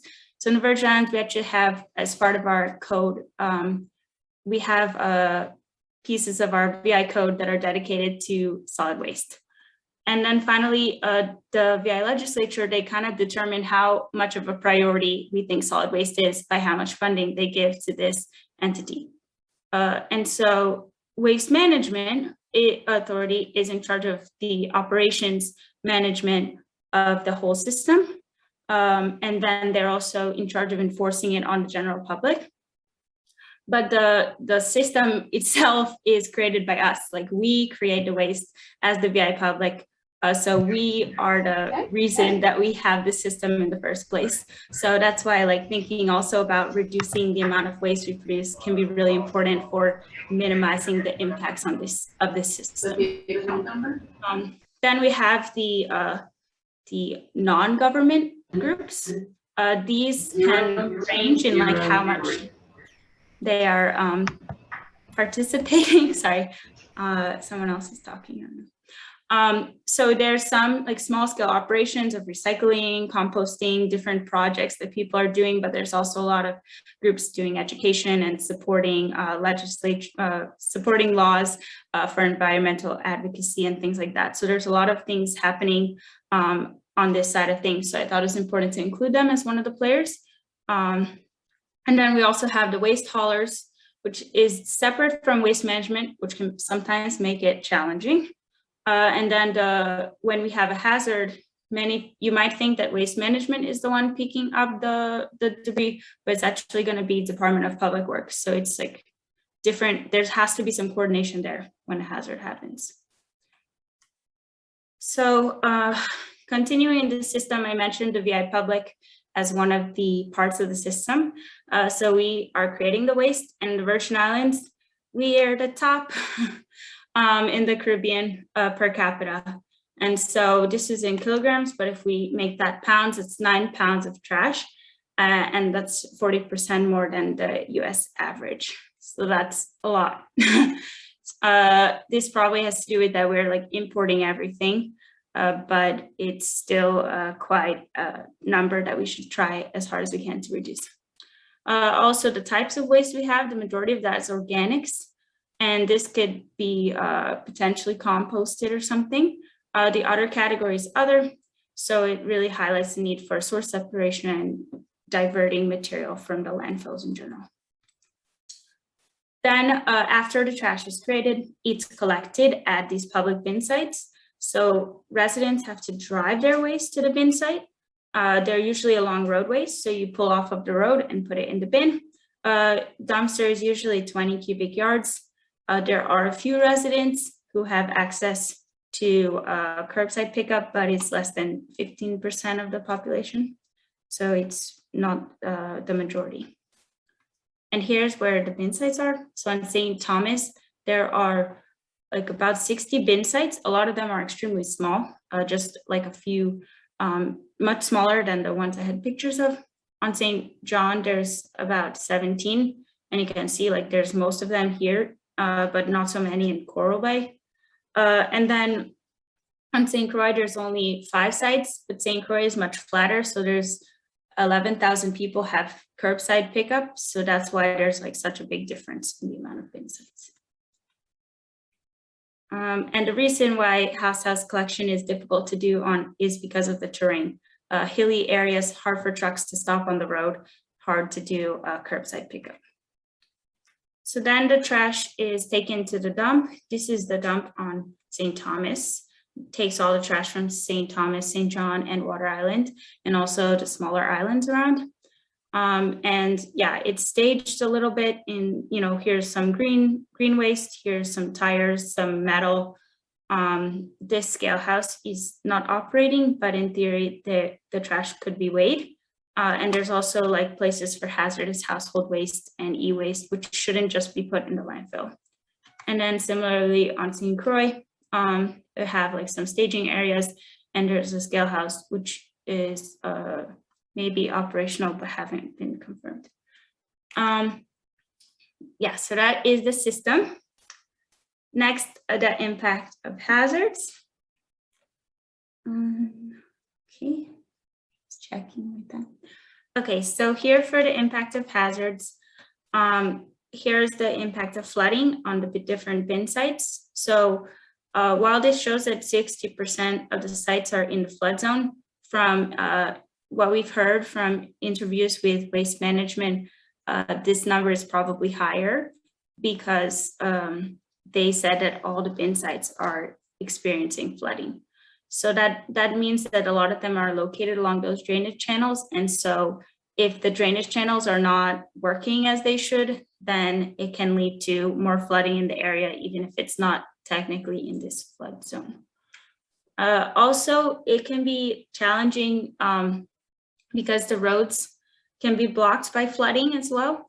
And so on St. Thomas, you saw in Greg's presentation a lot of pictures of Bavoni and that flooding that's right by the landfill. And so that main entrance road is not really accessible, maybe by truck, but definitely not by personal vehicles. And so that makes it hard for the operations to continue when there's rain. On St. Croix, it's a similar situation. The main entrance road is constantly flooded, and sometimes they have to stop operations for 3 or 4 days to wait for the flooding to go away. And then I guess there's other impacts like from wind and potentially from landslide. Wind can turn this trash into projectiles in a hurricane force winds, but in regular winds, just because all of the sites are uncovered, it can blow into our environment. And then a lot of the sites are located along the roads, which have been like scored, or they're on very steep elevation, and so it can be prone to landslides.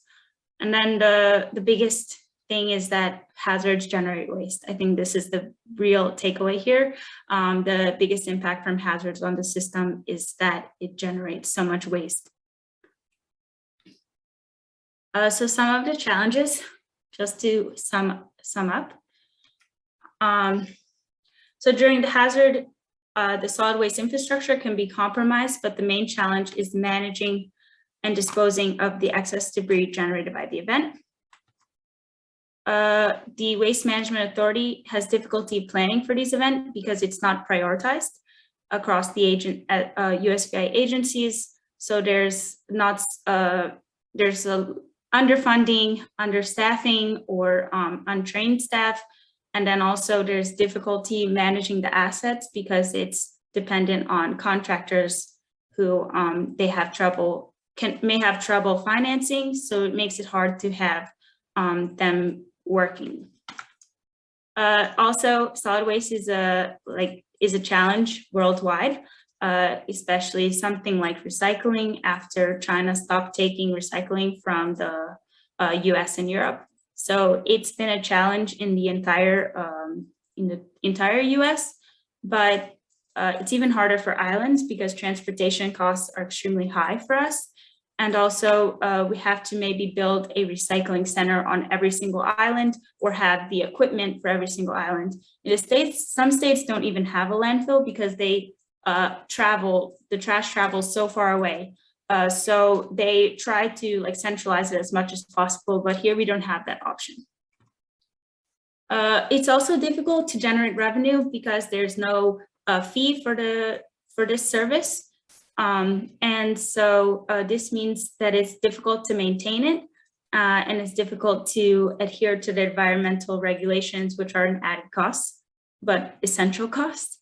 And it's hard to make people pay for something they're not used to paying for. So it's hard to enact the fee after effect. And then there's many groups that are doing things, and we're going to hear from some of those, which is going to be exciting. But sometimes these groups can fade out after time because they have temporary funding sources. And also it can be hard to find out like what's going on overall because there's no system, for example, where you could put all of your glass bottles and anywhere on the island you could drop it off and someone could pick it up. It's like you have to take it to a place, and this makes it not so accessible for everyone to access. So the collection is not like universal across the island. So a lot of these small scale efforts don't get the reach that they could. So some of the opportunities for addressing solid waste in the hazard mitigation plan. First is acknowledging it as part of the plan that waste management is an essential service and that it's critical to recovery, and it should be included in the hazard mitigation plan. So that in itself is extremely important. Also looking at how the system works and understanding it. This is also important to understanding where its vulnerabilities are. And then looking to identify opportunities, strategies, and recommendations to help increase resilience. And then finally, these recommendations help the USVI be more eligible for funding opportunities, especially within the solid waste sector. So now a bit about what we can do about solid waste. Should I mention the recommendations, Greg? Sure, you can mention the recommendation quickly overall. Okay. So some of the recommendations in order to address some of the issues is to make the system more robust. Think about enacting standards for environmental regulations and system operations, and then adhering to them, improving human operations and employee productivity, implementing more programs which generate revenue, better and more transparent communication and cooperation among the government, private sector, and the community, and ultimately reducing the amount of waste entering the landfill through creative solution for discarded materials. And so some of the ways that these have been, I think is important to mention is like the hierarchy for thinking about how to reduce waste or like where to throw away waste first. Waste management is looking at created an integrated solid waste resource plan. I think this is very important because then you can really highlight some of these things such as reducing, reusing, composting, and recycling, which can really make a difference. And also at Caribbean Green Technology Center, we've created these community working groups where we bring together individuals in the USVI who are passionate about sustainable materials management. And they're given full creative freedom to brainstorm and design solutions to some of the challenges we're facing. And then they're provided with structure and training on creative problem solving to help form ideas into actions. So that's something we're in the process of now.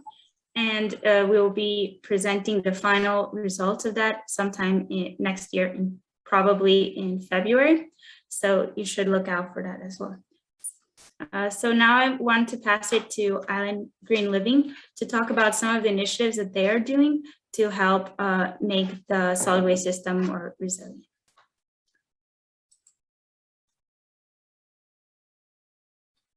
Hi, Ariel. Good afternoon, everyone. My name is Kelly McKinney. I'm the Executive Director for Island Green Living. Am I able to share my screen? I have a little. Yes, you can. You should be able. And just to let you know, we're running a little bit behind.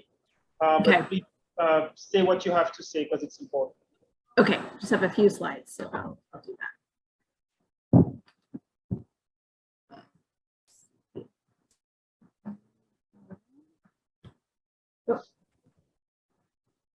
I'm not sure why it's not moving my slide. So we see your slide. Yeah, I'm trying to skip to the next one. There we go. Oh.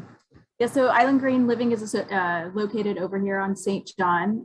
We have a couple of programs that deal with solutions to solid waste management, diversion in particular. We have the aluminum can recycling program, our resource depot thrift store, and our chipping program. So those are the ones I'm going to highlight today. The aluminum can program is a drop-off. We are a drop-off facility. We're located below VITEMA off Gift Hill Road, for those of you that are on St. John or come over. You can find a map of exactly where we're located, both on our website or on our Facebook page. We started this program back in 2014, and to date, we've recycled over 1 million cans. We have one collection spot in town at Connections in Cruz Bay, and then the other one at our site. We use a lot of volunteers and some paid staff to process these cans, and then we ship them to Puerto Rico. So far, we've had free hauling from Puerto Rico, or from St. John to Puerto Rico via the Norma H, who was back hauling empty and liked what we were doing, so offered free hauling. So yep, this is the program here. We're always looking for volunteers if anyone's on the island and wants to help out. Some more, we'll get some volunteers. Next, we have our Resource Depot, which is a thrift store. It was started in 2012 as a way for the construction industry here to donate salvaged building materials or building materials that were bought in excess, or the wrong material was received and it's cost prohibitive to send it back to the manufacturer. And so we've morphed and expanded to now include furniture, household goods, and clothing. So we accept both donations and we accept volunteers to work in the shop, which is open Wednesday through Saturdays, 9 to 2. And to date, we've saved over 500,000 pounds of material from entering the landfills here since its inception in 2012. Some more pictures of our manager up at the top right, Kat Bodish, if any of you have gone by, she's great. And then we have our chipping program, which was started in 2020 through a grant we received at the Community Foundation of the Virgin Islands. Through that grant, we proposed processing the vegetative waste that's dropped at the Susannaburg transfer station here. Prior to our program starting, Waste Management would just push the material on the back side of the property. So we've captured that material. We process it in this Vermeer chipper that we were able to purchase through the grant. It'll take logs up to 18 inches and turn them into about a 1/4 inch less material. We are now selling that mulch product that we've generated at our Resource Depot. So there's some more pictures of that. And through the mulch chipping program, we started a compost demonstration project with Sustainable Generation and Gore. So this is kind of a pilot project we've been working on the last year. You can see in the bottom photo here, these big rain tarps that are made out of the Vortex material go over a pile of, that pile there is mulch and spent beer grain from the St. John Brewery here at the tap room. Mixed together, put the tarp on, you turn the piles a couple of times over the course of 6 weeks, and at the end you get compost material. I believe Sustainable, we did this as a demonstration to Waste Management Authority to show them how the system works in hopes that they may adopt it for the territory. You know that Sustainable Generation and Gore have submitted a proposal to the system to Waste Management. And I believe that's all I have. Again, if you have questions, please check our website or reach out to me personally. If you'd like to volunteer or donate, I'd be happy to have you. Thanks for having us on today. Appreciate it. Thank you so much. Aya, go ahead. Oh, okay. So now we have Alex Bruni from VI Waste Management.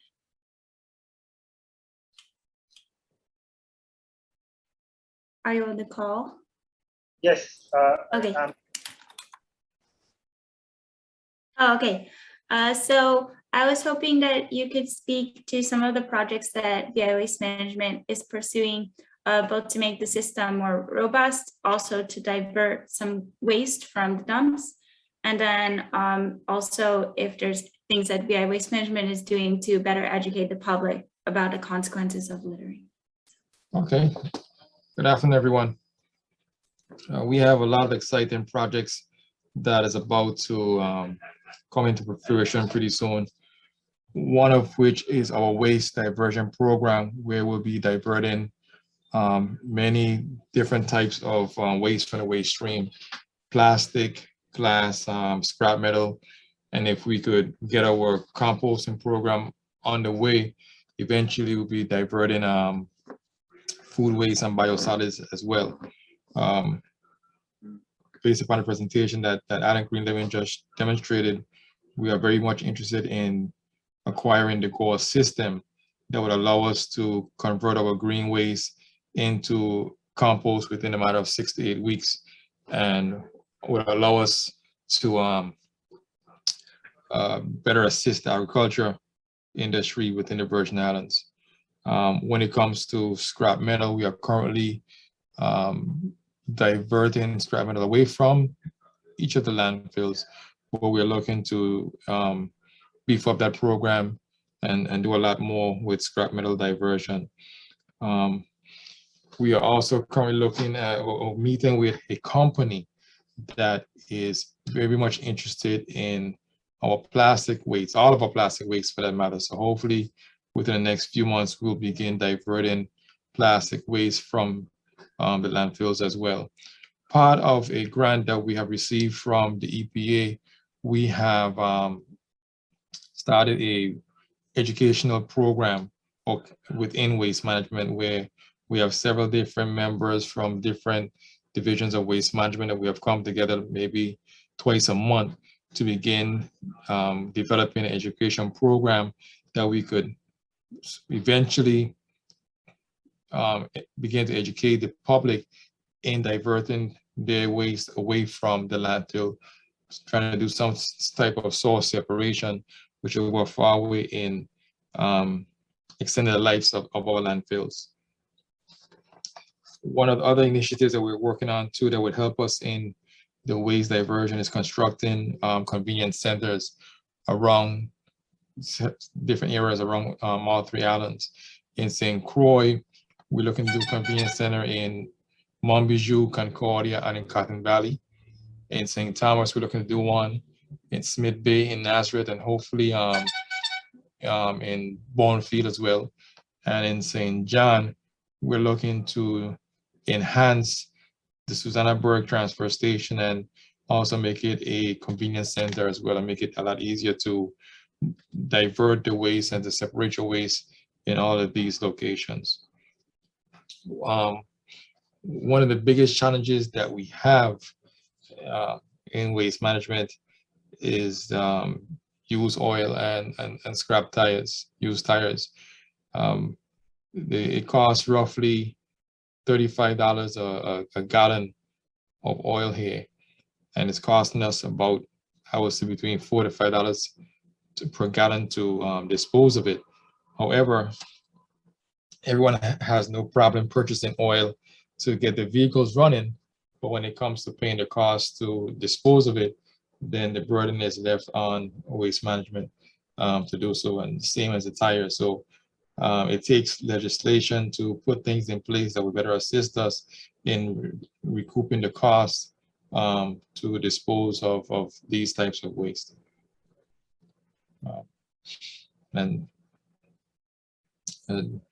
in addition, we are looking to constructing a new landfill in St. Croix and expanding the landfill in St. Thomas.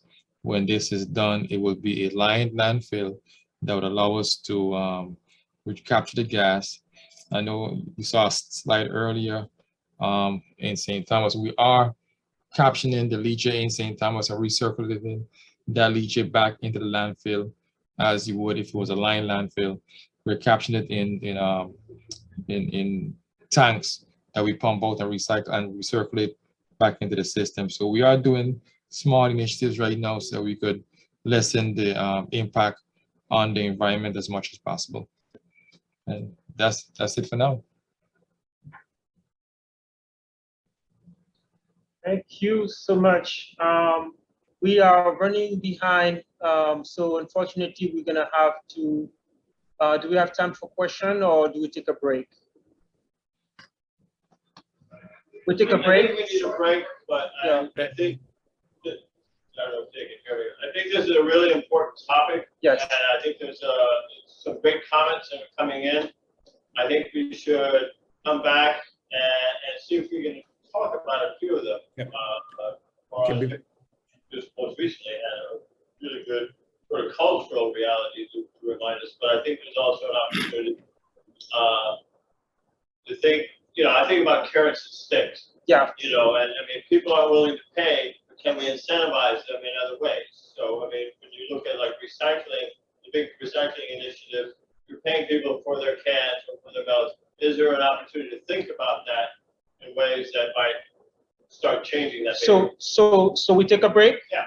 Okay, Greg, before the break, Yes. before the break, can I get like 30 seconds? And about Alex Bruni, he shared an incredible plan, and thank you for that wonderful job you're doing, and it's a tough job. And everything you said, you're going to put in action. You use composting, you use chipping, you use source separation, and again, the tipping fees, everything that we did. For the resilient, what I want to really share is that only way waste management can be prepared is we have major equipment for chipping available at all 3 islands. And that's when I was chairman of waste management after the hurricane, we didn't have them. We had to get FEMA to get those machines here. So if we had them permanently, that's resilient. That is planning for hazard mitigation. So that plan, what Alex is saying, will help to mitigate that. But when we have overabundant of tons of debris, we need major machinery to address that situation. But thank you, Alex, for your presentation. No, thank you, Harith, for your comment. So we take a break and we come back in 15 minutes. 10 minutes, we come back in 10 minutes. So it's 3:04, 3:05. So come back at 3:15. Or if you are on the East Coast, come back at 2:15. Okay. All right, everyone. 1 more minute and we're gonna start. And what we're gonna do, we're gonna take 5 minutes for question, unfortunately, because we're running a little late. So we're gonna take 5 minutes for question. We had a great session about really the sort of what it means for people, for us. And especially the solid waste discussion was fantastic. A lot of good chat, a lot of good comments on the chat. So we're gonna take 5 minutes and then we're gonna finish with the last session for today, talking about taking a little bit higher view and really talking about this question of governance and what does it take for all our agencies to work together in order to provide the services that we need. So welcome back, everybody. This is the last stretch of this first day of the fantastic hazard mitigation and resilience plan. So does anybody have question about the previous session? Anything we talked about, from drought to farming, to flooding, to drivers of risk, to solid waste?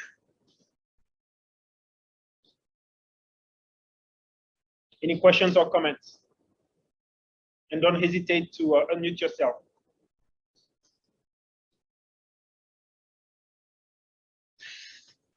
No?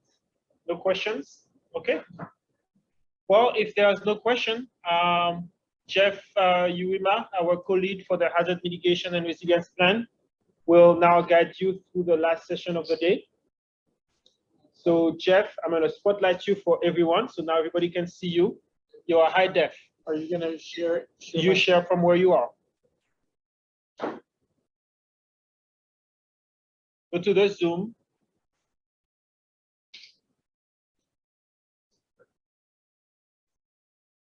Oh, Jeff is going to introduce his distinguished guests as well as himself. Right, Jeff? Yes. All right. Hi, good afternoon, everybody. It's Jeffrey Ewing. I'm a co-lead on the HMRP with Dr. Greg and Dr. Kim. And I'm here today with my colleague from VITEMA, Regina Brown.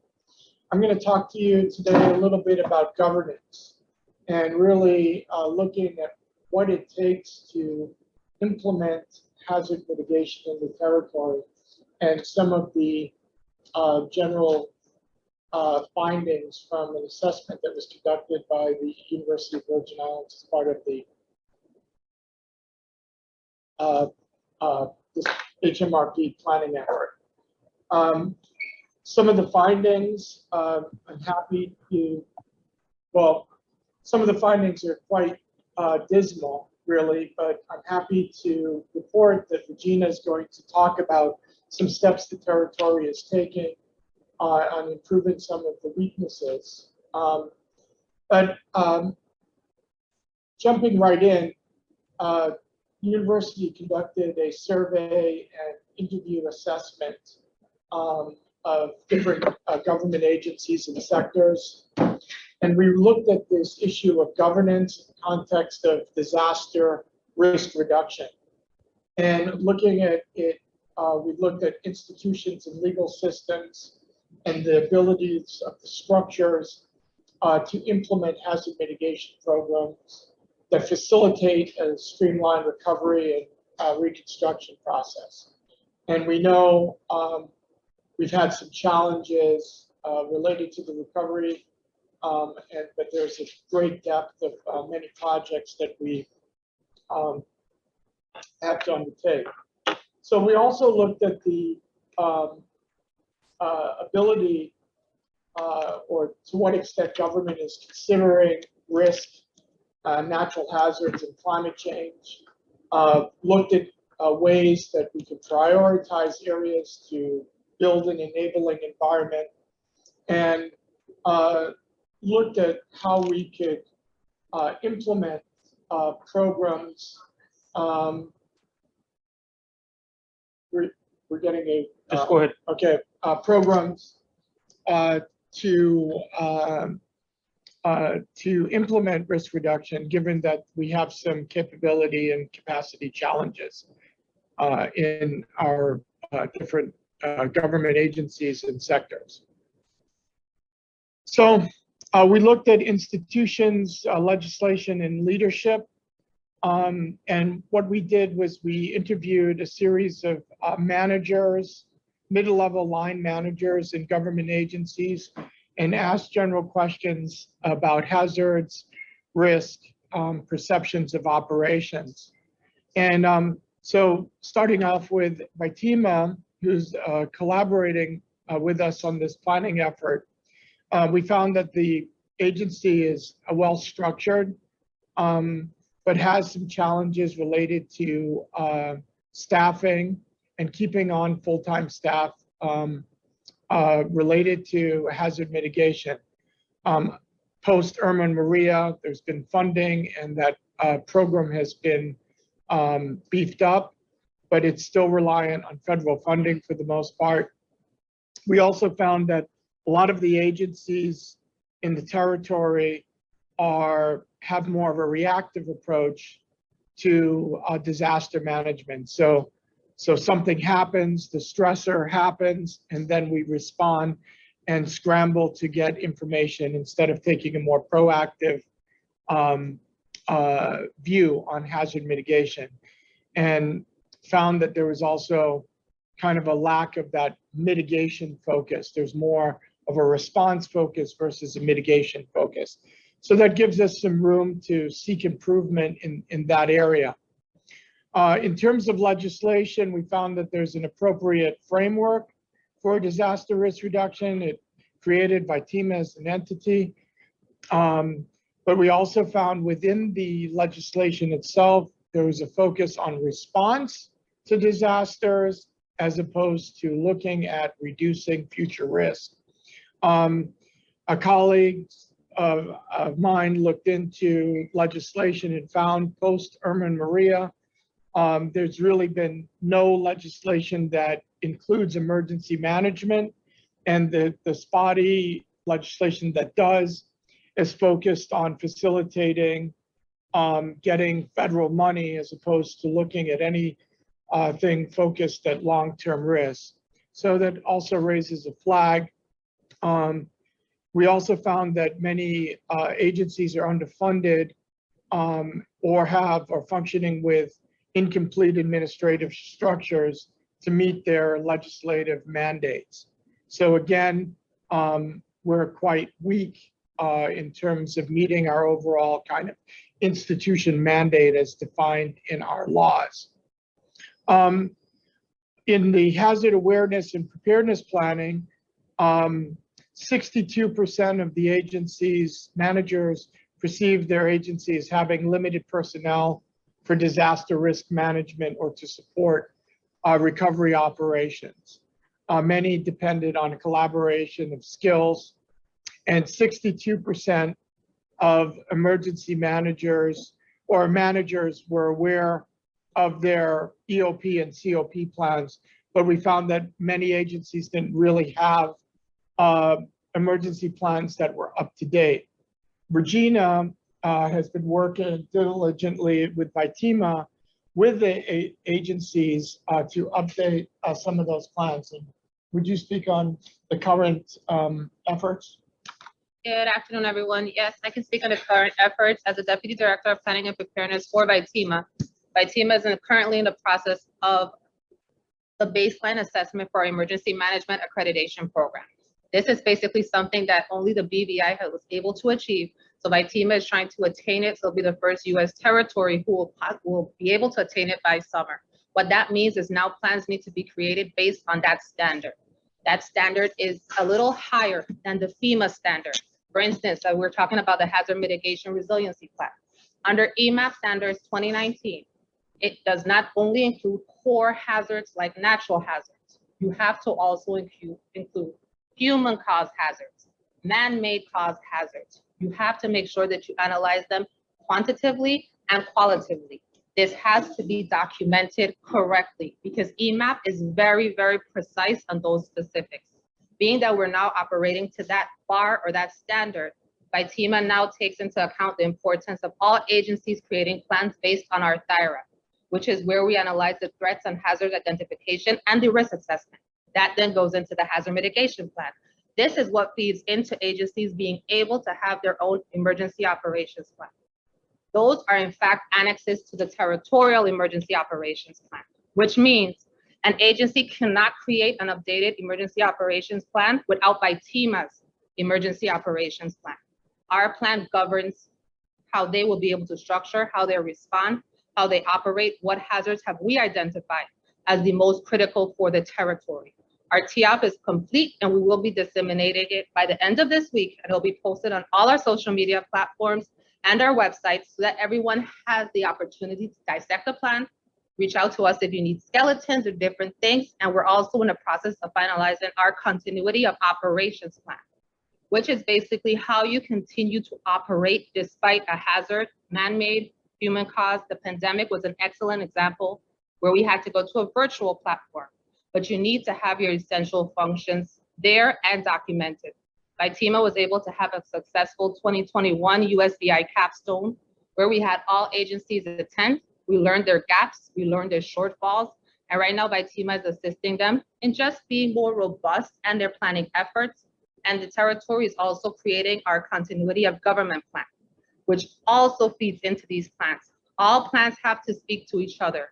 So as this plan is being developed, this plan has to speak to our territorial emergency operations plan, has to speak to our THIRA, and has to speak to our COG and COOP. No plan stands alone. So we just reminding the agencies that everything has to feed into each other. Everyone is on board. Governor supports all these initiatives and has been very instrumental in our COG plan being completed. So although it was a gap, VITEMA is also making sure that people are being trained in the territory with our integrated preparedness workshop that's held every March. We learned the gaps, we're bringing trainings to the territory so that the incident command structure can be strengthened, because that's a key factor. You have to know how emergency management works, how we respond, how we prepare, how we recover. Without those gaps, you won't be able to assist us as best as possible, but the territory is actively working towards doing that and having the EMAP and FEMA baseline assessment on our side and going through this to attain this next year summer will be when the CAT assessment teams come into the territory, and by January or December 2022, January 2023, the territory will have the official decision if we have been EMAP accredited, and basically that means more funding for the territory, more support. So it's not only mitigation wise, but it sets us to a different bar, and we have to adhere to the standard. That's the most important part. Okay, thank you, Regina. So there's some positive news being done on the hazard awareness and preparedness planning front.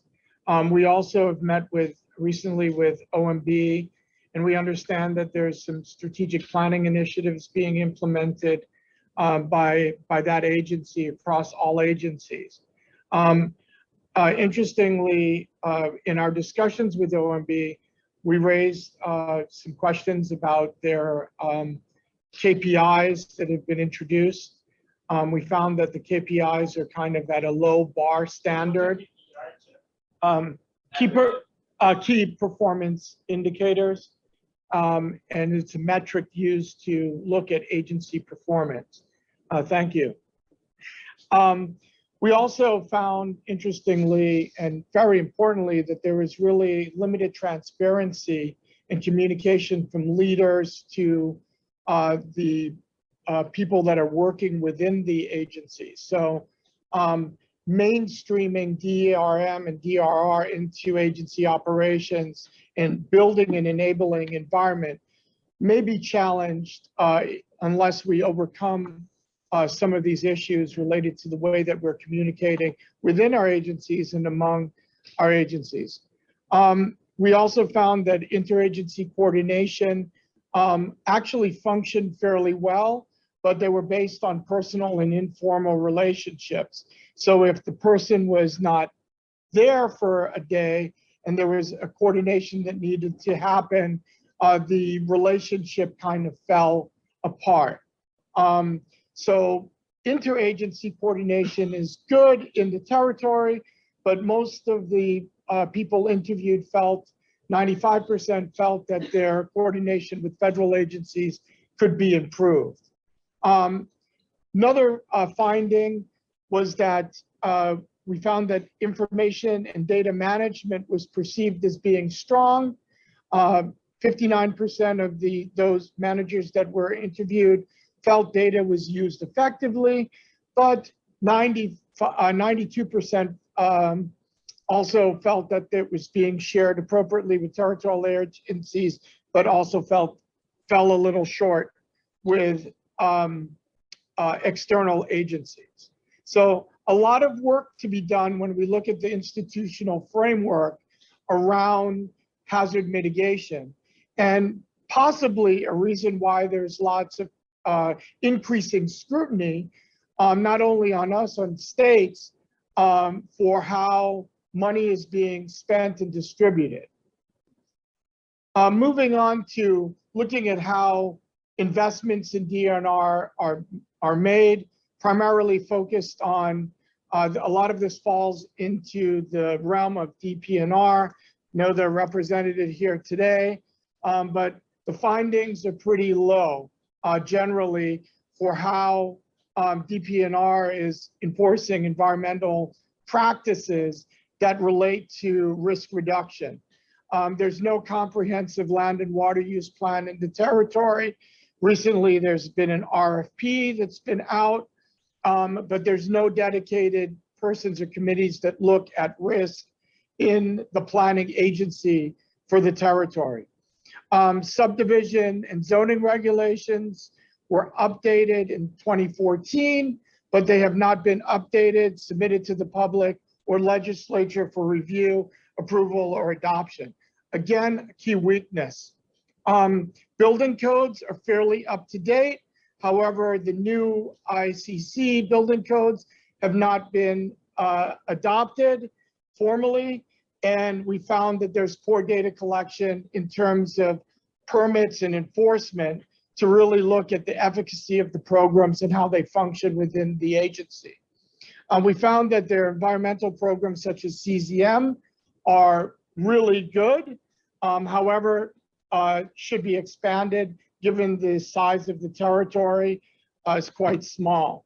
Other environmental programs such as APC or COBRA or Coastal Barrier Resource Act are quite limited because they're not binding. And so we also found that the hazard-specific programs such as floods are some issues related to precipitation data, which was discussed by my colleague earlier today. We also found some key challenges with budget, financial management, and procurement. Primarily, the budgeting process in the territory is quite politicized, it's not unique to the territory. It happens throughout the nation, but agencies really have little room for maneuvering. And so a lot of agencies, interestingly, felt that they used their limited resources quite effectively. Procurement, while policies and procedures are well known among employees, they are cumbersome and really not up to date with procedures and technology. So their rating for that is quite low. Project management is challenged. 61% of the agencies feel that they have inadequate oversight and management of the projects, and projects are often lead to time and cost overruns. We're challenged with human resources on onboarding and keeping skilled people within the agencies. Recruitment is challenging, and so is work. People feel quite overloaded. And financial constraints in the territory really restrict our participation in a lot of the programs where there's matching funds. We are basically unable to participate in new capital markets, and we should look at alternative sources for funding. So what does this, oops. Is that me? Is that,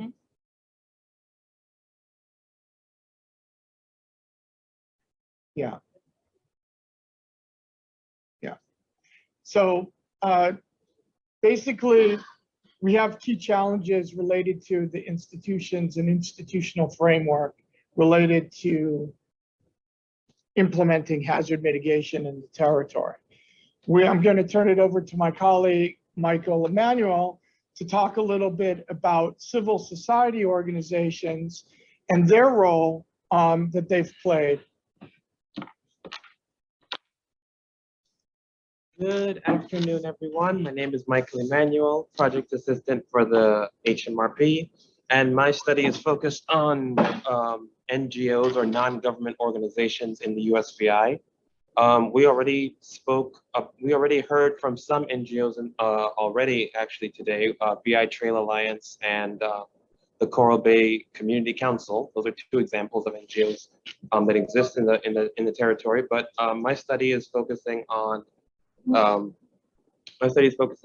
what NGOs are and how they can play a role in reducing disaster risks. So that's the slide isn't here, but I'd like to start off by providing an overview of what NGOs are. So NGOs, again, non-government organizations, are independent entities that exist to solve some sort of societal need or ill, or to and sometimes also supplement the activities of the local government or state government, or even even internationally. Their scale and scope varies depending on what their focus is.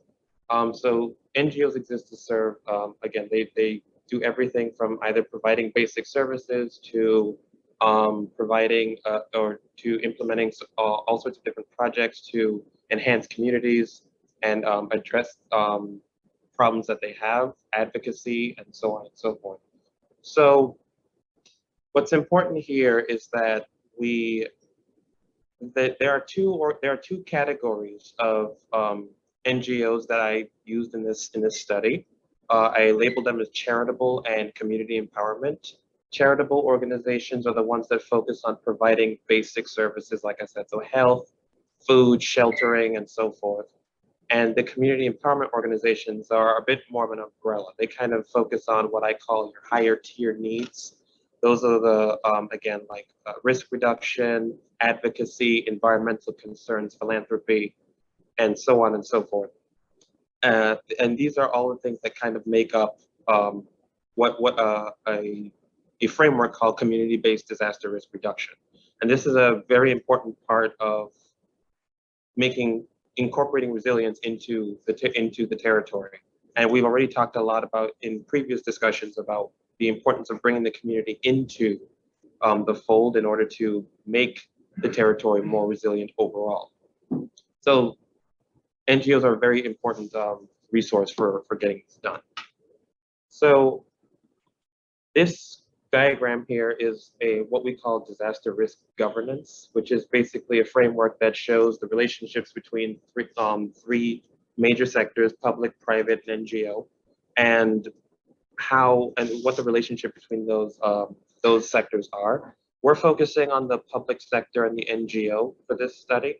So that's what we call public participation. That generally means that the NGO sector and the public sector need to collaborate often, routinely, and effectively in order to reduce risk for communities. And the reason why this is important is because the NGO sector typically has closer and more well-established relationships with communities, with vulnerable populations, as the government is kind of looking at things from sort of not ivory tower, but more like a Hawkeye point of view, whereas NGOs typically tend to be more on the ground, grassroots. So that's why merging both of these together, the government's vast resources and NGOs' more grassroots connections, can be very helpful in making these communities more resilient against disasters. So that's the idea behind it.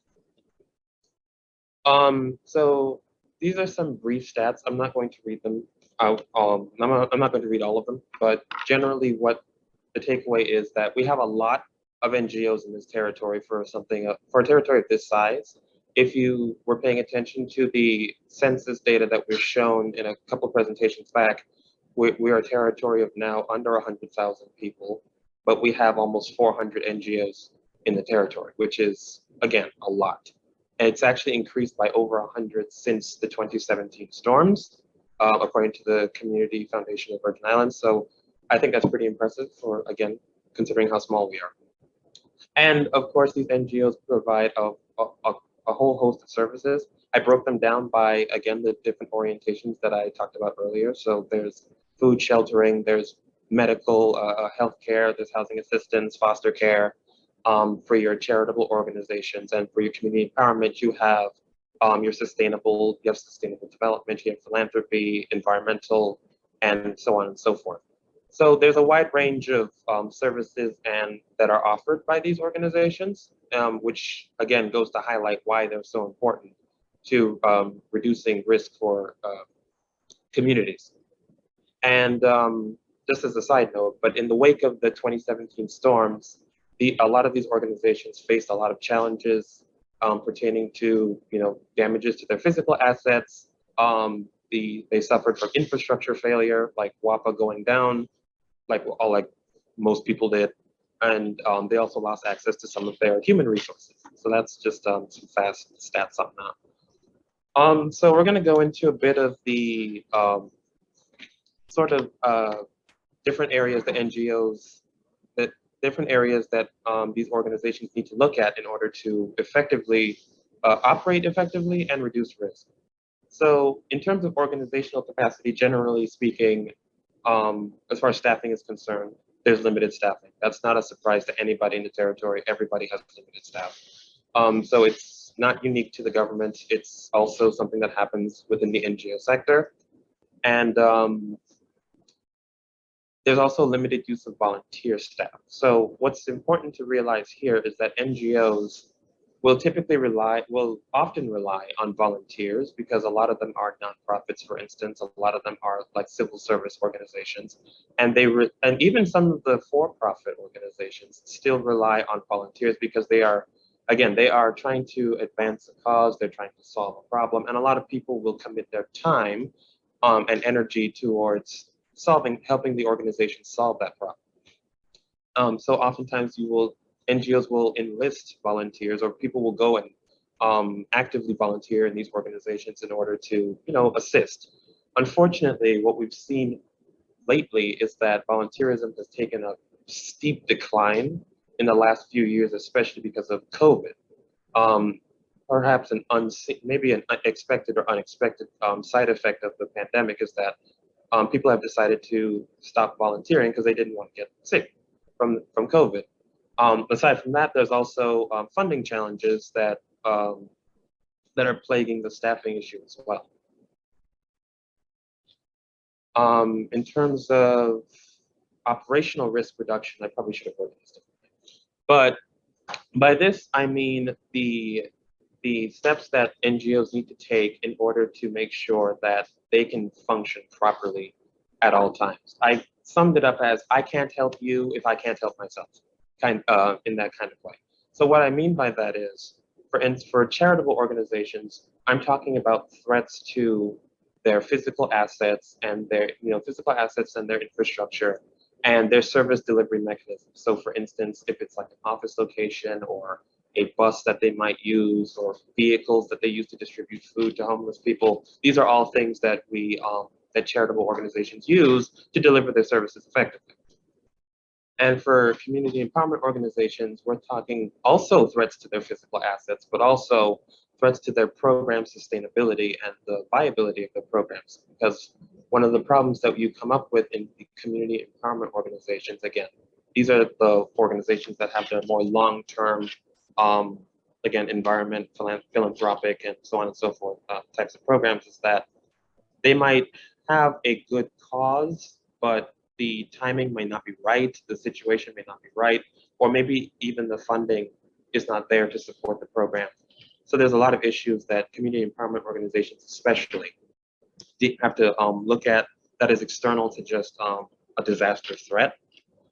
So that's some of the things that I looked at here. And so for some of the stats on this, charitable organizations are doing a pretty good job now in keeping their physical assets secured and their service delivery mechanisms secured. And they also have insured most of their assets at this point, which is good, because in the event of a disaster, it's good to know that, you know, for instance, the homeless shelter or maybe a food bank is not going to end up losing the food that they have stored, or their office building gets blown away.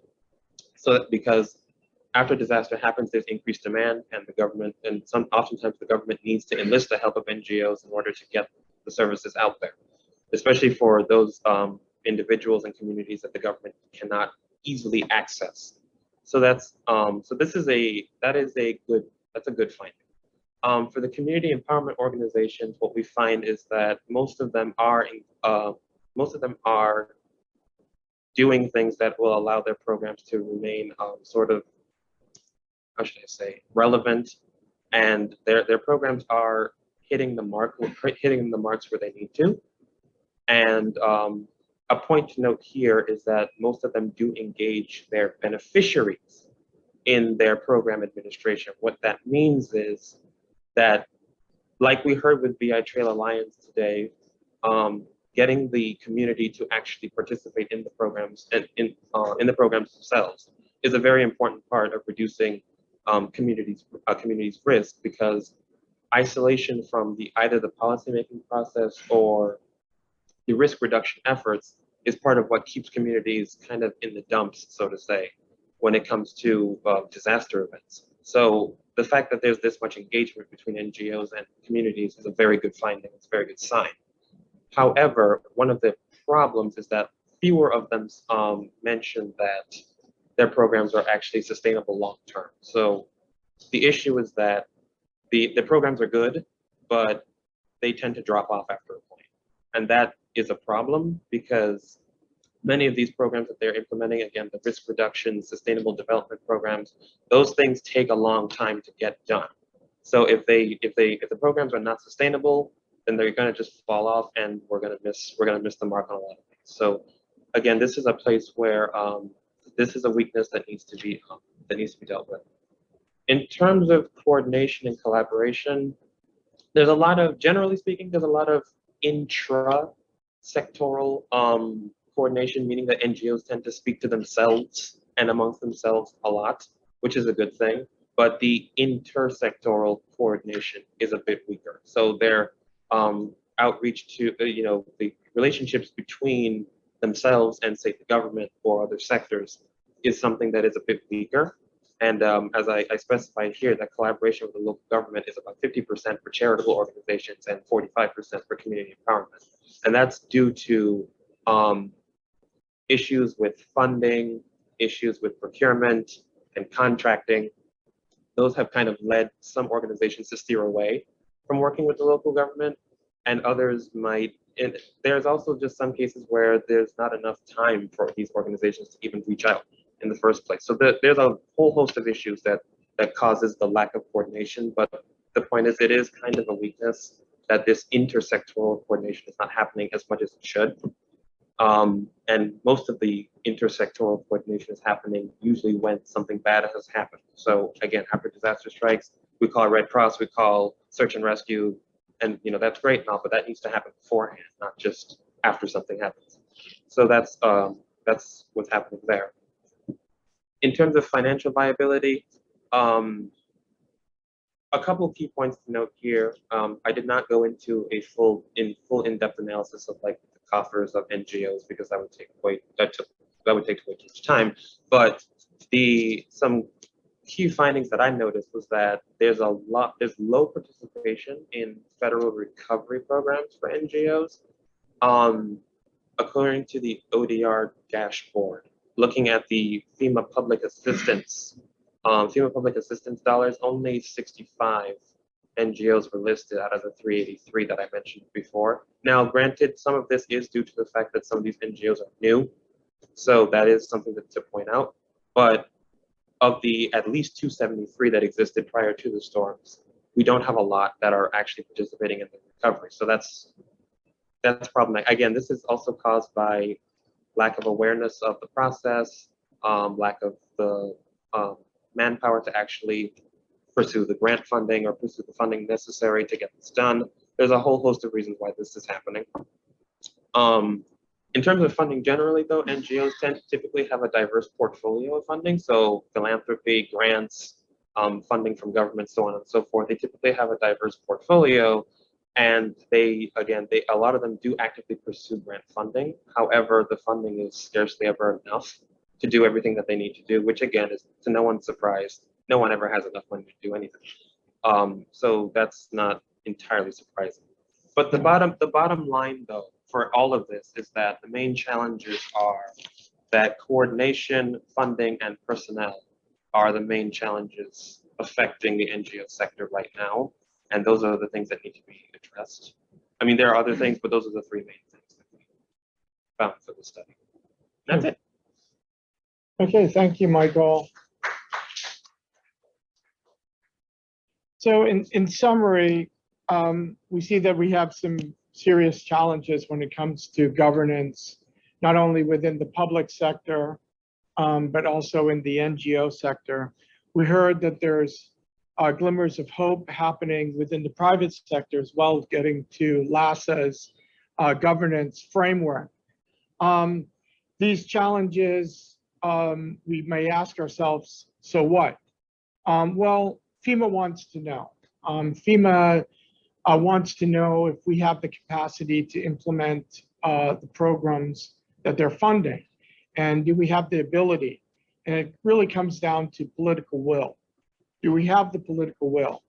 And so we are optimists at the University of Virgin Islands with our colleagues at VITEMA, and we are going to propose recommendations that look at improving and strengthening the governance framework in the territory, really looking at policies that can include risk reduction in planning, looking at ways to improve capacity of organizational and institutional frameworks, improving and building knowledge by providing access to information and data about hazards and risk, and also seeking ways and avenues to bring leaders and policymakers into discussions like the ones that we're having over the next 2 days.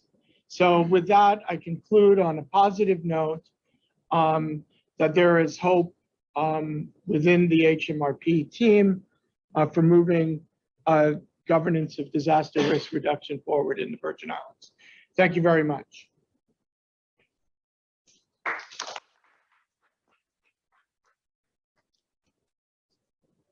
Are there any questions? One quick question and comment, which is that ultimately this is very important to look at because not only of the need to manage the on-grid of demand, but also because going back to this VI as a system, all the different sectors are sometimes managed by different agencies. And so as Ariel showed in the solid waste sector, solid waste is not just waste management. It's DPNR, it's public work, it's all those agencies that have to work together. So if a particular agency doesn't perform as well as it should, then the whole thing can, ultimately not perform as well. So it's important for different agencies to work well in and of themselves, but to work well together to definitely give the service and provide the service to the community. So that's an important point, and I won't jump into my presentation tomorrow, but when you listen to Mr. DeFede talk today about the siloed nature of how things are conducted within government and the private sector, civil society, at the local level that we heard from the grassroots organizations, it's challenges. And when you look at government, where we have a breakdown within one sector, say in housing, that can actually impact the other sector, education, and vice versa. So an education can impact the economy. So it's kind of all interconnected. And if we're really going to look at building resilience against disasters and stressors, we have to look at some of the non-sexy programs and projects and activities that we can implement in the territory so that we can rise up to the occasion, we can recover quicker. The curve on recovery is not as deep, and we build robustness in our systems. And we can come to the table, and that actually will end up meaning more money to the territory. Because if we build the capacity to spend it and improve different programs, we all win.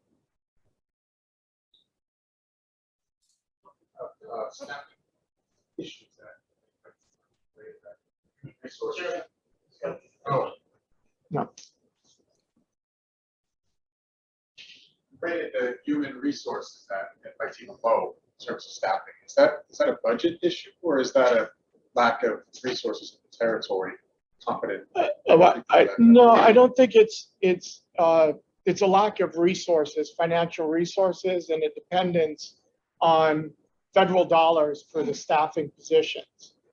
Some of the money that's been given post hurricanes have a limit on the funding, and there might be a big ramp up and robustness in the program, as we're seeing now with our colleagues at ODR and the mitigation department.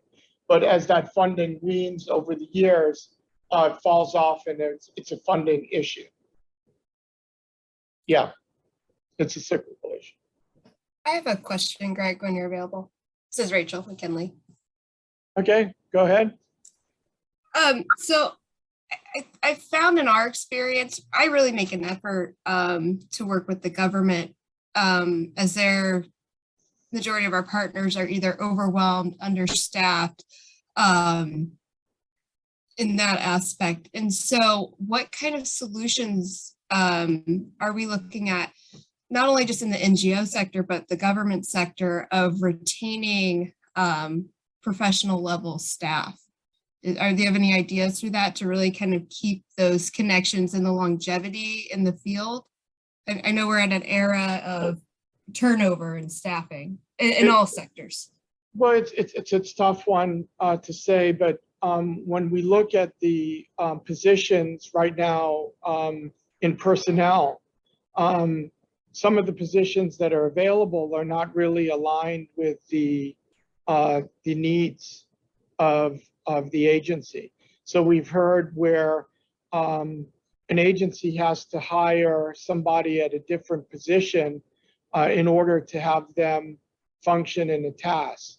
So maybe looking at personnel, looking at the recruitment and looking at providing training opportunities that build skill bases and keep the employees that are coming to work with gusto engaged in their work can go a long way to increasing capacity and performance across. I would like to make a comment.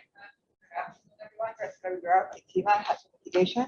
It's still multiple challenges, to be honest. Some of it is budget cuts, some of it is a specific level of expertise that is needed. So you're seeing, unfortunately, a lot of transition. In my role, I have spoken to someone today, and 6 months later, I've spoken to them at 2 different agencies.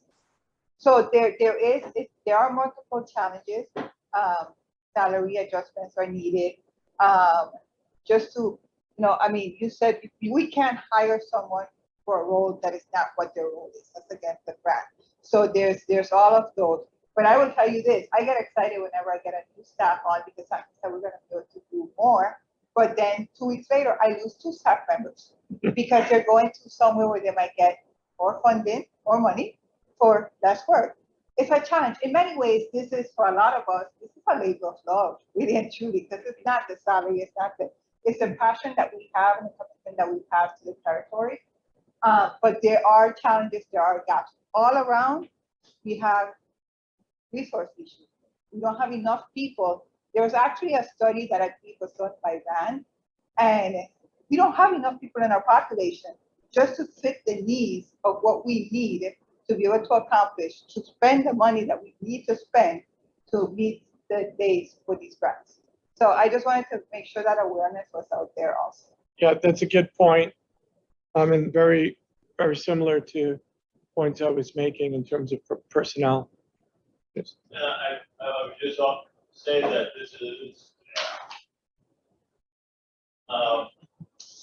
this is not unique here. This is a reality that faces most rural or isolated communities. You could be in Alaska, you can be in Hawaii, or just small coastal towns up and down the country. It's exacerbated by the fact that we're at the end of the supply chain, and our cost of living and a variety of other things make some things more challenging here.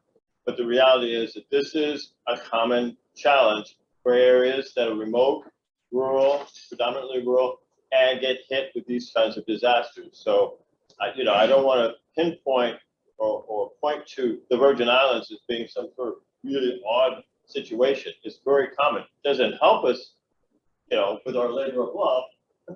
But the fact is, we're not alone. And I think it's, which comes back to some of the premises and things that we've been putting forward today about, what it's going to take to overcome these hurdles. The system of systems, the type of collaboration and group thinking that we need to get out of our silos. I mean, all of these things have been articulated throughout the day, and I just want to just close out this session today to think creatively. It's just like when we heard about the waste management challenge. We have a system here where people aren't paying for a service. Well, it's going to be radically different or difficult to get them to start paying for a service when they don't even feel like the service is being delivered. Well, that's a catch-22, and so are there ways of thinking creatively, like, can we incentivize? Now, we've seen successful, recycling programs when you pay someone to bring in the cans or the bottles or this or that. Are there ways to incentivize, say, Airbnb, to use commercial, waste disposal and pay their share? Or, there's a lot of different things where there's lots of holes in the system, but it's going to take all of us working to address these things. But it starts with raising awareness, it starts with an education, and that level of engagement, like we heard this morning with,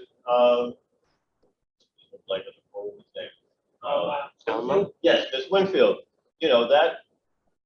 that's what it's going to take. That's what it's going to take. And I feel like we're trying, with our colleagues from VITEMA, we're trying to lay the groundwork for what it's going to take. And, we'll talk tomorrow about what we're doing as a group to move forward and engaging the public, engaging the agencies. we're going to have to really push hard to break through some of the cultural, social, and behavioral challenges that we see exemplified system after system after system. So I don't know if there's, yes, Could I add something? yes, I'm sorry. Is that Rachel? It's Sharon Cauldron. Oh, hi, Sharon. Okay. Feeding off of what Greg was just saying, I think with the presentation we just had about the governance, in terms of disaster recovery, I am so glad we did not have another hurricane this year. Hey, Sharon? Yes? Sharon, can you hold on 1 second? We lost your sound here in the room, so we're just trying to get it right back. Hold your thought, please. Okay, we're back. We're back? Okay, can you hear me now? Yeah. Is it good? Oh. Okay. I'm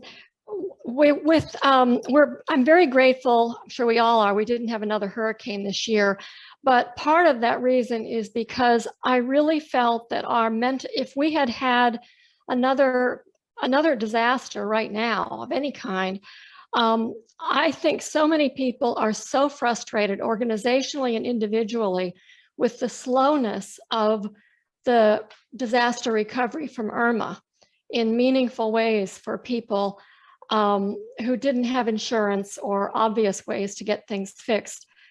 And having just listened to your governance presentation, I think the thing that we most need to figure out how to do in terms of improving governance is to figure out how to have payments happen when they're supposed to happen, not 6 months, 8 months later after you beg and beg from the government. And also have procurement become simplified and more reasonable and not a paperwork mess like it is right now. It doesn't matter what agency you're going to, they all have the same issues. And so it really is an endemic thing within our governance structure that the financial part of the agencies and the procurement part of the agencies are working in a 1950s mode. And we can't survive like that. So I think we should have those particular things in terms of governments as a huge red flag in terms of us enduring another disaster. A lot of us wouldn't do it. Yeah. When we look at the legislation, you see that the procedures and procurement, at least for outside consultants, are there to kind of ensure that there is no finagling of the process. It's sealed envelopes, multiple copies, etc. And the rest of the world has moved on because there's ways to ensure transparency in transactions digitally and with openness. And so there is a lot of cumbersome processes that we are working with that are not aligned with the modern practices. On financial management, that is an area that I did not dig deep in terms of how bills are paid, but on time and time again, there's companies that are involved in the recovery are faced on self-financing operations for a term of 6 to 8 months if they want to participate. And some, frankly, do not choose to participate because that presents too much of a risk after mobilizing, large staff and high-cost staff to the islands. So there is some real constraints there that affect the ability to move projects forward. Hillary? Yeah, so this is Hillary Lohman, yeah, and I can't tell my mind. So I just wanted to close out something that Kim and Graciela were talking about, but unlike me as it may be, on a positive note, I think the opportunity is that the government is the largest single employer. And so the people who work every day for the government of the Virgin Islands, they're your target audience for what you want them to do differently in policy. They're your target audience for what you want them to do differently as, homeowners or renters or people who use electricity. And, they're the largest kind of dependable economic resource we have, because so much of our local government is funded by the federal government, that everything that everyone's pointed out here is like true, but it's all actually lends itself to the fact that like if the government as an employing sector got itself together on what to do better, that is a tide that would rise all the boats, because the people would have more technical skills if we invested in them, better salaries if we invested in them, and more information if we just directed our messaging at people who work there. That is, I just think we talk about it, but then we walk away from it again. And I just wanted to point that out, that's it. That is the human population of the of the Virgin Islands tends to work for the government. So I think that it's going to take a long time, but that's frankly, we can't do everything, and we have a limited amount of time and a limited amount of resources. And I think that's like speaks for itself as a population that should be worked with directly, specifically because they touch everything from personal to professional opportunities. Yeah, hi, this is Janine Francis Brown. I just wanted to point out the obvious, right? Do you hear the level of passion?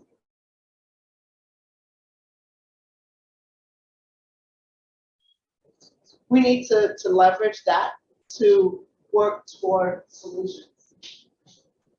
Towards some solutions. So I'm going to stand here and openly invite all of you, and also in that chat, because that chat has gotten real faster as well, and has some excellent solutions that I think we need to actually incorporate in our hazard mitigation plan and anything else that we're going to, any of our recommendations. So I'm going to openly invite all of you and the folks in the workshop online to join us in our discovery sessions that we're planning on setting up over the next couple of months, to actually meet with us individually, sector by sector, or by agency, however it's going to get set up, so that we can together talk about the issues, but we talk about them a lot, look at the plans that we have in place, we plan a lot, but actually start driving implementation. What is it going to take to actually get this to be done in solid waste management?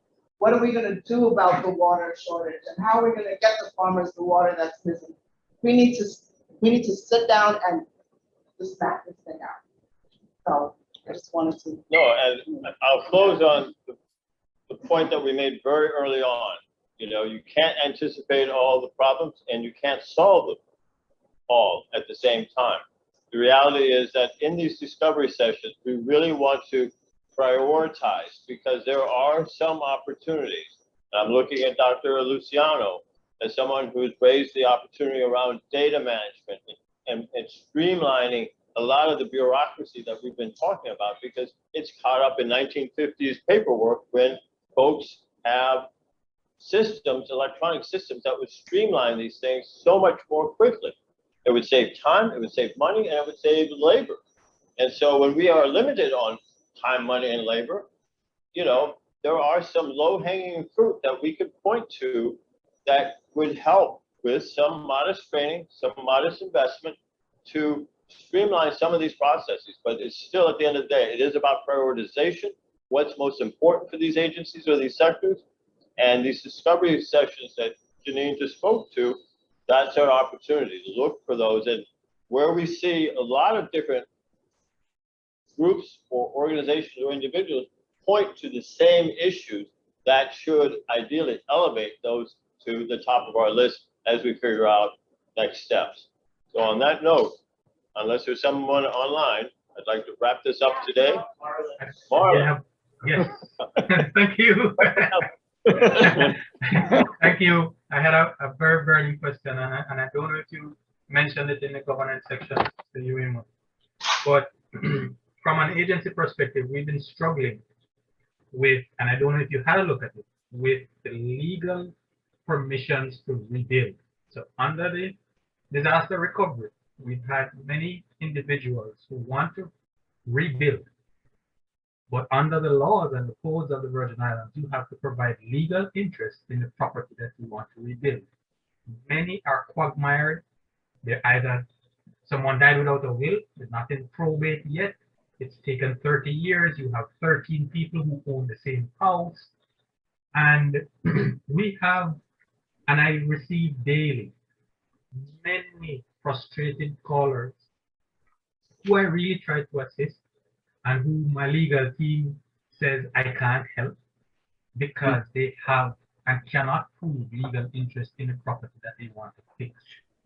No, I just wanted to find out if you had any look into, and maybe this is something that we can work on. You know, maybe this is one of the lighter lifts that Dr. Waddell mentioned. No, this is an important one. The question is that people want to rebuild but are restricted by rebuilding or getting assistance to rebuild because they cannot prove clear title that the properties are in probate.